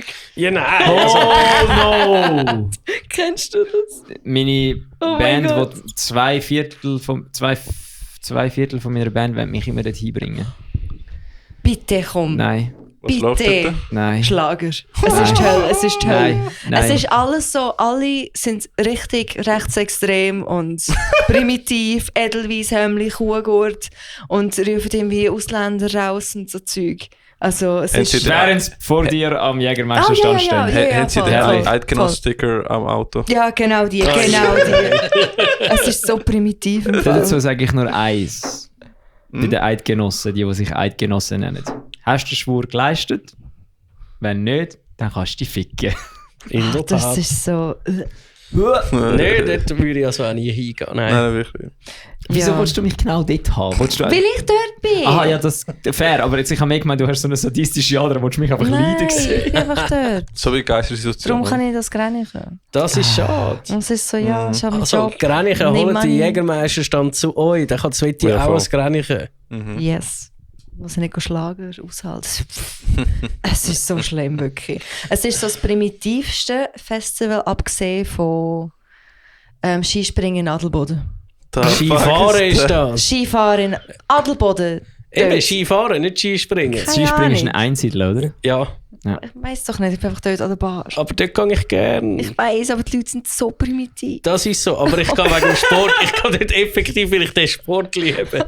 Ich liebe Riesenslalom Ja, wirklich. und Slalom. Ah, ich habe noch Adelboden und nie- Flamsenberg ist das Schlimmste. Ich habe noch nie je. von all den Events und Orten gehört im Land. Besser so. Oh. Ja, besser. Ich habe dem Timo und dem Domi mal fürs Schlagerwochenende in der Flumsenberg habe ich denen mal den Instagram-Account gegeben. Dass sie können ein Weekend lang Instagram-Stories machen und Posts Oh machen. mein Gott. Das ist absolut insane. Also gewesen. feiern die das? Anscheinend, ja. Okay. Also wenn es jemand feiert, dann die zwei. Ja, definitiv. Ich weiß aber auch nicht, ob sie es sarkastisch feiern oder ob sie Aber es das geil gibt's feiern. ja Ich bin auch, mir das nicht gibt's ja sicher auch. bei diesen zwei in dem Fall. Ja, schwierig. Gut, gibt es Bierpong? Ja, beim Timo die im Häusli, wo der dort damals kann sich reinmieten. Ja, dort haben sie wahrscheinlich einen Bierpong-Tisch aufgestellt und eine Shisha-Bar. Ja. Apropos Shisha-Bar, wir gehen ja morgen wieder spielen. Stimmt. Das erste, was der Timo gesagt hat, ja, wenn es eine Shisha-Bar hat, können wir ein bisschen früher gehen. Ich meine, ihr spielt in einer Shisha-Bar. Nein. Das wäre sein Traum wahrscheinlich. Also früher haben sie einmal Shisha mitgenommen und im Backstage einfach so gefragt, hey, wo du bist Shisha rauchen? Und dann bin ich einmal so rausgelaufen und komme so 2 Minuten später wieder rein und dann siehst du so alle Bands um die Shisha rumhängen. Und es ist einfach so alles voll mit Rauch und dann denkst du so, okay, ja, ist stabil in dem Fall. Ja, wird lustig, Mann. Hippie-Kommune. Aber Adelboden musst du in dem Fall mal mitkommen. Dann siehst du sie Adelboden? arbeiten Mach's und dann nicht. siehst du einen unglaublich Oh tollen nein, Sport. Adelboden mache ich nicht mehr. Ja, Ich gell? habe es 2 Jahre gemacht und gefunden, ich kann nicht mehr. Ich kann nicht mehr. Nein. Brian, wie viele Leute Es pissen ist- dort einfach so in den Schnee? Ja, Wie das- viele Leute kotzen an die Bar, ist die Frage. Oi, das ist- oi, ja. oi. Shit. Das sind halt wirklich nicht Sveti, die Sachen, willst die du ich mal so so auspacken, beachte. was du so alles siehst an diesen Festivals? Gell, Oder zum, was- dass die Leute sich mal bewusst sind, wie sie eigentlich besoffen Was sind. Schau, sind- das ist der Grund, warum ich eigentlich ein ganzes Jahr lang keinen Schluck Alkohol getrunken habe und seitdem eigentlich auch mega wenig trinke. Was sind die schlimmsten Stories von dem? Einfach, dass die Leute, die den Podcast hören, sich ein Beispiel daran nehmen und nächstes Mal vielleicht weniger saufen. Weil sie sich ertappt fühlen dabei, dass sie auch das schon mal gemacht haben. Hey, du hast einfach überall irgendwann so ab dem 11, 12 in der Nacht hast du einfach einen, der so an der Bar ist. Einfach so am Rumtorkeln. Und dann kommt ihm so ein schillender Blick so «Hirsch!» Und das passiert immer, das ist so Standard, weißt? Es erstaunt dich nicht mal mehr. Und das ist, eins ist am Route 66, das ist doch neben Also, Summerside, Riverside, Summerside. okay. Das ist doch dort. Ja, keine wahrscheinlich schon Ahnung. Aarburg oder Ja, Grenchen. ja, genau dort, Okay. Aarburg. Dort sind wir auch früher gewesen. Da war einfach eine an der Bar gewesen, am Nachmittag, also eine, keine Ahnung, 40 plus oder so, Mitte 40 ist sie gewesen. Und der hat an der Bar und weisst, hörst du einfach BAM! Touch. Das ist einfach am Boden getatscht. Einfach zusammengefallen Ei, am nein. Nachmittag. Geil. Ja, nein, ich glaube, das Schlimmste ist einfach, wenn jemand an die Bar kotzt. Und das passiert so Oh. oft. Oder Flumsenberg ist ja so... das ist ja so lustig gewesen. Aber ist es so explosive oder ist es so wie. Mal so, mal so. Am Ist nicht so Flumsenberg... Projectile-mäßig? Nein, so extrem ist es nie. Okay. gewesen. Meistens am Boden oder so über die Bar. Okay. Das ist mir mal in Piwi passiert. Ich bin, glaube ich, noch 2 Mal in meinem Leben dort drin gewesen. Ist das passiert? Bülach. Oh, Ich habe einen Shot Brian, genommen. nein. Nein, also musst du hören. Ich habe einen Shot genommen, der heisst Klappstuhl. Weißt ja, du, welchen? weiss welchen, ja. Und ich habe ihn getrunken und er ist genau bis dahin gekommen. Und nachher habe ich wirklich wie der Triple H so eine riesen Fontäne gemacht. Gerade über die Bar. Aber es war nur der Shot gewesen. Oh und wirklich, nein. Also, es war nicht Hast du jemanden Spucken getroffen? gewesen, sondern einfach eine Fontäne. ich muss im Fall Hast du wirklich... jemanden getroffen? Ich glaube, es ist viel über so Gläser, die sie gerade aus der Nein. Spüle genommen haben. Und dann haben sie es gerade genommen und wieder in die Spüle getan. Brian, nein! Aber im Fall, ich glaube, die paar Mal, ich habe nicht viel gekotzt wegen Alkohol, aber ich glaube, die paar Mal, das war wirklich auch gewesen, wie man so, ich kann mich daran erinnern, ich bin mit dem Dave von Save Last Breath mal in einer Bar gewesen. Und dann haben wir irgendwie noch so ein halbes Bier gehabt, so Führung. Also wir haben nicht viel gehabt, aber es war noch ein halbes Bier Führung gewesen. Und wir so, shit, wir müssen auf den Zug. Dann haben wir beide das Bier gegessen. Und nachher ist einfach, es war auch schumig gewesen, das Ganze. Wir haben das Bier gegessen, also mir ist wirklich gut gegangen bis zum Zeitpunkt, ich das Bier gegessen, aufgestanden, rausgelaufen und dann neben der Bar hat es einen Kübel gehabt, einfach straight dort reingekotzt, weil das Bier einfach in dem Moment, wo es runter ist, wieder kehren und wieder raus. Chemiert die Zahl. Ja, es war dort gewesen und ich einfach so, okay, das ist jetzt... So, wenn der Magen einfach so zu viel Flüssigkeit drin hat, ist einfach so, okay, nein, jetzt muss ich, okay, hoppala. Schlafe auf der anderen Seite wieder. Ah, schon gleich. Ja. Nein, ich weiss noch nicht gemerkt, dass die Abfalldings im Zug offen sind unten. Oh nein, nein. Ja, das ist unangenehm, wenn man das so muss lernen. Oh, Junge. Ich habe noch eine Frage, weil ich habe mal jemanden gesehen, der dort nicht reingekotzt hat und das gelernt hat. Der hat das Gefühl gehabt, er sei smart und er spart sich jetzt den Weg aufs WC. Oh! Und hat dann gemerkt, dass der Kübel unten nicht dicht ist. Ui. Ja, also darum, Tipp, wenn euch das einmal passiert und das WC ist irgendwie 2-3 Wege weit weg, kotzt einfach in den Kübel neben der Tür. Weil Ja, der hat einen Sack Plastiksack drin und dort hast du völliges Vermögen. Kannst es einfach rauslassen. Ich bin einmal den HB runtergelaufen und dann ist einfach jemand, weißt du, Super, das ist jetzt einfach... weißt du, der Kübel, wo einfach so, Du weißt hast nicht Alu, gut. du hast Abfall und so, und einfach in einem Pisse gewesen beim Alu. Nein. Jo, what the fuck? Wie gross Nein, ist der gewesen? Ich weiß nicht mehr, Alter. Oder wie lang ist dein Schlauch gewesen? Weil ich müsste einen Handstand machen, um den reinseigen. Ja, wirklich. Wir haben schon Leute gehabt, die uns ein paar angepisst haben. Oh, aber so unauffällig. Oh nein, nein. Sie dann haben ist gemeint, das wäre unauffällig. Die sind schon so abeinander gewesen, dann ist das scheißegal gewesen. Holy Dann shit. können sie irgendwie... Und das sind erwachsene Männer Haben die dann gewesen. so eine Wasserpistole mit kaltem Wasser, um einfach so... Nein. Okay. Und Oder so. schreien sie einfach an. Oder? Fair so ein enough. Sprüh, wie bei den Kätzchen, oder? So Ja. ein Sprühdose weg. Das ist eine gute Idee. Einfach so Das ist- Eiswasser, um es nach dem Pimmel zu spritzen. Ja. Weißt du, wie gruselig kalt ist das? Aber ich glaube, So, ich du mache das pissest den mir ein paar, ich Sommer. mach dich fertig. Der Sommer macht das auch so ein Psch, Psch, Psch. Wenn sie so anfangen, so verschillen tun, so Psch, Psch, Psch. Das ist ein guter Plan. Ja, Boah, sicher. das ist crazy. Aber ich habe Das gedacht, löst es vielleicht, dann umso mehr aus. aber ich habe gedacht, vielleicht haben sie sich Mühe gegeben und so, sind näher gekommen und so, haben so gemacht, als ob man denken wäre, und sind einfach ein bisschen. Nein, die sind meistens so am Tor gewesen. Holy fuck. Also es ist traurig, dass ich es oft erlebt habe, Leute, die an die Bar pissen. Oder so im Aber Feld, es- wo du gerade Es siehst. verwundert mich jetzt einfach wirklich keinen Meter, weil ich bin mal an einem Imperican Festival gewesen und dann haben...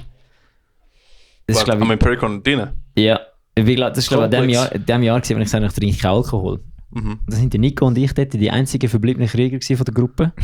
Bei der letzten Band. Und dann haben das einfach mal so in dem Extra rumgeschaut und einfach so das Gefühl gehabt, yo... Bruder, da rein ist ja jeder ein Zombie. Ja, und Empiricon Ja. gar nicht mehr so lang. Das Und ist so ja Leute fangen insane. am 2, 3 saufen und es nicht geht bis um lang. 1. Und sie tun sich nicht pacen. Ja. Ja. Und irgendwie nach 3 Bands sind einfach komplett durch. Das ist wirklich, da ist echt so fuck. Und du denkst dir so, bin ich auch so, wenn ich trinke? Ja, Die Antwort ist nein, wir sind nicht so. nein, sind wir nicht so. Nein. Wir definitiv nicht. Wir klauen nur bei Lotrify Mikrofon. Schon? Machen den Nico Crowdsurfen und stehen ohne Schuhe im Royals baden. Kann es geben. Solider Abend gewesen, würde ich sagen. Das ist die Gründung von unserem 1,76er Ja, Club. das ist von der gewesen. Warte, haben wir 176 Schuhe Gang. abgezogen? Ja. Ja, weil niemand hat uns geglaubt, dass wir gleich gross sind. Ja. Dann haben wir die Schuhe abgezogen und sind nebeneinander gestanden. Also, wir sind ja wirklich gleich gross. Ja. So. Ah, no shit, Wir Sherlock! sind gleich groß. Ja. Ah, shit. Das heisst, der Mike und ich sind klein und das Wett ist gross. Fair. Ja, weil wir sind zu dem Zeitpunkt ist eine 1,76 Durchschnittsgröße für einen Schweizer Mann gewesen. Jetzt ist sie bei 1,78. Das heisst, ich bin offiziell klein. Shit happened. Ja, kann es geben. Eben, du bist dafür wahrscheinlich immer noch offiziell gross. Ja, ich glaube schon. Was ist die Durchschnittsgröße für eine Schweizer Frau? Ich tue das gerade schnell googeln. Oder für eine Also Frau, die in der wahrscheinlich nicht so Schweiz gross. ist? 1,65 oder 1,68, irgend sowas wahrscheinlich. Durchschnittsgröße. Hat er gesagt, er ist 67 bis 71? Nein, das ist viel zu gross. Das ist viel zu gross. Schweizer sind tiny. Bist du schon mal in der Innerschweiz gewesen? Ja. Aufgewachsen. 1,64 bis 1,66 bei Frauen. Das ist winzig. Sogar, shit, ja, ja. das ist wirklich. Das ist winzig. Bist du schon mal in Appenzell gewesen? Nein. Das nicht, ne. Ja, Also- dort sind sie kaum grösser als die PET-Flaschen da. Also ist das Hobbiton? Ja. Schweizer Hobbiton, so kann Wie man groß sagen. bist du, Ja. Ricky? Ich bin 86.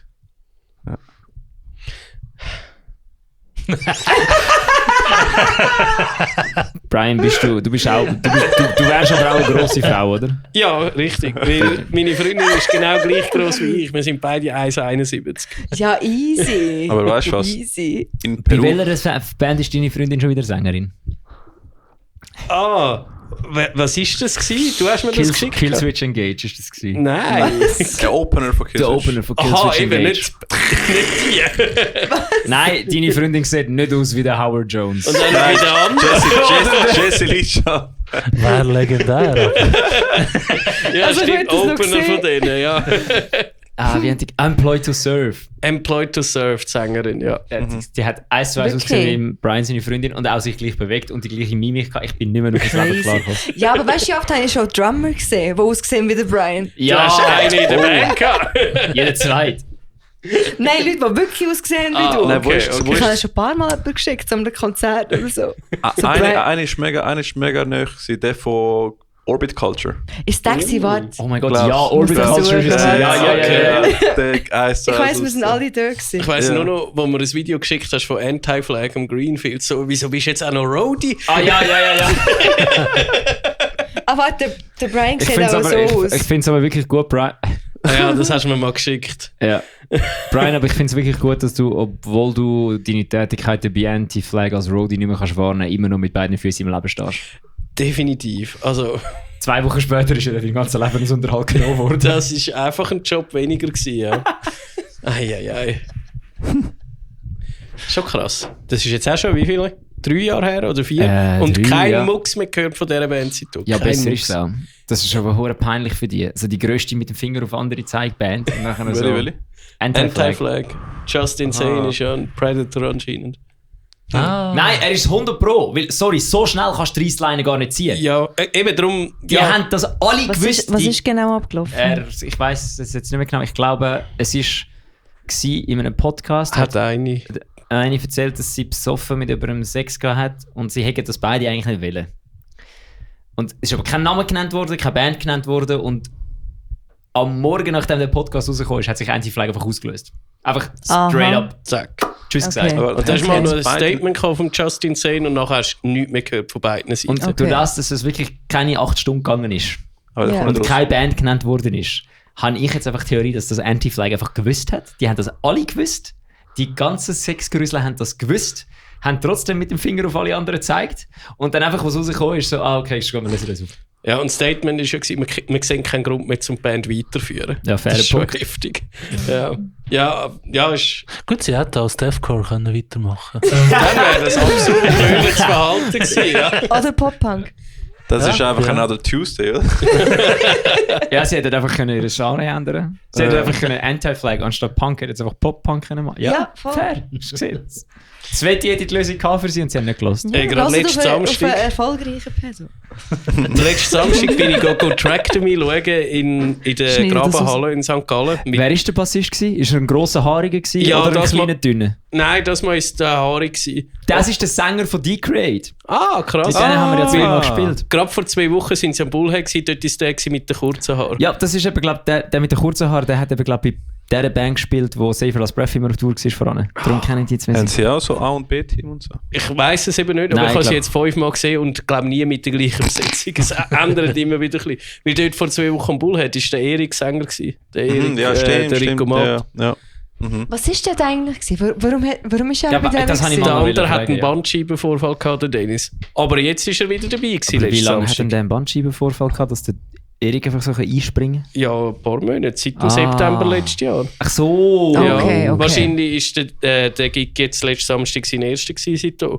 Auf jeden Fall bin ich dort hin mit einer Kollegin, die das erste Mal so Sound ist hören und da habe ich ihr halt so Songtitel holy erzählt, fuck, so Alter. Midget Facefuck, Turbo Queef und halt alle ihre grossen Hits und so und sie dann einfach so, ja weisst, finde ich irgendwie schon nicht so cool und ist doch komisch und ich, hey, alles gut. Sie machen Slam, sie machen nicht Deathcore, es besteht kein Gefahr. Und sie, okay, gehen wir schauen.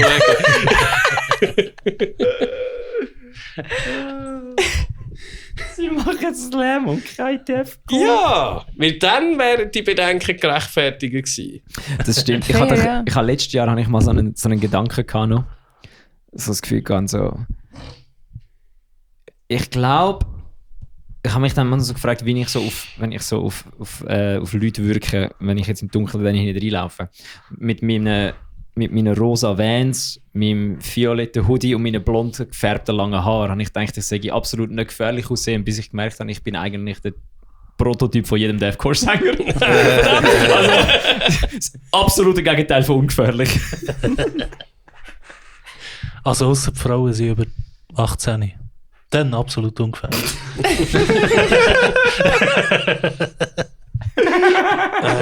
Im Fall wirklich diese Woche so, ich habe letztens... Ich habe eine Bitte an alle. Könnt ihr euch einfach mal alle in den Griff kriegen?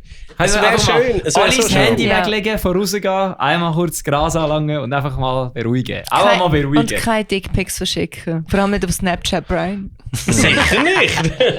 Nein, ich habe ja vor ein paar Monaten, irgendwann letztes Jahr, oder sogar vorletztes, weiss nicht mehr, habe ich die CD-Sammlung abgekauft von Michi von Must Be Wrong. Yep. Und das habe ich schon mal erwähnt. Von Michi, von Must Be Ja, Wrong. ja, Roadie. Ah, ja. Und dann habe ich ich nehme immer wieder mal so eine CD führen und dann los ist und dann mache ich meine Physio-Übungen dazu, damit ich mich nicht mehr verletze am Konzert. Und jetzt wirklich gerade gestern, ohne Scheiß gestern, habe ich eine vorgenommen, Mental Cruelty. Oh, nice! Hauen wir sie rein.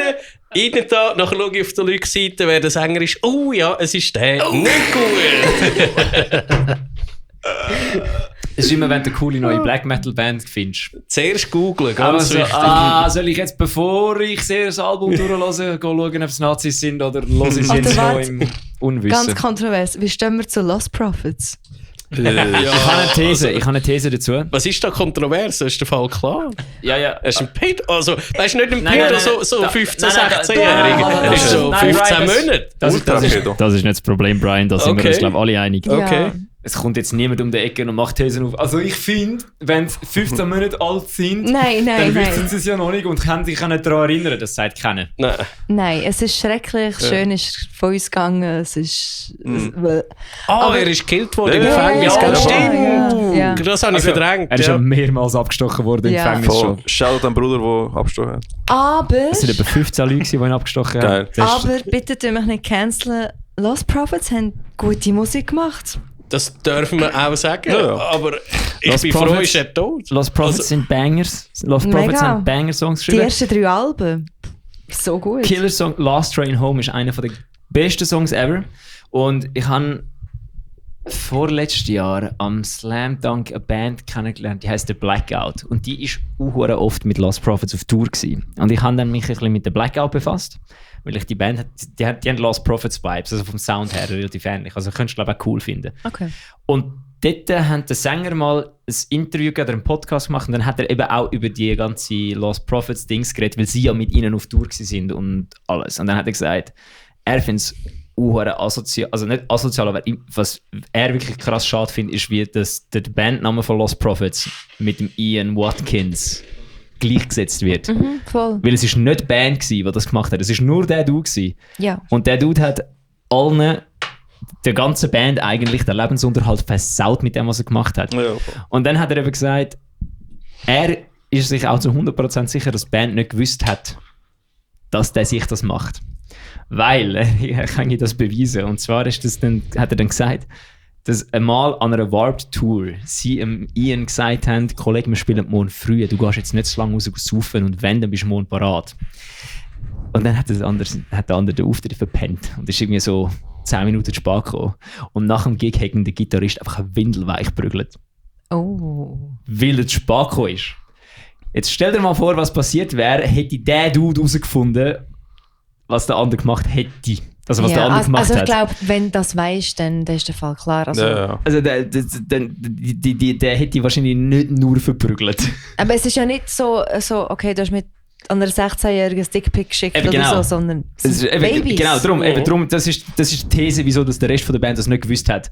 Weil die Band ihn schon für wenige Sachen verprügelt hat. Ist eine Theorie, ja. Und darum ist ja meine Theorie auch, meine These ist, er bekommt das Geld jetzt nicht mehr.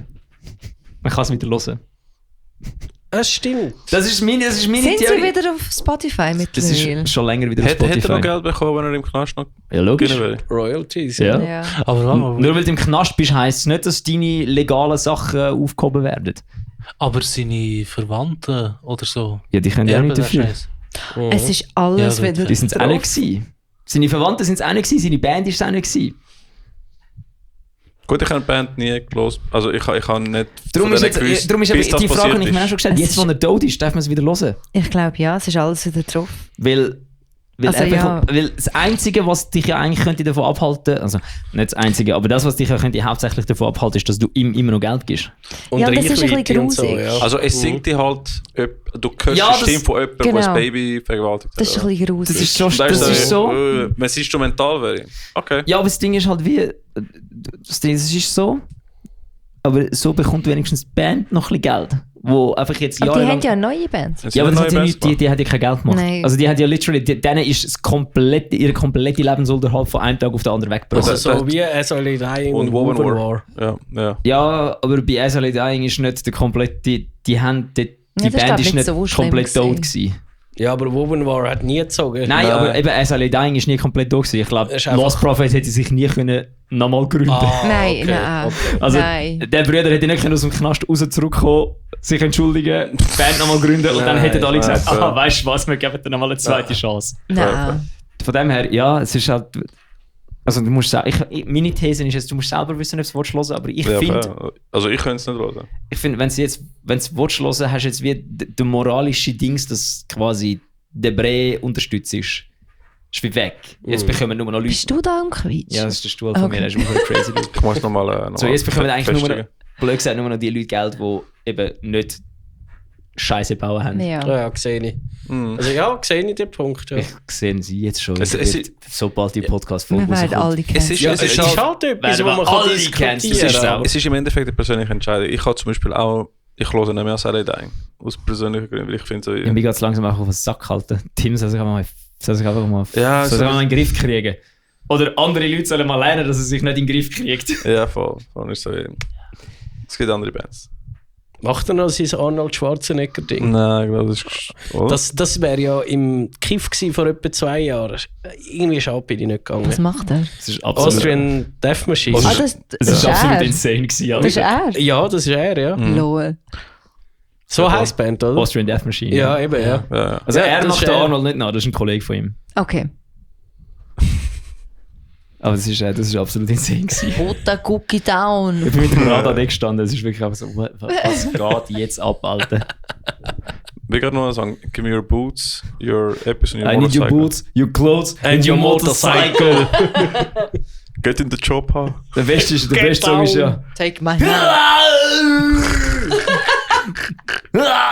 Come on, guys. Where are you? Where are you? We need to have the counting and the drums and the guitar. Come on. We need to start. Das ist so heiß zu viel, Alter. Das ist so heiß zu viel. Machen die noch Sachen? Ja, ich glaube nicht. Schade. Aber das könnte ich mir vorstellen, ist etwas, was irgendwann wieder kommt. Ja. Gehen wir dann? Das wäre lustig. Ja. Sachen, die wieder kommen. Bekommt echt der Varg noch Geld für Burzum? Ich würde sagen, Hey, es ist schon. eine One-Man-Band. Ich bekomme jedes Mal, wenn ich eine Zeit lang, wo ich TikTok aufgemacht habe zum Shit posten, ist einfach ein Varg-Clip gekommen. Der gibt voll Gas auf TikTok im Fall. Er macht ja auch Ambient. Alter, willst du Seit er ja, aus dem ja. Knast raus ist, Stimmt. wieder macht er Ambient. Willst du Stimmt. mir Auch unter dem sagen, Namen Burzum. willst du mir sagen, es gibt TikTok-Dances zu Burzum? Wahrscheinlich schon, ja. Fix. Er hat ja eine Zeit lang auf YouTube seinen Channel gehabt. Ja, mit seinen Ja. Kindern und so rechtsextreme Parolen verbreitet und seine Kinder stehen neben A ihm. Thulian Perspective oder irgend so eine Scheisse. Ja. Hilarious. Ja, Das und der erzählt einfach so racist Shit einfach auf TikTok, so wie Hello TikTok. Alter, aber jetzt, wenn wir jetzt so... Da hat er doch mal so, oh mein Gott, er hat doch, er hat doch irgendwie, wenn er über einen Euronymous ablästert. Ja. Mit diesem Fat Belly out. Euronymous war der Erste, der ein Crop Top getragen hat. Jetzt wissen wir, was herkommt. Black Metal! Mit diesem Fat Belly out. Aber ich erkenne jetzt gerade schon viele Parallelen. Er und du machen Ambient Sound. Er und du heissen eigentlich Christian, aber haben einen anderen Namen. Jetzt wird's heikel. Red weiter. Das sind jetzt gerade die 3 Parallelen, die mir in den Sinn gekommen sind, spontan. Spielen bei Gitarre. Will ich mal jemanden abstichen, sorry. Ich trage lieber keine Crop Tops mehr. Wie machst du es denn? Machst auch 24 Stiche und sagst, es war Notwehr gewesen. Ja. Vor allem vor. Nein, hinten drin. 26 Warnschüsse. Er war so hart der Lulu. Ist nicht irgendwie die ganze Black Metal-Szene irgendwie halb der Lulu? Junge, jede Metal-Szene ist halb der Lulu. Die Hardcore-Szene ist halb der Lulu. Die Metalcore-Szene ist halb der Lulu. Die New-Metal-Szene feiert all den Fred Durst, Alter. Das ist ein Dude, der Wie jetzt... kannst du ihn nicht feiern? Nein, ich sage ja nicht, dass er nicht feiern. Er ist jetzt mehr feierbar wie ever. Aber so... Alle sind der Lulu. Ich habe gesagt, Proggies nicht. Prog-Metaler. Das sind eher so Die sind so Lehrer. Die sind noch mehr die sind noch mehr der Lulu, Alter. Hey, aber wie ist die Metalcore-Szene so? Oder ihr habt ja... Keine Ahnung, ich bin nicht drin. Ich ja, auch nicht. aber mal irgendwie schon. Ich habe schon das Gefühl, ihr spielt... Oder mal, ihr spielt schon Also in du der am Metalcore. engsten von Whiteout. Ja. Hast du sie erlebt? Aber auch in Versus, ich habe schon das Gefühl, dass... Ja, wir haben aber nur immer mit Whiteout gespielt. Und wir haben auch Und noch mit- Whiteout ist auch nicht in der Also Szene. wir sind drin auch gewesen. in so einer Bubble von Leuten, einfach, die chillig sind. Deswegen Weißt du, ich gibt es eine Schweizer Metalcore-Local-Scene? meine, Die hat es definitiv mal gegeben. Weil es ist so... Dort so Meine Worte, ja. um Defender herum. Mhm. also das Defender, ist Seven der Breath, Atropas, das Zeugs umeinander. Das ist aber auch schon länger her. Weil ich habe Das ist keine ein Ahnung, bisschen weil eben, wir kennen eigentlich sozusagen nur so von der lokalen Szene hauptsächlich Death Metal Szene. Ja, und Metalcore-Szene ist halt effektiv ein bisschen vorbei. Atlas Frame und Whiteout gibt es auch nicht mehr, zusätzlich zu denen, die du gesagt hast, was es nicht mehr so richtig gibt. Ja, Safer as Breath nennt sich jetzt Modern Metal.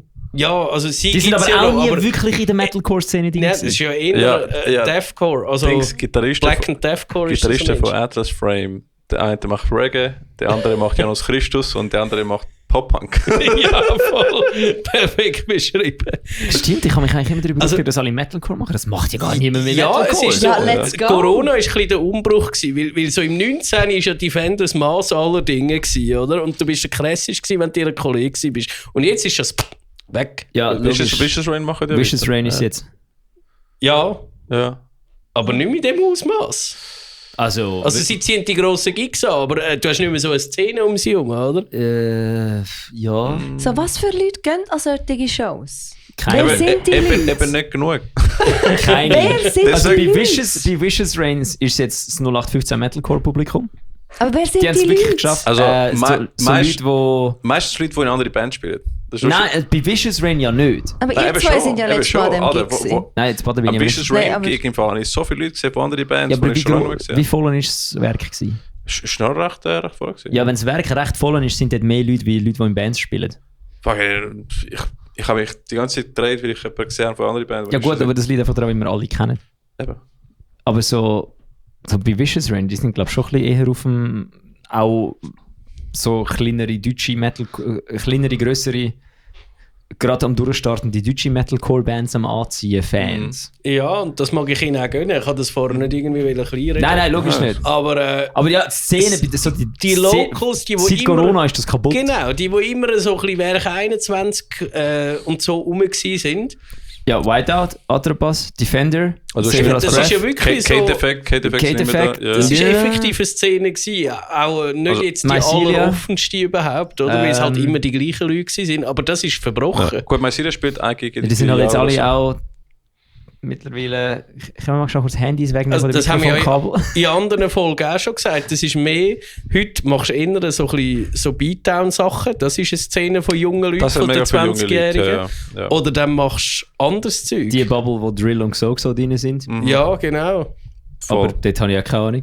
Dort habe ich den Zugang Aber auch ich gar habe das nicht. Gefühl, zum Beispiel, aber in diesen Shows, wo wir uns aufgehalten haben, so Local Shows, die wir gespielt haben, also ich weiß nicht, Es halt, Also zum Beispiel- es hat schon also es ist Ja, halt, also Death Metal ist das Praktische, dass es altersunabhängig ist. Genau, weil zum Beispiel letztes Mal am Creator-Konzert. Ja. Hey, ich habe jeden aus der Szene dort kennt. Jeder in dieser Szene ist einfach fucking dort gewesen. Auch die Leute, die an kleinere Shows gehen. Ja. sind einfach alle gefühlt dort gewesen. Aber Und alles zwischen 15 und 60. voll. Und Aber, ja. die siehst du auch wieder überall, aber wer sind die Leute, die an Core-Shows Ich glaube, die gehen? gibt es einfach gar nicht, weil ich habe mal mich eben auch über das aufgeregt und hat der Kollege hat dann gesagt, ja so Nu Metal und Metalcore, Same. das ist eben so, nein, das ist eben so blöd gesagt, zeitabhängig. So Thrash Metal, Death Metal, Hardcore, das ist einfach schon immer da gewesen. Voll. Das hat sich nie verändert. Die Musik Ist ist so. blöd Es gibt- gesagt, Thrash Metal ist immer noch genau gleich wie der Ja, 80er. es gibt seit Absolut. 45 Jahren und sie stoppt genau HC gleich. immer Ja. noch das gleiche wie der Ja. 80er. Und darum, die Band hat wirklich keine Welle. Da gibt es nicht so Popularitätsdings. Und darum Gut, Nu sind die- Metal gibt es auch seit 26 Jahren. Ja, aber das ist Nu Metal. Wenn du vor 15 Jahren Nu Metal gemacht hast, hat dir jeder gesagt, du sollst aufhören, das Ja, los keine voll. Sau. Es ist nur so Ende 90er bis irgendwie 2003 cool gewesen und jetzt seit ein paar Jahren wieder. Seit ein paar Jahren wieder, weil die Leute, die das früher gelost haben, gleich alt sind wie wir jetzt und in erfolgreichen Bands spielen und es wieder reinbringen. Yes. Aber darum habe ich wie so das Gefühl, Metalcore ist, glaube ich, effektiv am Sterben. Also, Ich habe auch das Gefühl. Ja, das Gefühl, es hat nie Oder hat sich das wirklich einfach verändert? Ja, ich glaube, es ist einfach, die sind jetzt alle etwa gleich alt wie wir oder ein bisschen älter und haben darum wahrscheinlich auch, wie der Brian vorher gesagt hat, Leben hat aufgeholt. Genau, das gilt bei den Local Bands und bei den grossen Touring Bands gibt es viel, dass sie auch aus dem Metalcore rauswachsen. Zum Beispiel Parkway Drive, die machen jetzt so Stadionrock, oder? Das ist ein Paradebeispiel. Und Bring Me the Horizon ist immer schon der Zeit voraus gewesen, hat immer schon das gemacht, was die anderen dann ein paar Jahre später gemacht haben. Das kannst du auch schon lange nicht Metalcore nennen. Nein. Eben, das ist eher... der Peak von dem Musikstil ist vorbei, sage ich. ja, es kommt auch darauf an, was man als Metalcore bezeichnet. Also eben, weil Electric Callboy ist ja grösser denn je. Ja. Und das ist ja eigentlich Metalcore. Also mit Mehr oder White weniger. Dot sind wir immer am Warten, so, wann kommt die nächste Metalcore-Variante, die ist einfach nicht gekommen. Ja, ja, verstehe ich. Ja, es ist, glaube wirklich, es hat glaub wirklich damit so, dass es einfach so zeitabhängig Ja, aber in gerade Musik ist. Electric Callboy, das ist ja inzwischen, ich meine, so das erste Muffin Purpurgerk und so, das war klar Metalcore gewesen, oder Transcore halt. Aber das jetzt, das ist ja mehr so Powerschlager. Nein, Ja, voll. Sehe ich auch so. Metalcore, Sehe ich auch so. also Das ist Bring Me the Metalcore Horizon von Deutschland. Ja, also, ja, also, so rein Metalcore hat das Peak gehabt, 2011. Das ist vor 15 Jahren. ist so Unearth und so, oder Ja. Killswitch Engage, das war Peak gewesen. Und das ist, nein, das ist, ja. Kannst du sagen, was Peak war? Fever von Bullet for My Valentine. Uff.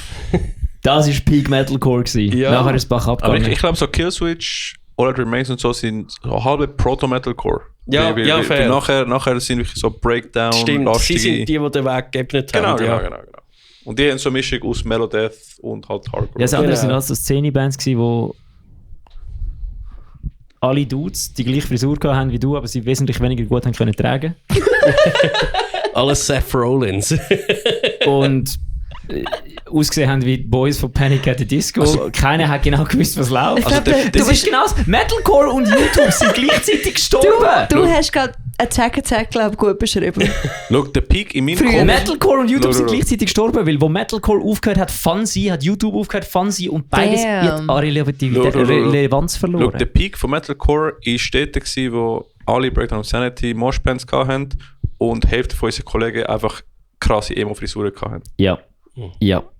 Kann man unterschreiben, Ja. Absolut. Breakdown of Sanity ist gegangen und darum gibt es keine Schweizer Metalcore-Szene mehr. Weil ist schon lange nachher her. hast du, Aber dort hat es angefangen mit aufhören. weißt du, nachher hast du längere Zeit gehabt, wo Gent mega gross war. Aber dort, wo Breakdown of Sanity groß war, haben alle Metalcore gelassen und alle sind immer an Konzerte Ja, gegangen. 2016, 17 dort. Ja. Bam, nur Metalcore.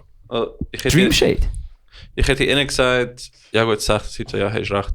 Aber nachher zum Beispiel Gent ist mega gross gewesen, Trap ist mega gross gewesen. Ja, aber nie in der Schweizer Szene. Gent, gut, Gent, My Syria hat Gent, ja, Metalcore, Metalcore, Alter. Das ist Metalcore. Aber es sind nie wirklich so mega viele junge Bands dazugekommen. Nein, die sind Immer alle, die gleiche die sind Generation alle gewesen. literally gleich alt wie wir, oder Ja, älter. Eben, ja. effektiv. Und dann haben sich alle aufgelöst. Ja, Oder wahrscheinlich sind hat sich dran, alle ja. aufgelöst. True. Hey, darum kommen wir jetzt.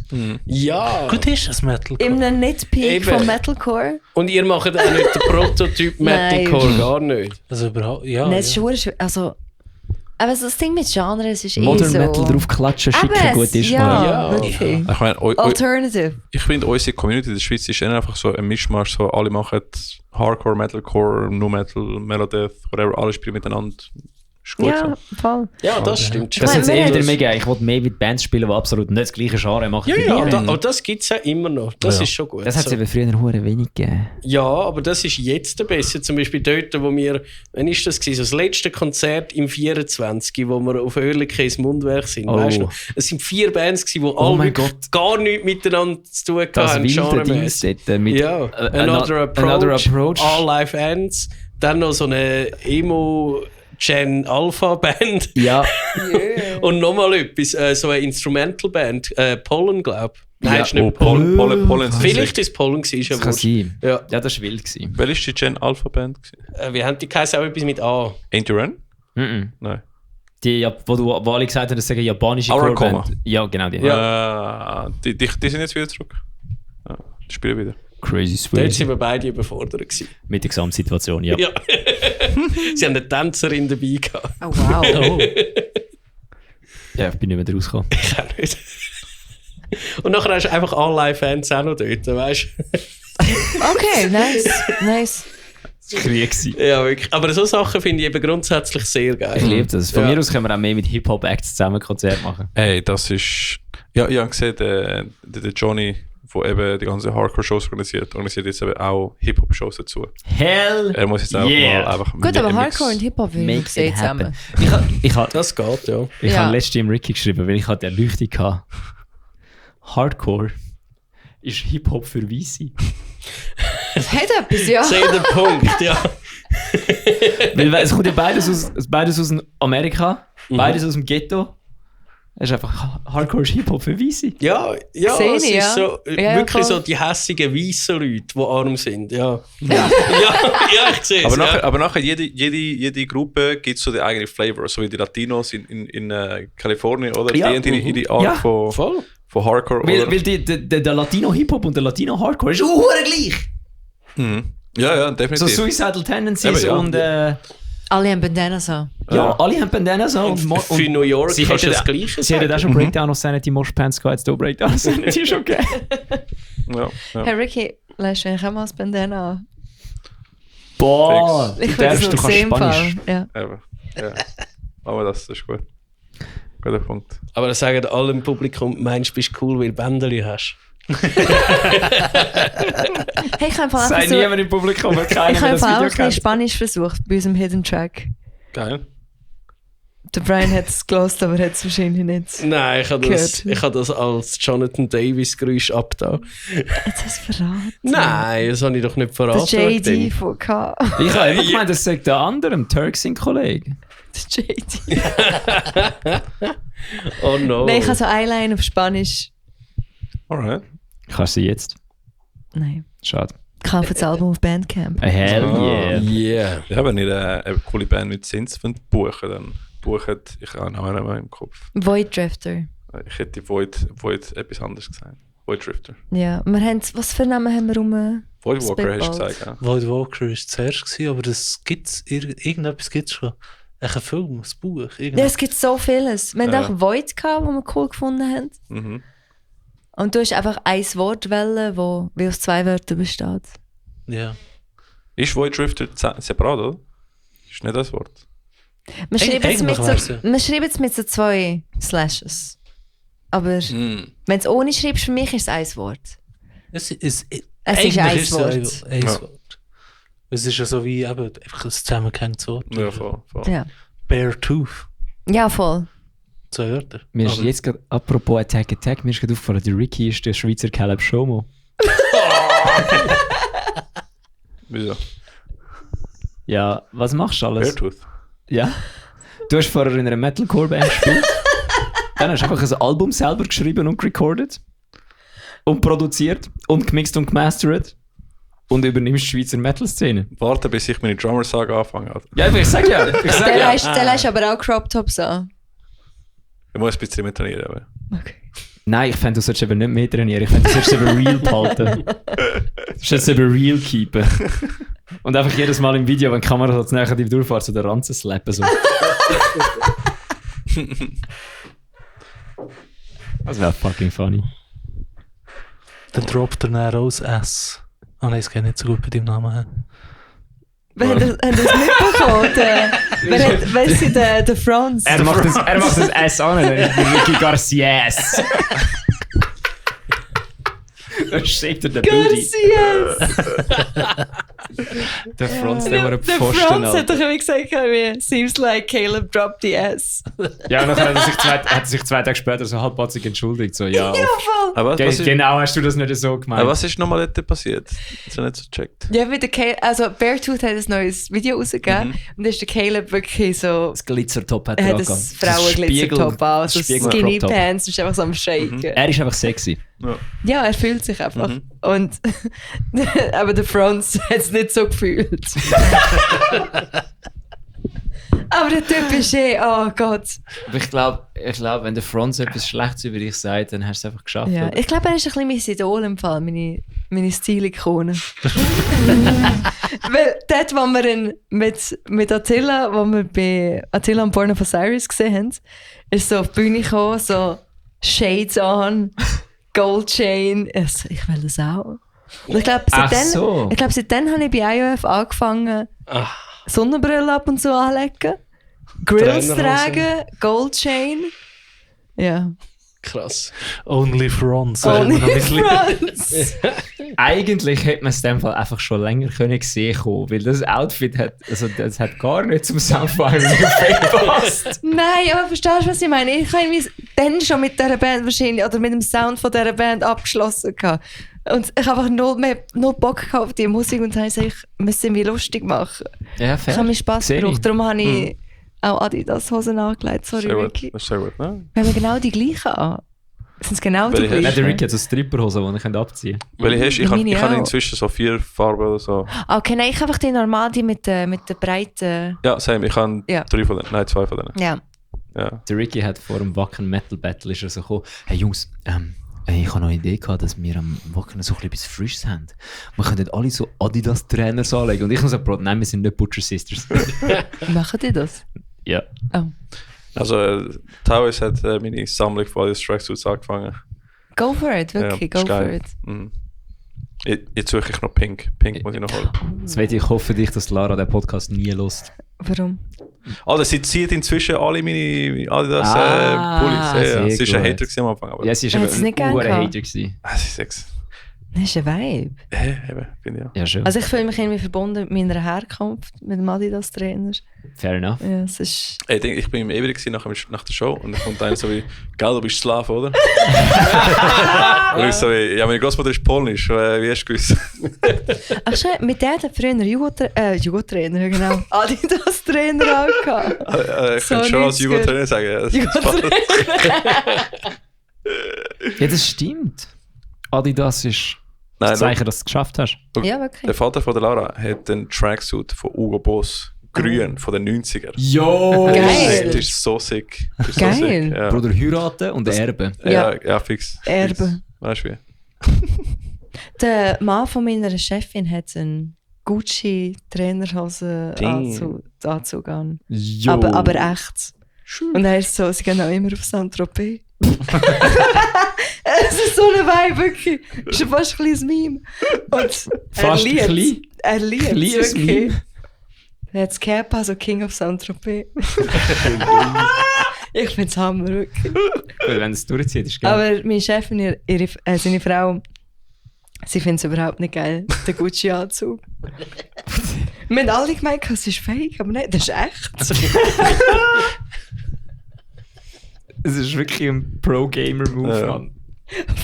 Absoluter Das Pro-Gamer-Move. ist Life Goals. Grü, hast du irgendetwas? Eine Die Idee Richtung. noch. Von heute trifft der erste Konzert Juicy Tracksuits. Oh! Juicy hinten dran. Oh mein Gott. Mit diesen Uhren Steinchen auf dem Hals. Ja. Oh, Ja. hell yeah. Wenn du solche findest, Machen wir. Aber Ja, alle. ja, stimmt, die aber sind ja so alle. rare. Aber alle müssen Na, die was, tragen, nicht im nur Metro ihr. New Yorker findest du die zweite irgendwie. Ja. Gibt es Ja. Metro noch? Ja, im Tioli. Ich habe letztens Juicy gesehen. Sicher nicht. Ja. Ja, ja, Es winkt jetzt auch einer, Ricky. Jetzt Gut, weisst du, was Tivoli du ist hast. nicht mehr Schweiz. Hey, nein, im Fall, letztes Mal, so die Hälfte der Leute in Spanisch geredet und ich so, Bro, was? Was ist denn los? Ich so, weiss. Ich so, dann so, wir müssen jetzt auf Deutsch reden, sonst verstehen die so. Sveti, ich weiss, wo die Schweizer Metalcore-Szene hin ist. Wo? Die ist in der Mikro-Clubschule am Spanisch lernen. Ich schwör's dir, jedes Mal, wenn wir irgendwo ein Konzert spielen mit dem Ricky, fangen plötzlich im Backstage alle an Spanisch zu reden. So Du drehst geil. dich so um, so einer, der 3-mal weisser ist wie du selber, so «Ah, sí, hablo español, no problema». Und du einfach so «Da fuck». Und dann Aber- plötzlich dein Homie, wo du nicht gewusst hast, dass er Spanisch redet er plötzlich auch Spanisch mit dem Ricky. So. Alright, alle können Spanisch. Das ist Kannst Weißt nicht du- auch du einfach Spanisch lernen? Ja, aber es hat nicht funktioniert. Das ist, weil alle den Duolingo-Vogel-Drohung nehmen. Du meinst hier mit «You know what happens now? Missile strikes on Iran». Verdammt. Sie fliegen. Ich liebe die Memes von Und der wegen Meme kommt «You've einfach... missed your lessons, you know what happens now». Und, Und der Meme kommt, mit jedem neuen Konflikt kommt er wieder zurück. Stimmt, Das Meme wird nie sterben in dem Fall. Ich lieb's. Das erste Space Battle kommt. Mhm. Soundtrack von euch zwei. Das Duolingo-Meme. Hey, ich habe noch nie Duolingo gehabt. Das ist schon noch lustig. Zum Lernen ist Bubble bringt es dir wesentlich besser bei. Aber... Ist es nicht ein Dating? Nein, Bubble ist ein Sprache... Bumble Also ist gut. schon Dating. Du meinst Bumble. Also gut, wenn du so machst, dann ist es sicher schneller. Wie lange hast du gebraucht, um nachher zu checken, ja, ist kein Dating. Aber jetzt fahre ich Russisch halt. Da. Du bist einfach so dort in der Bar. Du wirst schon angeflirtet und du willst einfach nur Spanisch lernen. Und dann kommt einfach so ein Text so, hey, was habe ich falsch gemacht? Und du so, du hast nicht Spanisch mit mir geredet.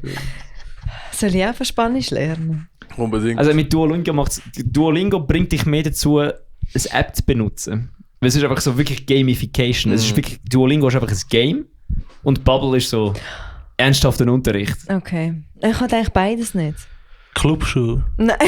Also wenn du beides nicht willst, dann ist Duolingo die bessere Alternative. Weil es ist, Mikroclubschule. es ist gratis. Deutschkurs. Manchmal sage ich komische Sachen. Also irgendwie was sage ich immer komisch? Irgendwie Satzstellungen und so. Ah, was nicht? Ja, komm jetzt. Aber da habe ich immer die Ausrede, ich bin nicht von hier. Nein, bei mir ist Wortschatz amix. Wortschatz und Fehl. Okay, aber du bist nicht... Wie lange bist du in der Schweiz? 13? Nein. Definitiv weniger lang, als wie lange Versus gibt. Das glaube ich Aber- nicht. 2011. Aber Das du ist bist nicht länger in der lang. Schweiz. Ja, aber das ist nicht lang, weißt du, wie ich Wann meine? hat die Versus angefangen? 2014 haben wir das erste Konzert gespielt und im 13 haben wir uns gegründet. Ah, okay, fair. Also offiziell. Ja. ja. Butch und ich haben Solo schon 2 Jahre vorher losgefangen. Safer as Breath hat es Das ist länger verdammt gegeben. lang. Safer as Breath gibt es länger, ja. Ja, also, ich bin gestern aus dem Bandraum gelaufen. Der Ricky war bei uns im Bandraum, weil wir mit Taoist jetzt dort wollen proben für live amix, weil wir einen neuen Bandraum gesucht haben, wo man laut sein kann. Und in diesem Bandraum kannst du laut sein. Mhm. Und dann bin ich rausgelaufen und dann hat der Domi hat schier den Timo hat mich die ganze Zeit mit dem scheiß Velolicht blendet. Dann ist er fast vom Timo überfahren worden und ich bin nur da gestanden und habe so gedacht, so, irgendwie ein Wunder, dass es uns noch gibt. Aber ich glaube, es liegt daran, wenn wir es einfach nicht zu ernst nehmen. Das ist schon gut. Das ist ein guter Tipp. Einfach nicht zu verbissen sein, dann kommt es gut. Einfach chillen. Hast du gehört? Einfach chillen. Ich bin immer gechillt. Da hast du eine Liste gemacht, was wir alles noch machen vor Was ich Release. muss. Nein, das ist korrekt, das muss man schon machen. Du musst schon arbeiten daran, Das aber du ist, sollst das nicht ist zu verbissen Project sein. Management. Ja, er macht die Liste, er schafft daran und ich bekomme eine Krise, weil es so viel ist. Ja, weißt du, wie viele Excel-Listen ich im Drive vom Tau ist? Oh mein Aber es Gott. jetzt ist einfach die Frage, wie viele von diesen Punkten musst du erledigen? 0. Nein, ich muss Ah, einen. TikTok abladen. Mhm. Okay. Das steht nicht auf der Liste. TikTok-Dances machen mit Voidrifter-Musik. Ricky, kannst du schnell irgendwie so... Machen wir Collab mit Haus. Wie nennt man das so? Motivierende Podcast, Life-Coach sein? Und das will ich sagen, dass sie das App kann abladen kann. Kommen wir in eine WhatsApp-Gruppe.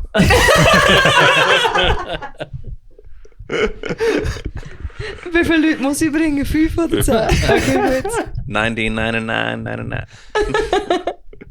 Wir sollten wirklich mal so einen Scam anfangen, weil wenn das die Estländer können wir das auch. Oder wir haben Patreon.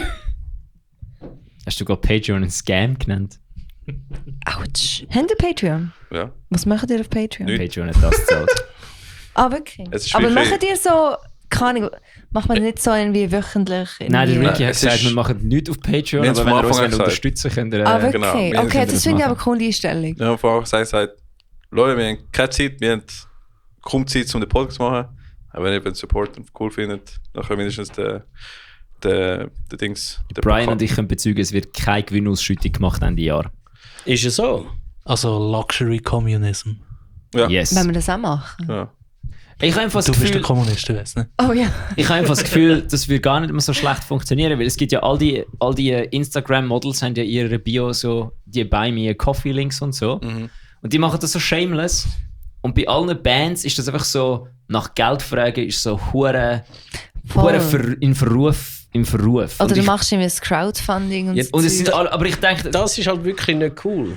wieso? Crowdfunding. Wieso? Oder was? Crowdfunding. Wieso? Es gibt Wie kein... du stundenlang hast können abranten über eine Band, die ich jetzt nicht Ja, ich nenne, weiss, was Crowdfunding Crowdfunding. gemacht hat. Wer? Nein, aber ich habe meine Meinung seitdem geändert. Schreib's mir auf, Ich habe schreib's Heaven auf. Shall Burn Podcast gelost. Dort hat der Sänger gesagt, ich weiß nicht, wer es gesagt hat. Das Zitat war, was ist gewesen? Er hat gesagt, was interessiert mich mein Geschwätz von gestern, weil ich kann nicht mehr gescheiter werden. Ich muss mittlerweile eben sagen, all die Instagram-Hosts, die da ihre Links haben, ich sag's dir nachher, als hätte ich keine Angst. Ich habe wirklich Danke. den Namen vergessen. Sag's dir nachher. effektiv. Auf jeden Fall, die haben, dort ist es aber auch ja, das ist ein anderer Grund gewesen. Auf jeden Fall, weil dort ist es eine exorbitant hohe Zahl gewesen. Auf jeden Fall, Denken wir an die... die haben Ja. alle einfach, die tun das einfach so rein und dann sind einfach so alte Heinrichs denen am Geld schicken. Ja, sicher. die Aber jetzt mal Geekbands. im Ernst, wenn wir ja einfach als Band würden so einen... Ja, Das ist genau gleich. Nein, wir- sorry, aber wenn wir das als Band ist jetzt so wür- lächerlich. Ja, aber eben jetzt, wenn du als Band einfach sagst, hey, unser Hobby ist teuer. Du kannst uns ja eigentlich, du kannst eine Band ja gar nicht unterstützen, außer du gehst an ihre Konzerte und kaufst ihre CDs. Voll. Was hast du irgendwann gemacht? Und wenn ich jetzt so eine Band, eine junge Band sehe, ne, denke ich mir auch so, ich würde ihnen jetzt gerne irgendwie ein bisschen etwas geben. Aber kannst du ja nicht. Und wenn es dann einfach so einen nicht ein GoFundMe, sondern einfach so, eben so einen Buy Me a Coffee Link oder irgend so einen Scheissdreck gibt, Und bei mir ein Mix. ich glaube im Fall, es würde mega viele Leute geben, die dann einfach diesen Bands mal so 10 Franken würden überschieben. Und wenn das 10 Leute machen, dann hast du 100 Stutz. Gut, das ist cool, das ist das cool Mikrofon von gekauft. Bandcamp. Bei Bandcamp kannst du ja mehr zahlen, wenn du willst. Ja, voll. Und oft ist der Fall, Also- dass die Leute wirklich mehr zahlen, als was... Genau, ich Ja. kann bezeugen, bis auf den Ricky hat je... Spaß. Wow. Habe ich dir das Geld eigentlich schon zurückgetwintet? Hä? Ich nehme sicher kein Geld an von dir für die CD, Alter. Bruder. Vergiss den Übrigens, Fisch. auf Spotify for Artists kannst du, glaube ich, so einen Spendenlink rein tun mit deinem PayPal. Ja. Dann können die Leute einfach Geld schicken. Ah, stimmt, ja. Ja, eben, Aber sonst- irgendwie, es sieht einfach weird aus. eben genau das ist Weil es. es ist Ich so finde- eine, es ist so eine es ist- Hand dort es ist- mit einem Herz. Und dann denke ich immer so, Spenden. Ja, voll. So für arme Kinder. Aber es ist einfach, Spenden Ja, ist ich weiss eigentlich nicht, was du für meinst. so Kampagnen so theoretisch, oder? Gehst heim. Ich gehe heim. Nein. Es ist das erste Mal seit dort mit diesen lustigen Tschechen, wo ich muss früher nach Hause gehen. Wie haben die geheißen? Abbey Falls. Abbey Falls, genau. Ja, aber die haben sind wir- mega cool. Wenn wir Du sonst musst- einfach generell... Ja, wir können Ja, mal... kann Ja. Nein, wir Ja, sind ich ja will schon jetzt über nicht 2. wegen mir. Ja, Ich ja. muss wirklich heim, weil ich muss morgen um 7:30 aufstehen und Easy. ich will noch ein bisschen pennen. Das ist Und ich okay. habe jetzt noch so eine normale Verbindung, wo ich nicht Fair um enough. 7:30 muss lang warten. Ja, das ist okay. Fair Wir sind enough. doch fertig. Safe, Also, safe, safe. Wir, haben cool, eh noch- voll. wir sind eh noch am Labern. Ihr könnt Ja, sagen. voll. weil ja, wir sonst- können nachher über das Crowdfunding Look, wir ablästern. Ja, von aber dieser mein Ding ist Band. einfach so, wir Das sollten okay. das vielleicht ein bisschen normalisieren, dass wir einfach als Band sagen, hey, ihr könnt uns einfach ein bisschen Geld geben, weil es ist doch schon scheiße teuer, was wir machen. Look, Hey, wir extrem. haben vor einer Stunde Pick Squeals gemacht. Wir Ja. sind immer am Schnurren. Das stimmt. Ja, komm, es ist Zeit zum Weißt du, was man tun einfach, wenn die EP draussen ist, dürfen wir sie nochmal einladen. Sehr gut. Yeah. Hört Void Drifter. Jawohl, hört rein. Ja. Hört rein. Der neue Song, der am 8.5. rauskommt. Check Nein, it out. nicht ganz. Oh mein Gott. Die EP kommt am 8. raus. Ah, Und wer kommt erst singen? Erste. Weil es Alright. werden nicht nur Steine gerührt, sondern auch ein Single. Ja. Sehr gut. Kauft euch den Hidden Track auf Bandcamp. Bandcamp, weil bis ich das Und das dann ist- in deine Ohren gebracht habe, habe ich ihn garantiert schon gelost. Ja. Ja. Hidden Track lohnt sich. unbedingt. Voll. Der ist sonst nirgends erhalten. Weil es wird auch keine CD, es gibt keine Kassettchen. Hidden Track nur auf Bandcamp. Geil. Voll. Hört neue Void Oder Drifter. in der Gruppe, wenn du kommst. Ja, komm in die Gruppe, bring 5 Leute. Hört neue Void Drifter, hört neue Verses, hört neue Taoist. Ja. Hört neue Brian, seine Death Metal Band, die er jetzt hat. Wann Laut geht's, seinem Instagram-Foto. wann geht's Postboil featuring Brian Pisquist? Das wäre schön. Aber das gibt es auch nur live. Ah. Gut, let's call it. Ist es die längste? Nein. Ah, okay. Aber wer nicht? Das ist schon lange. Ordentlich lang. Ja. Das ist vor allem die zweite Hälfte. Die erste Hälfte ist schon so lang gegangen. Ah, okay, Mensch. also dann ist es näher beim längsten. Die längste, die Oh, längste ist 4 shit. Stunden bis jetzt. Die oder? längste ist gut 4 Stunden. Ja, Das so. sind also. Häng mal ab. 3,5. Okay. 3, Cheers. 2. Habt ihr eigentlich da Themen? Nein.